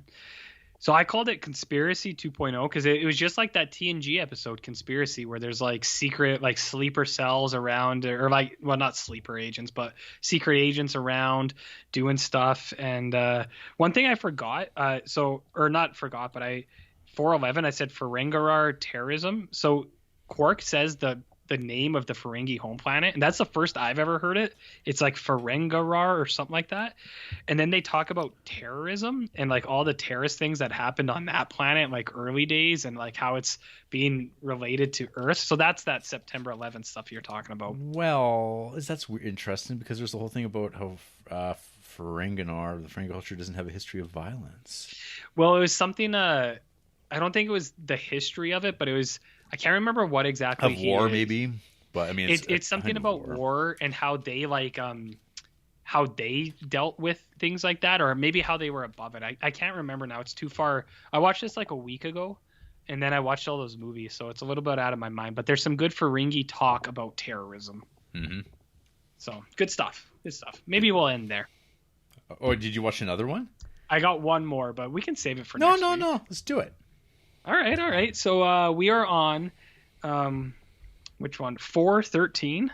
Okay. Odo the Simp. 3 out Poor, of 4 stars. poor love-struck Odo. So Odo the Simp, but then also Quark's pajamas. And so this is a 3 out of 4 episode. Mm-hmm. I think, at least. So this is called Crossfire. Yes. Is a yes. Yeah, poor love-struck Odo. The show really does have some powerhouse character relationships. Odo Kira, Jake Nog, Bashir Garrick, Bashir O'Brien, Odo Quark, Ben Jake, and Ben Dax are Yeah. But I think like by this point, like all those times those characters get together, like you understand their character dynamic, and it's like it's actually a really good handling of the ensemble. I agree. And then Ben Dax has just never worked. Man, Odo fucks up once and gets more of a chew out than some of the Starfleet jackoffs on the station. Yeah, he makes like a small mistake or something, or he wasn't present when he was supposed to be. It's really dumb. Like he gets ripped into, and you're like, fuck, he didn't do anything. Yeah. Odo's getting creepy here. Not as creepy as season 1 Bashir though. Yeah, so Bashir is a total simp, and like I know I say that all the time, but he actually is, because he talks about like coming on to women and they'll never come back onto him, and his holodeck adventures, and you're like, ugh. And then he's like, I think he has a line at one point, and this isn't me making stuff up. I brought it up when I saw it. Bashir's like, she'll realize one day, and you're like, ew. So Odo gets into that kind of territory here. It's not as bad, but Odo's definitely a simp for Kira. Kira likes her powerful Bajoran leaders. Yeah, so we get another like it's the new first minister, and like they're all, the way they played off like the last like spiritual guy with Kira was that they were all like in the rebellion together or something, so they always know her, and she always just falls for them right away. And she rolls around with them, but then Odo's really sad, especially because he's assigned to security for this guy, so it's like he's always standing outside of this guy's door while him and Kira are inside, and he's just like, because he has to be there. It's his job. My follow-up note is the friend zone. Quark's jammies. Yeah, Quark's pajamas. And no real climax at all. Yeah. So this one ends in a total bummer, but like so the friend zone stuff, they actually build it up really well, where once a week Kira comes to go through like security stuff with him, and it's Odo's like, it's the favorite part of his week. He always gets ready for it. And then when she meets this guy, she starts blowing it off, and he's real mad. And then he's standing by her door. The other plot is that Odo's room is right over Quark's on the station. And Quark is mad. He's like, you make too much noise. He's like, you're always shape-shifting into different like animals. He's like, I can hear it. And Odo's like, what do you mean? And he's like, look how big my fucking ears are. He's like, I can hear everything you do. Come on. So at the end of the episode, which I guess is a thing about you can hear everything. You can hear everything. Yeah. It's got a few meanings there, Jarrett. In his bucket. Oh no, Odo doesn't use the bucket anymore. Oh, he's past the bucket. He's past it. Yeah, after he met with the other founders, the other shapeshifters, and they just hang out freestyle in a big pond. He just kind of like, he keeps the bucket as a reminder, but he doesn't use it anymore. Okay. But once he like tries to talk to Kira, but she doesn't really listen. So he goes back to his room and he just fucking wrecks the place, just knocking shit over, ripping it apart. And then Quark comes up in his pajamas, and he's like, dude, what are you doing up here? And then I think they have the best relationship of any of the characters, because they're like frenemies. But then Quark comes up in his pajamas, sees Odo's, like, he recognizes he's having a hard time, and he's just like, you love her, huh? And then Odo's like, yeah. And then it just ends. So I think that's what you mean by there's no climax. It's just a sad ending. There's no resolution to anything. Right. But Quark and Odo's relationship is really good, and it's way better than like what you said, Cisco and Dax. It's like that old man. He's always old man, and you're just like, yeah, we get it. But Cisco talks too weird to be taken serious. Old man. Old man. Yeah. So anyways, that was the last one I watched. So I did a lot of DS9 in this week, and Odo and Quark are the best. So This thing's got all those. So what Deep Space Nine have you watched? Oh, this week? baby. Okay, I only got 4 episodes for you, but Fuck. that seems okay. Well, I had a How lot are of you? movies. You got to finish season 4? I will eventually. Maybe. What do you mean maybe? Do you think I'm going to stall out? It could happen. I've been doing nothing but watching Star Trek What if for almost a year. exactly? So at any minute you could stall out before we get to the point where I can start watching it with you. We'll get there. We'll get there. Okay. Okay, so I from where I picked up last time, 414, horny Gul Dukat, 3 out of 4 stars. Mm-hmm. Also, Klingon spread disease seems problematic. And Return to Grace. This is a yes. My notes include this is an indiscretion follow-up, which I guess must be an episode called Indiscretion. Caughting it up again. I guess this. I guess this is the episode that marks the over the halfway mark of Deep Space Nine. oh, interesting. Half down, half to go. Mm-hmm. Looking ahead at episode 1 sentence synopses, it looks like everything gets better.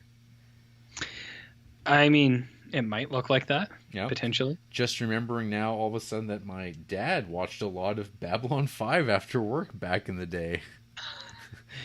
This just kind of pieced you together on that? When I was watching this episode, I guess. Okay. I made a note of that. That's fine.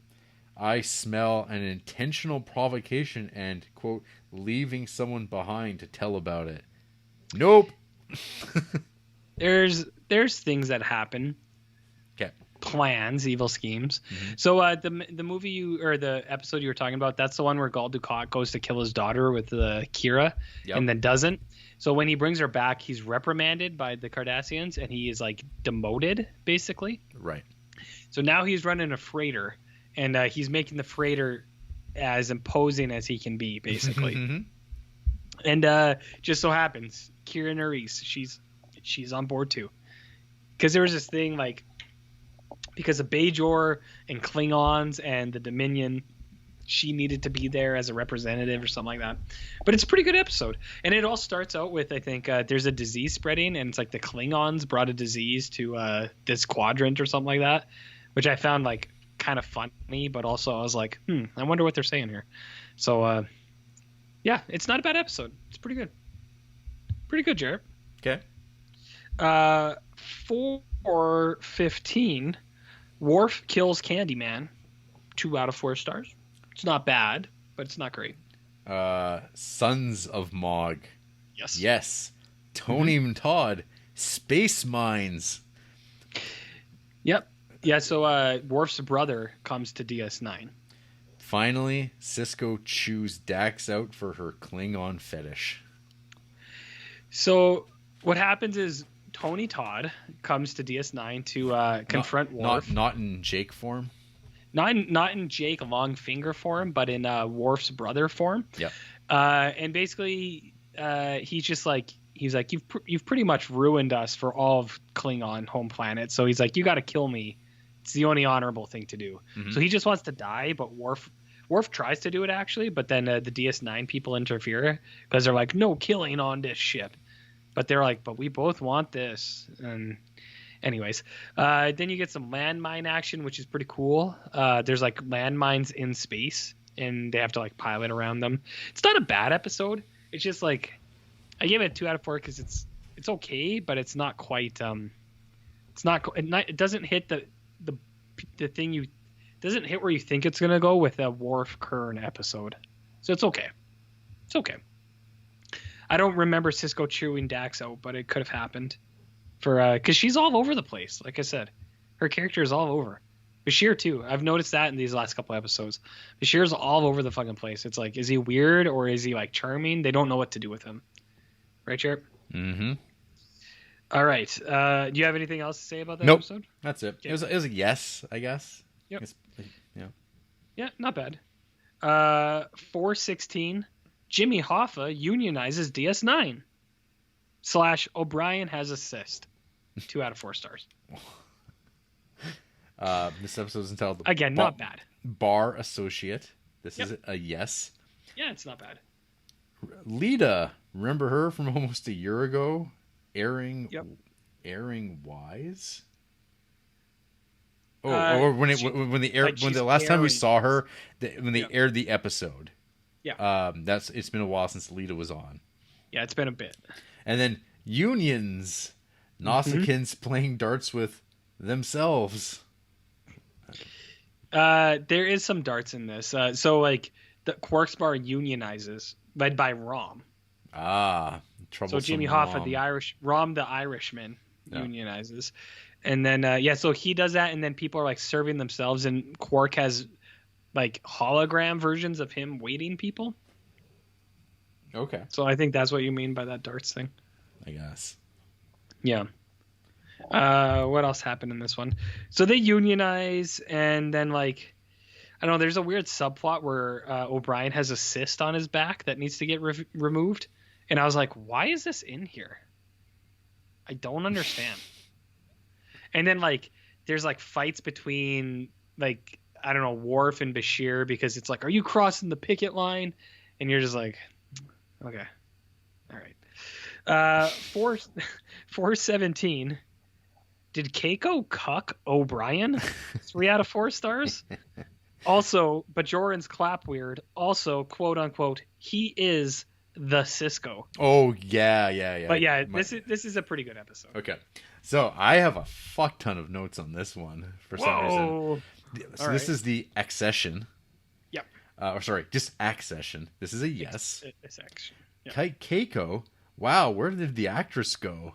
Because she hasn't been on the show forever.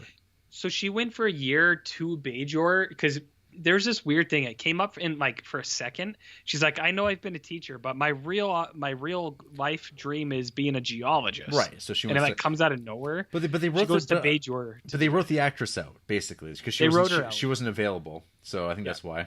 I wrote. Jane Espenson wrote this, who's like one of the Buffy writers. Okay. So this is like early on in hers. Yeah. If a mess of pseudo-Islam types started saying I was their new prophet, how would I handle it? Okay, hold on. So Keiko, she comes back after a year and she's like a couple months pregnant, and I was like, wait a minute, she's been gone. And like they try to like write it off, but I was like, wait a minute, what's happening here? And then the Islam things. It's because Cisco is he's deemed the emissary because like from last season. Yep. So all the Bajorans still see him as like a holy man, but now a new man enters. Yes. So I made a comment. Is Starfleet under a one-child policy? Miles until now. Worf, Cisco. Oh yeah, there's no one who has brothers. Nog is a single child. Yep. But I think is that just like a practicality thing when it comes to like casting, and they only throw him a kid because Beverly Crusher had only Wesley. One. Yeah. This is the first that we have multiple kids of like an actual character, like a consistent character in the show. Fuck yeah, Odo! Call the whack jobs out. Oh, so he's going to talk to Kira because this new guy comes back and he's like, I've been in the wormhole for 400 years, and like everyone knows him, and he's like, I am the emissary, not Cisco. Yep. And so Kira's like, he is the emissary, and then Odo's like, but everyone thought Cisco was the emissary. And Kira's like, yeah, don't think about too much of it. It's religion. Yeah. And he's like, do you understand that the very occurrence of this is a contradiction to the thing as a whole?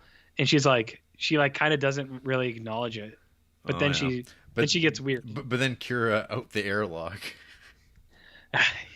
Yeah, it's like, there's a little tension between them, Jared. Mm-hmm. A little tension. I write, lol, back to the caste system. Your shitty pants supernatural shit sure can turn around and fuck you in the ass. Yeah, so this guy goes back to the caste system. What a wordsmith. This whoever wrote these are. You are people say, if anything, you are definitely a bad guy. Man, Kai Wynn in the mix here will rage me out. And then I'm like, was Louise Fletcher like available? Because she's not there in this episode, which is weird. Because They mentioned her. Yeah, but you're like, yeah, it's just one of those things where like you start noticing like, why is this character not here? And you're like, oh yeah, this is old timey TV where it's like, oh, that actor's not available this week, so we'll just write around them, even though story wise it would make sense to have Kai win. It would have made sense, but yeah, she was busy. The first mention of Kai Opaka in ages, and there she is. Yeah, there's a bunch of Bajoran characters in this Cheating. She only shows up in one other episode as an orb shadow. Oh yeah, there's like prophet ghosts in this. Yeah. So her and Mike get to battle it out on a shithole in the Gamma Quadrant forever.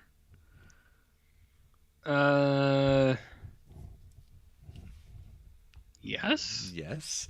I like the O'Brien getting his family back and adapting comparison to 200-year-old poet shows up and everyone is to go back to life as it was when the poet lived. Yeah, so like he comes back, he's like, we should all do what we were doing 200 years ago. And everyone's like, but and then they're going to remove him from like Starfleet or not Starfleet, but the Federation, all that kind of stuff. They're going to speed run it. Well, yeah, because they're like, we're going back to old ways. It's like, yeah, but then you're not going to be eligible for this anymore because you have a caste system and it's not allowed. And they're like, well, whatever. Mm-hmm. And then Wormhole 95 graphics. There's some pretty sick Windows XP graphics on this thing. Pretty sick. 95, my friend. This not Windows XP. No, XP Vista. This is before that. Windows. This is hard 95. Not even 98. Just Windows 95. No. Yeah. And then yes, the Cisco is now a thing of Bajor. Yeah, so the prophets call him the Cisco, and they're like, but is he the emissary? And they go, he is the Cisco. Mm-hmm. And everyone's like, oh shit. Goddamn. What does that mean? Is that it? Is that it for DS9? Yeah, that's all I got this week. It was a light week, but it's because video games and movies, hitch picks. I know you like hearing about Coach Carter, baby. We have 8 episodes left in season 4. I know. I'm gonna try to get them done. Holy and shit. we are just now going to start talking about Deep Space Nine. How many episodes we got, RJ? How many do you want to hear about? How many you got? All of season 4. Outstanding. Which is, I believe, 1, 2, 3, 4, 5, 6, 7, 8, 9. Let's do it. Are you sure? Yeah, why not? Okay, so it's the end of the year. It's the end of the year. We're ending the year. Season 4 is wrapped.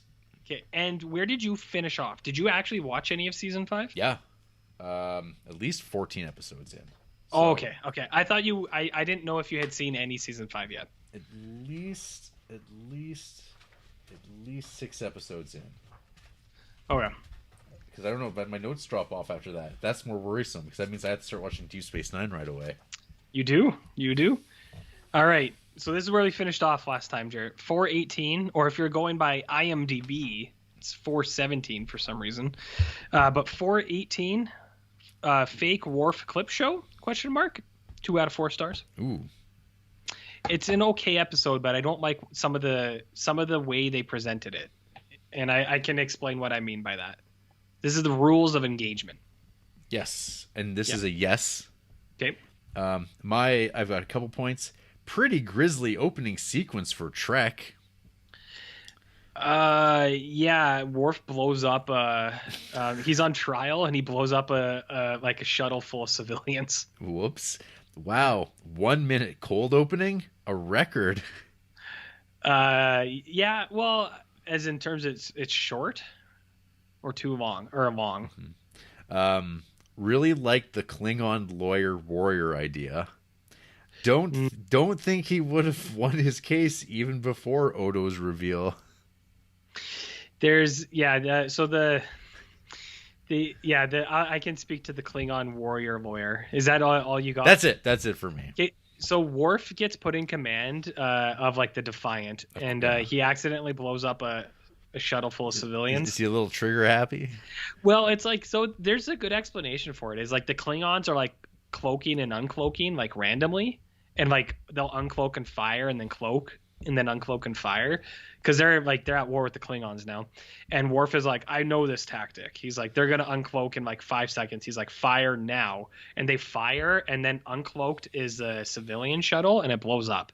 But then like the whole defense that Cisco builds is like, why would a civilian ship be cloaked? Why would it appear in the middle of a battle? It's like, you guys. But then there's a Klingon warrior lawyer, and that guy is actually pretty good. He gets like real like he'd be like Lawyer you know in warrior. warrior. It's like in To Kill a Mockingbird. It'd be like the white lawyer who's like really against black people. That's how fired up this guy is. He's like admit it. He's like, you love killing people. Oh, yes. You just can't help Oh yourself. yeah, see, lawyer warriors are great. So the trial stuff is good, but I didn't like I didn't actually like the presentation of this. It's it plays out like a clip show where it's like, so they're doing the lawyer thing and then it cuts to like Bashir talking to the camera and he's like, oh, last Tuesday? I remember last Tuesday. Let me tell you about it like this, friend. And then he'll like go on, and it's like, I could see that working with some people being like really into it, but I was kind of like, ugh. It's like, I don't like this. I wish this just kind of played out. It was too playful for the idea that Worf just killed like 1,000 people. Do you know what I mean? You know who Chapok was played by? The warrior lawyer? I do not. I didn't look it up.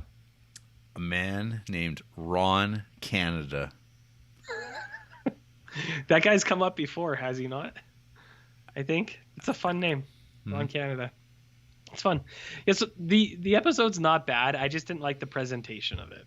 You know what I mean? Oh, You know what I mean? fuck yeah! He was in an episode in TNG, The Masterpiece Society, and then he's like a guy in an episode of Voyager. It's like, oh, it's a startling visage.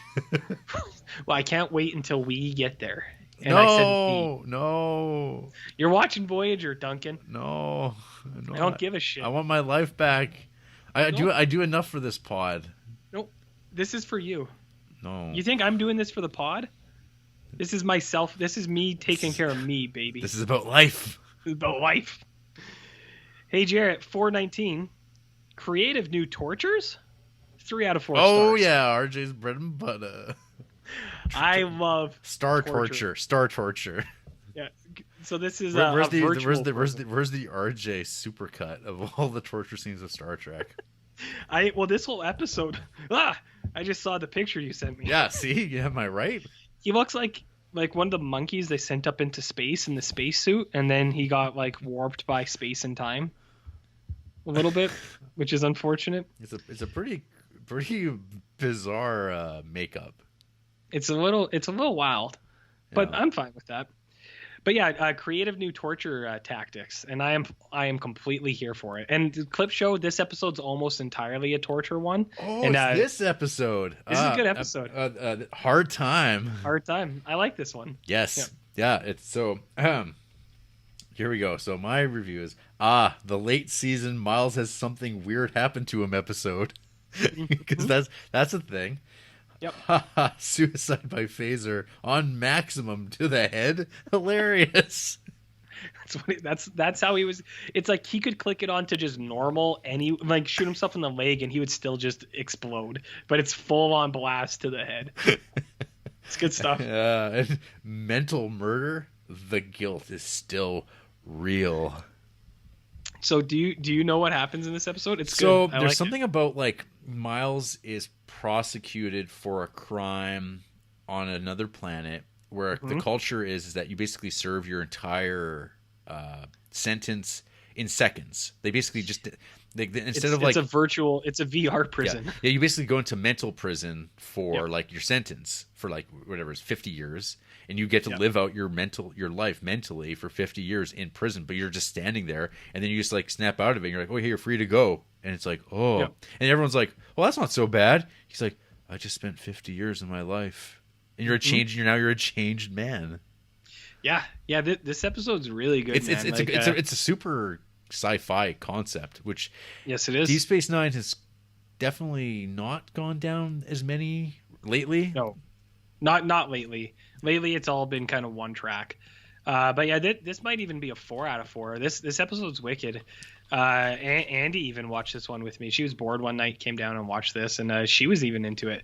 So yeah, it's a virtual prison, and that's how it starts. It's him coming out of it. Yep. And they're like, Miles, what? And they're like, because they like protested. It's like, you can't like subject him to this. And they're like, we already did it. Like he was done like 2 minutes ago. So he comes out and he has PTSD and he doesn't know how to talk to people anymore, and like he's just like doing weird stuff because he was just in a prison for like however long it was, for like 30 years. Like he grows old and dies basically in the prison, and then he wakes up, and there's a guy in the prison with him, like his partner, and part of his trauma is that he ends up killing this guy accidentally, but then it's like in his mind he killed him for real. And so that's why Miles tries to kill himself with a facer to his head. But yeah, this episode is really good, man. I liked it because it's that dark torture stuff. And this one's better than when TNG, when horny Riker was in that virtual prison. I like this one better because this one was grimmer somehow, where it's just like, yeah, I don't know, like the other one was too showy, I think. This one's to the point. It's like, yeah, this guy got tortured. Well, I guess like part of it though too is when you're watching Riker deal with it, he's such a ham bone. Yeah. Jonathan Frakes, and you know nothing really is going to happen to like upset the Frakes train. Yeah. Yeah, and like, yeah, exactly. And like Riker's really like, he's a stage show guy, I think, and like the backdrop of that episode is that they're actually doing a play itself too. So it's like, but this one, it's just like it already happened. Yeah. So Miles is already he's already like living in this world afterwards. So I kind of like that. It's like it already happened. It's done. So very good, Jared. Very good. Good. 420. Sexy Mirror Wharf. 2 out of 4 stars. Oh, yeah. I've literally one thing to say. It's like, yeah, Shattered Mirror is the name of the episode. Yep. Yes, and I write Mirror Universe. Yay. Yeah, it's not a bad episode, and you get Sexy Mirror Wharf where his hair is down and he's like eating grapes and stuff like that, which is pretty good. Decadence Wharf. Decadent. Yeah. What's that Futurama? Decadence Spot. Decadence Spot. Decadence Spot Wharf.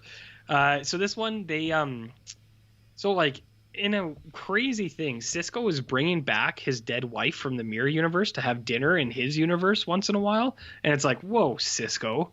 Like Cisco's getting erratic in this last little bit of the season, and like there's one episode particularly later where I'll talk about it, but the way people talk about Cisco, I was like, I feel like I didn't think he'd do this kind of shit, but like he's bringing his old wife down, and then his wife basically takes Jake back to the other universe, and then like they're like, oh no, it's Cisco other universe's son, we should kill him, and like that kind of stuff. It's okay, but it's whatever. All right, Jared, here's a big one for you, buddy. 421.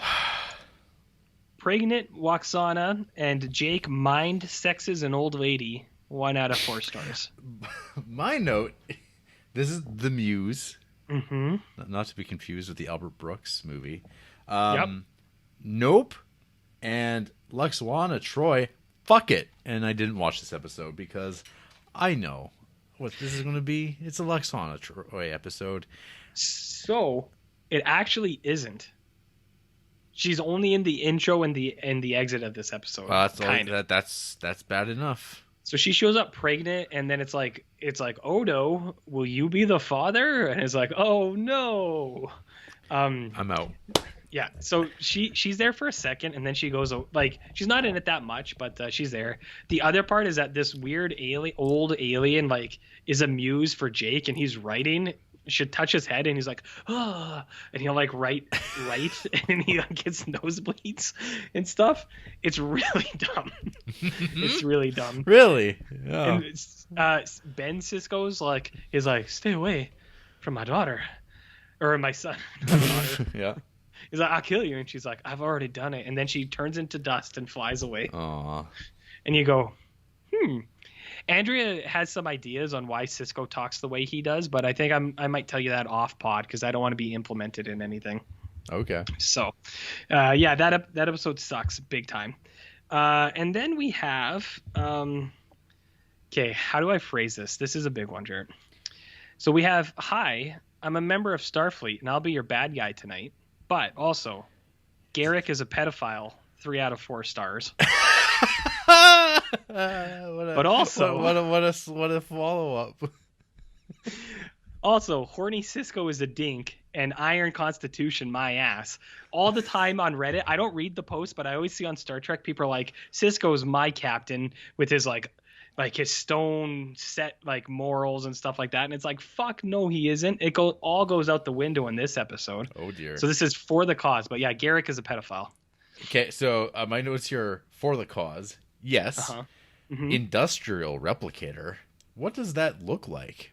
Because at some point there must be talking there's like an industrial replicator, like it's massive. I'm like, that's really cool idea. Like they've never talked about that, and you're like, that makes total sense that they would have like, because they have these little replicators in their quarters, and it's like, what does the industrial version look like? I mean, it's just probably a gigantic box, I suppose, and things just. But I imagine that they could put like giant walls around something and it would replicate, because they start terraforming planets, I guess, at some point to make them habitable for colonizers.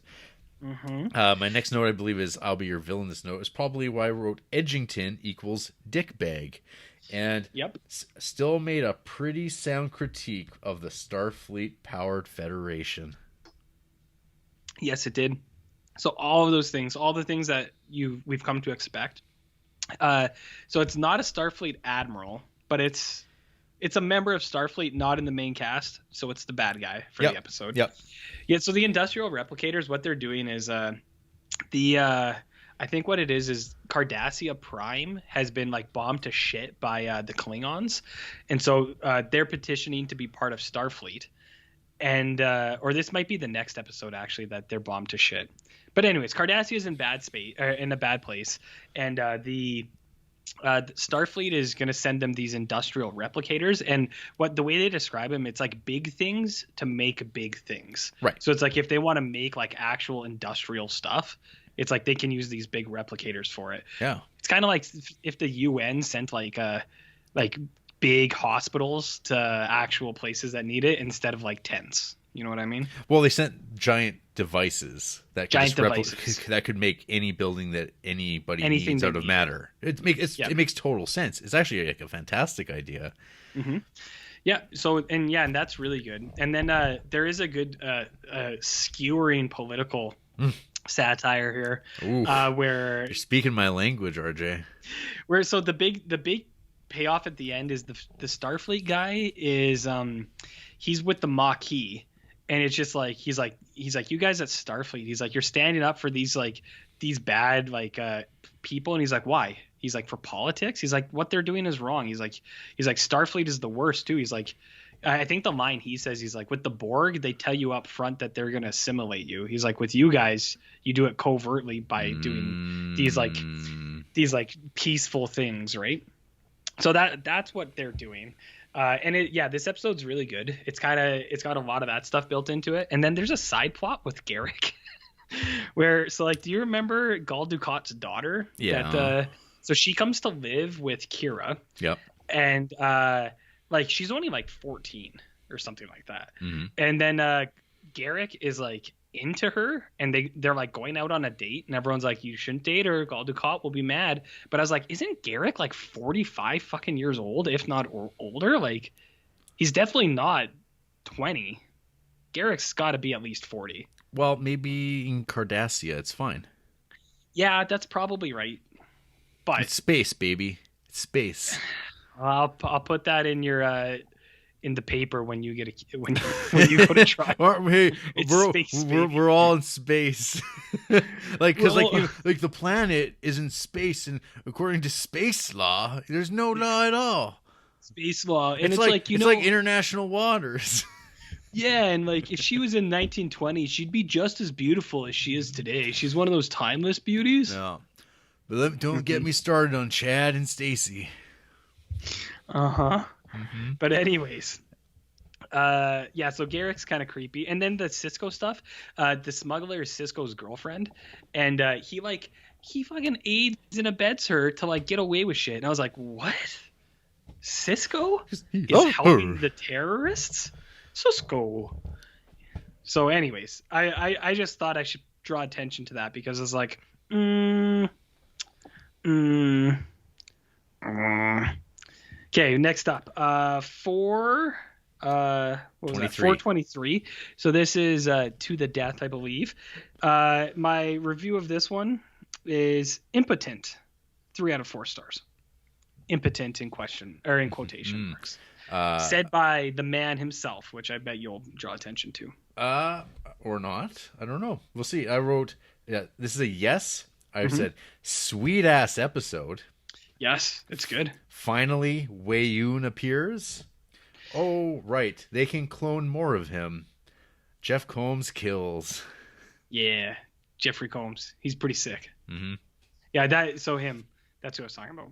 I can't remember what I put. Cute talk of age in this one. I can't remember what I was talking about. I think it's Jeffrey Combs is talking about. Oh no, what it is okay, I remember. So Jeffrey Combs. Is it Coombs or Combs? I think it's it's Coombs or Combs. Combs. We'll say Combs. Jeff Combs. So Reanimator comes. Yep. Reanimator's here, and he's like one of the elf guys. Yep. And him and like a band of Jem'Hadar are teaming up with Cisco because they're just like, shit's getting kind of nuts. We're kind of like the renegades. We're gonna kind of side with you guys. Is that cool? And Cisco is like, yes. That's all he says. Yes. Transplended. Transplended. So they like kind of partner up, and they're gonna try to take out like some big hubs of Jem'Hadar, Jem'Hadar and founders type stuff. And so they're working together. And then the thing I said that was cute is the Jem'Hadar are all like teenagers. Mm-hmm. Like they don't live past like 12 or something like that. Right. And one of them talks to Dax, and it's like one of the only Dax scenes I actually have thought has been like useful, where he's like, well, how old are you? And she's like, I'm 800. And I can't remember what it is, but there's a fun joke in there somewhere. But yeah, this episode's good. You get some big build up to the bigger story in general and all that. But yeah, it's good stuff. Jeffrey Reanimator, he's good, and you'll see more more Jem'Hadar, and you'll see more of him. I can't wait, and I know that he's in like all of the series, right? As different aliens. Yes, but now sometimes the same. But now he is Wei Yun. Yeah, like yeah, you'll see him like basically from now to the end of the series. Like he's a regular. Nice. I like him in this character. He plays it well too. Yeah. His interactions with Odo are really good in this. Mm-hmm. Yeah, no, he's one of the better characters. Yeah, and it's amazing how late into the show he is, because in my mind he's like far more more present. Yeah, yeah, and like yeah, you can tell. I could see why they would bring him back, because he just has such a good presence, like stage presence. And when he's talking to, because some of the other Jem'Hadar are like criticizing Odo and stuff like that, and Reanimator Jeffrey Combs, he's like we are, because like their big thing is like the other guys are like, you're a god, Odo. He's like but you've turned on them. And he's like we cannot like squabble or it's like the gods fight each other. It's like we can't interfere with that. It's like that's them. It's good stuff. Okay, let's keep rolling here. 424, Bashir commits genocide. 2 out of 4 stars. Yeah, the quickening. No is my response. Yeah, seems inconsequential. Another Bashir that Dr. Hero fails. Really? Yep. This is also the Federation colonializing morality again. So we have a whole planet that has been poisoned by the Jem'Hadar, or by the Dominion, where it's like they can live to a certain age, but then plague sets in. And Bashir's like, I can fix that. I'll fix you. But then they all die. Yeah. And like their big thing too, they're like, we don't want help. And they're like, we've accepted this. Like, don't give us hope, because it's like things will never change here. And he's like, I'm science. I can do this. So it's like, it's that thing too, where it's happened before, where other planets are like, no, that's not how we do it here. And then the Federation people are like, but you should do it our way. And it's like, oh, that's weird. So yeah. Anyways, 425, Kira and Keiko are, or wait, did you have anything else to say? Nope, that's it. Yeah. 425, Kira and Keiko are reverse pregnant. Whoa, no. 2 out of 4 for their story, but Quark's story is maybe 3 out of 4. Okay. Quark is good. Okay, so but reverse pregnancy. body parts. Yes. Mhm. My first note, RJ. The future. Ain't it just crazy? Uh-huh. Glad that Keiko and Miles aren't playing repellent, repulsed, wronged family. They're just kind of dealing with it. It's just kind of like, oh yeah, that's fine. This is the future. We're not like, we're going to be really weirdly moralistic about this. It's like, it's just what it is. So I never actually said, but what happens is there's an accident and Keiko's fucked up real bad. And so to save the baby, They transplant. Bashir they transplant the baby into Kira instead. And I feel like this was a plot point to work around that actress maybe being pregnant in real life. Possibly. Potentially. But so they reverse pregnant it. And then, they're not weird about it, but they're like, do you want to live with us? She's like, surrogate. Yeah, to be a surrogate. It's not that, I mean, I like that they play it as like, oh, this is just a thing. Well, this is fine. It's Their only qualm about it is they're like, we wish she was here more because she's not there. And then they convince her to move in. So yeah. My next note was, this is a quote, computer, remove corpse. so Quark tries to get himself. He hires Garrick to kill himself or to kill him. Yeah. And then they're going through simulations and I love the lucid Ferengi dreamscape. Oh yeah. There's a cool dream scene here. And it's a wonderful Ferengi life. Yeah, Quark. He really George Bailey's it in this one. So he gets he gets told he's gonna die, so he sells his remains on eBay basically. Hence the title, Body Parts. Body parts. And then the doctor's like, oh, you're not gonna die. And Quark's like, oh, good, I'm gonna sue you. But the guy who bought him for a considerable amount of money is the head of the FCA, like the Ferengi Commission Alliance or something like that, who was like for fair trade. And then he's like, we had a deal. He's like, if you go back on your deal, he's like, you will be basically disowned by the Ferengi. And so that happened. So they close Quark's down and they seize all his assets and stuff like that. And Quark is no longer allowed inside to do business with any Ferengi. I see. But it was a moral thing because he could have killed himself, but he realized it wouldn't have been the right thing to do because people rely on him. Right. You know. So yeah, this is It's a Wonderful World. All right, Jared, we got a big one here. Okay. 426. Okay. Geriatric Odo, 3 out of 4 stars. Okay. I have more to say as well. Okay. So this is entitled Broken Link. Yes. This is a yes. Mm-hmm. I begin with saying Bajoran Strumpet. Someone says that in this episode. Exposition Train. Yep. Did you get a big one of those? The Return of the Zombie Odo. Yep. Changelings are just always on about the solids. They are. Like Klingons bang on about honor. Yep, they do. It's the same thing. So does Odo get spat out solid? Ding! Yep. Garrick's crazed revenge scheme is actually not a bad idea. He actually holds his own physically against Worf too. So this is my other part of my review. Was in what world can Garrick fight Worf? But it happens, and it's actually a matched pairing. So did you have anything else to say? That's it. That's all my notes. Okay. Yeah. So Odo is melting again, and then another thing too is. They're like, well, we'll fly you into the Gamma Quadrant, and because the only people who can help you are the founders, and they walk him through the promenade so everyone can see him. And I was like, what the fuck? I was like, why would they do that? Can't they just move him out? But everyone sees him melting and deteriorating. And I was like, I get that they did this for sadness, but it's weird. Apparently, a note I put in here, and I watched this late one night. I put goo doo. I don't really know what that means. Oh, I think I meant voodoo, but for goo. Mm-hmm. They do goo doo because it's the founders who are making Odo melt again, and they're putting him on trial for killing another changeling. Okay. Because they're like, that's never happened before, I guess. Oh, right. So Okay. yeah, they put him on trial, and then Garrick's plan was, so like they find the Founders, and then the Jem'Hadar fly the ship to where the Founders' new homeworld is, and they don't want to.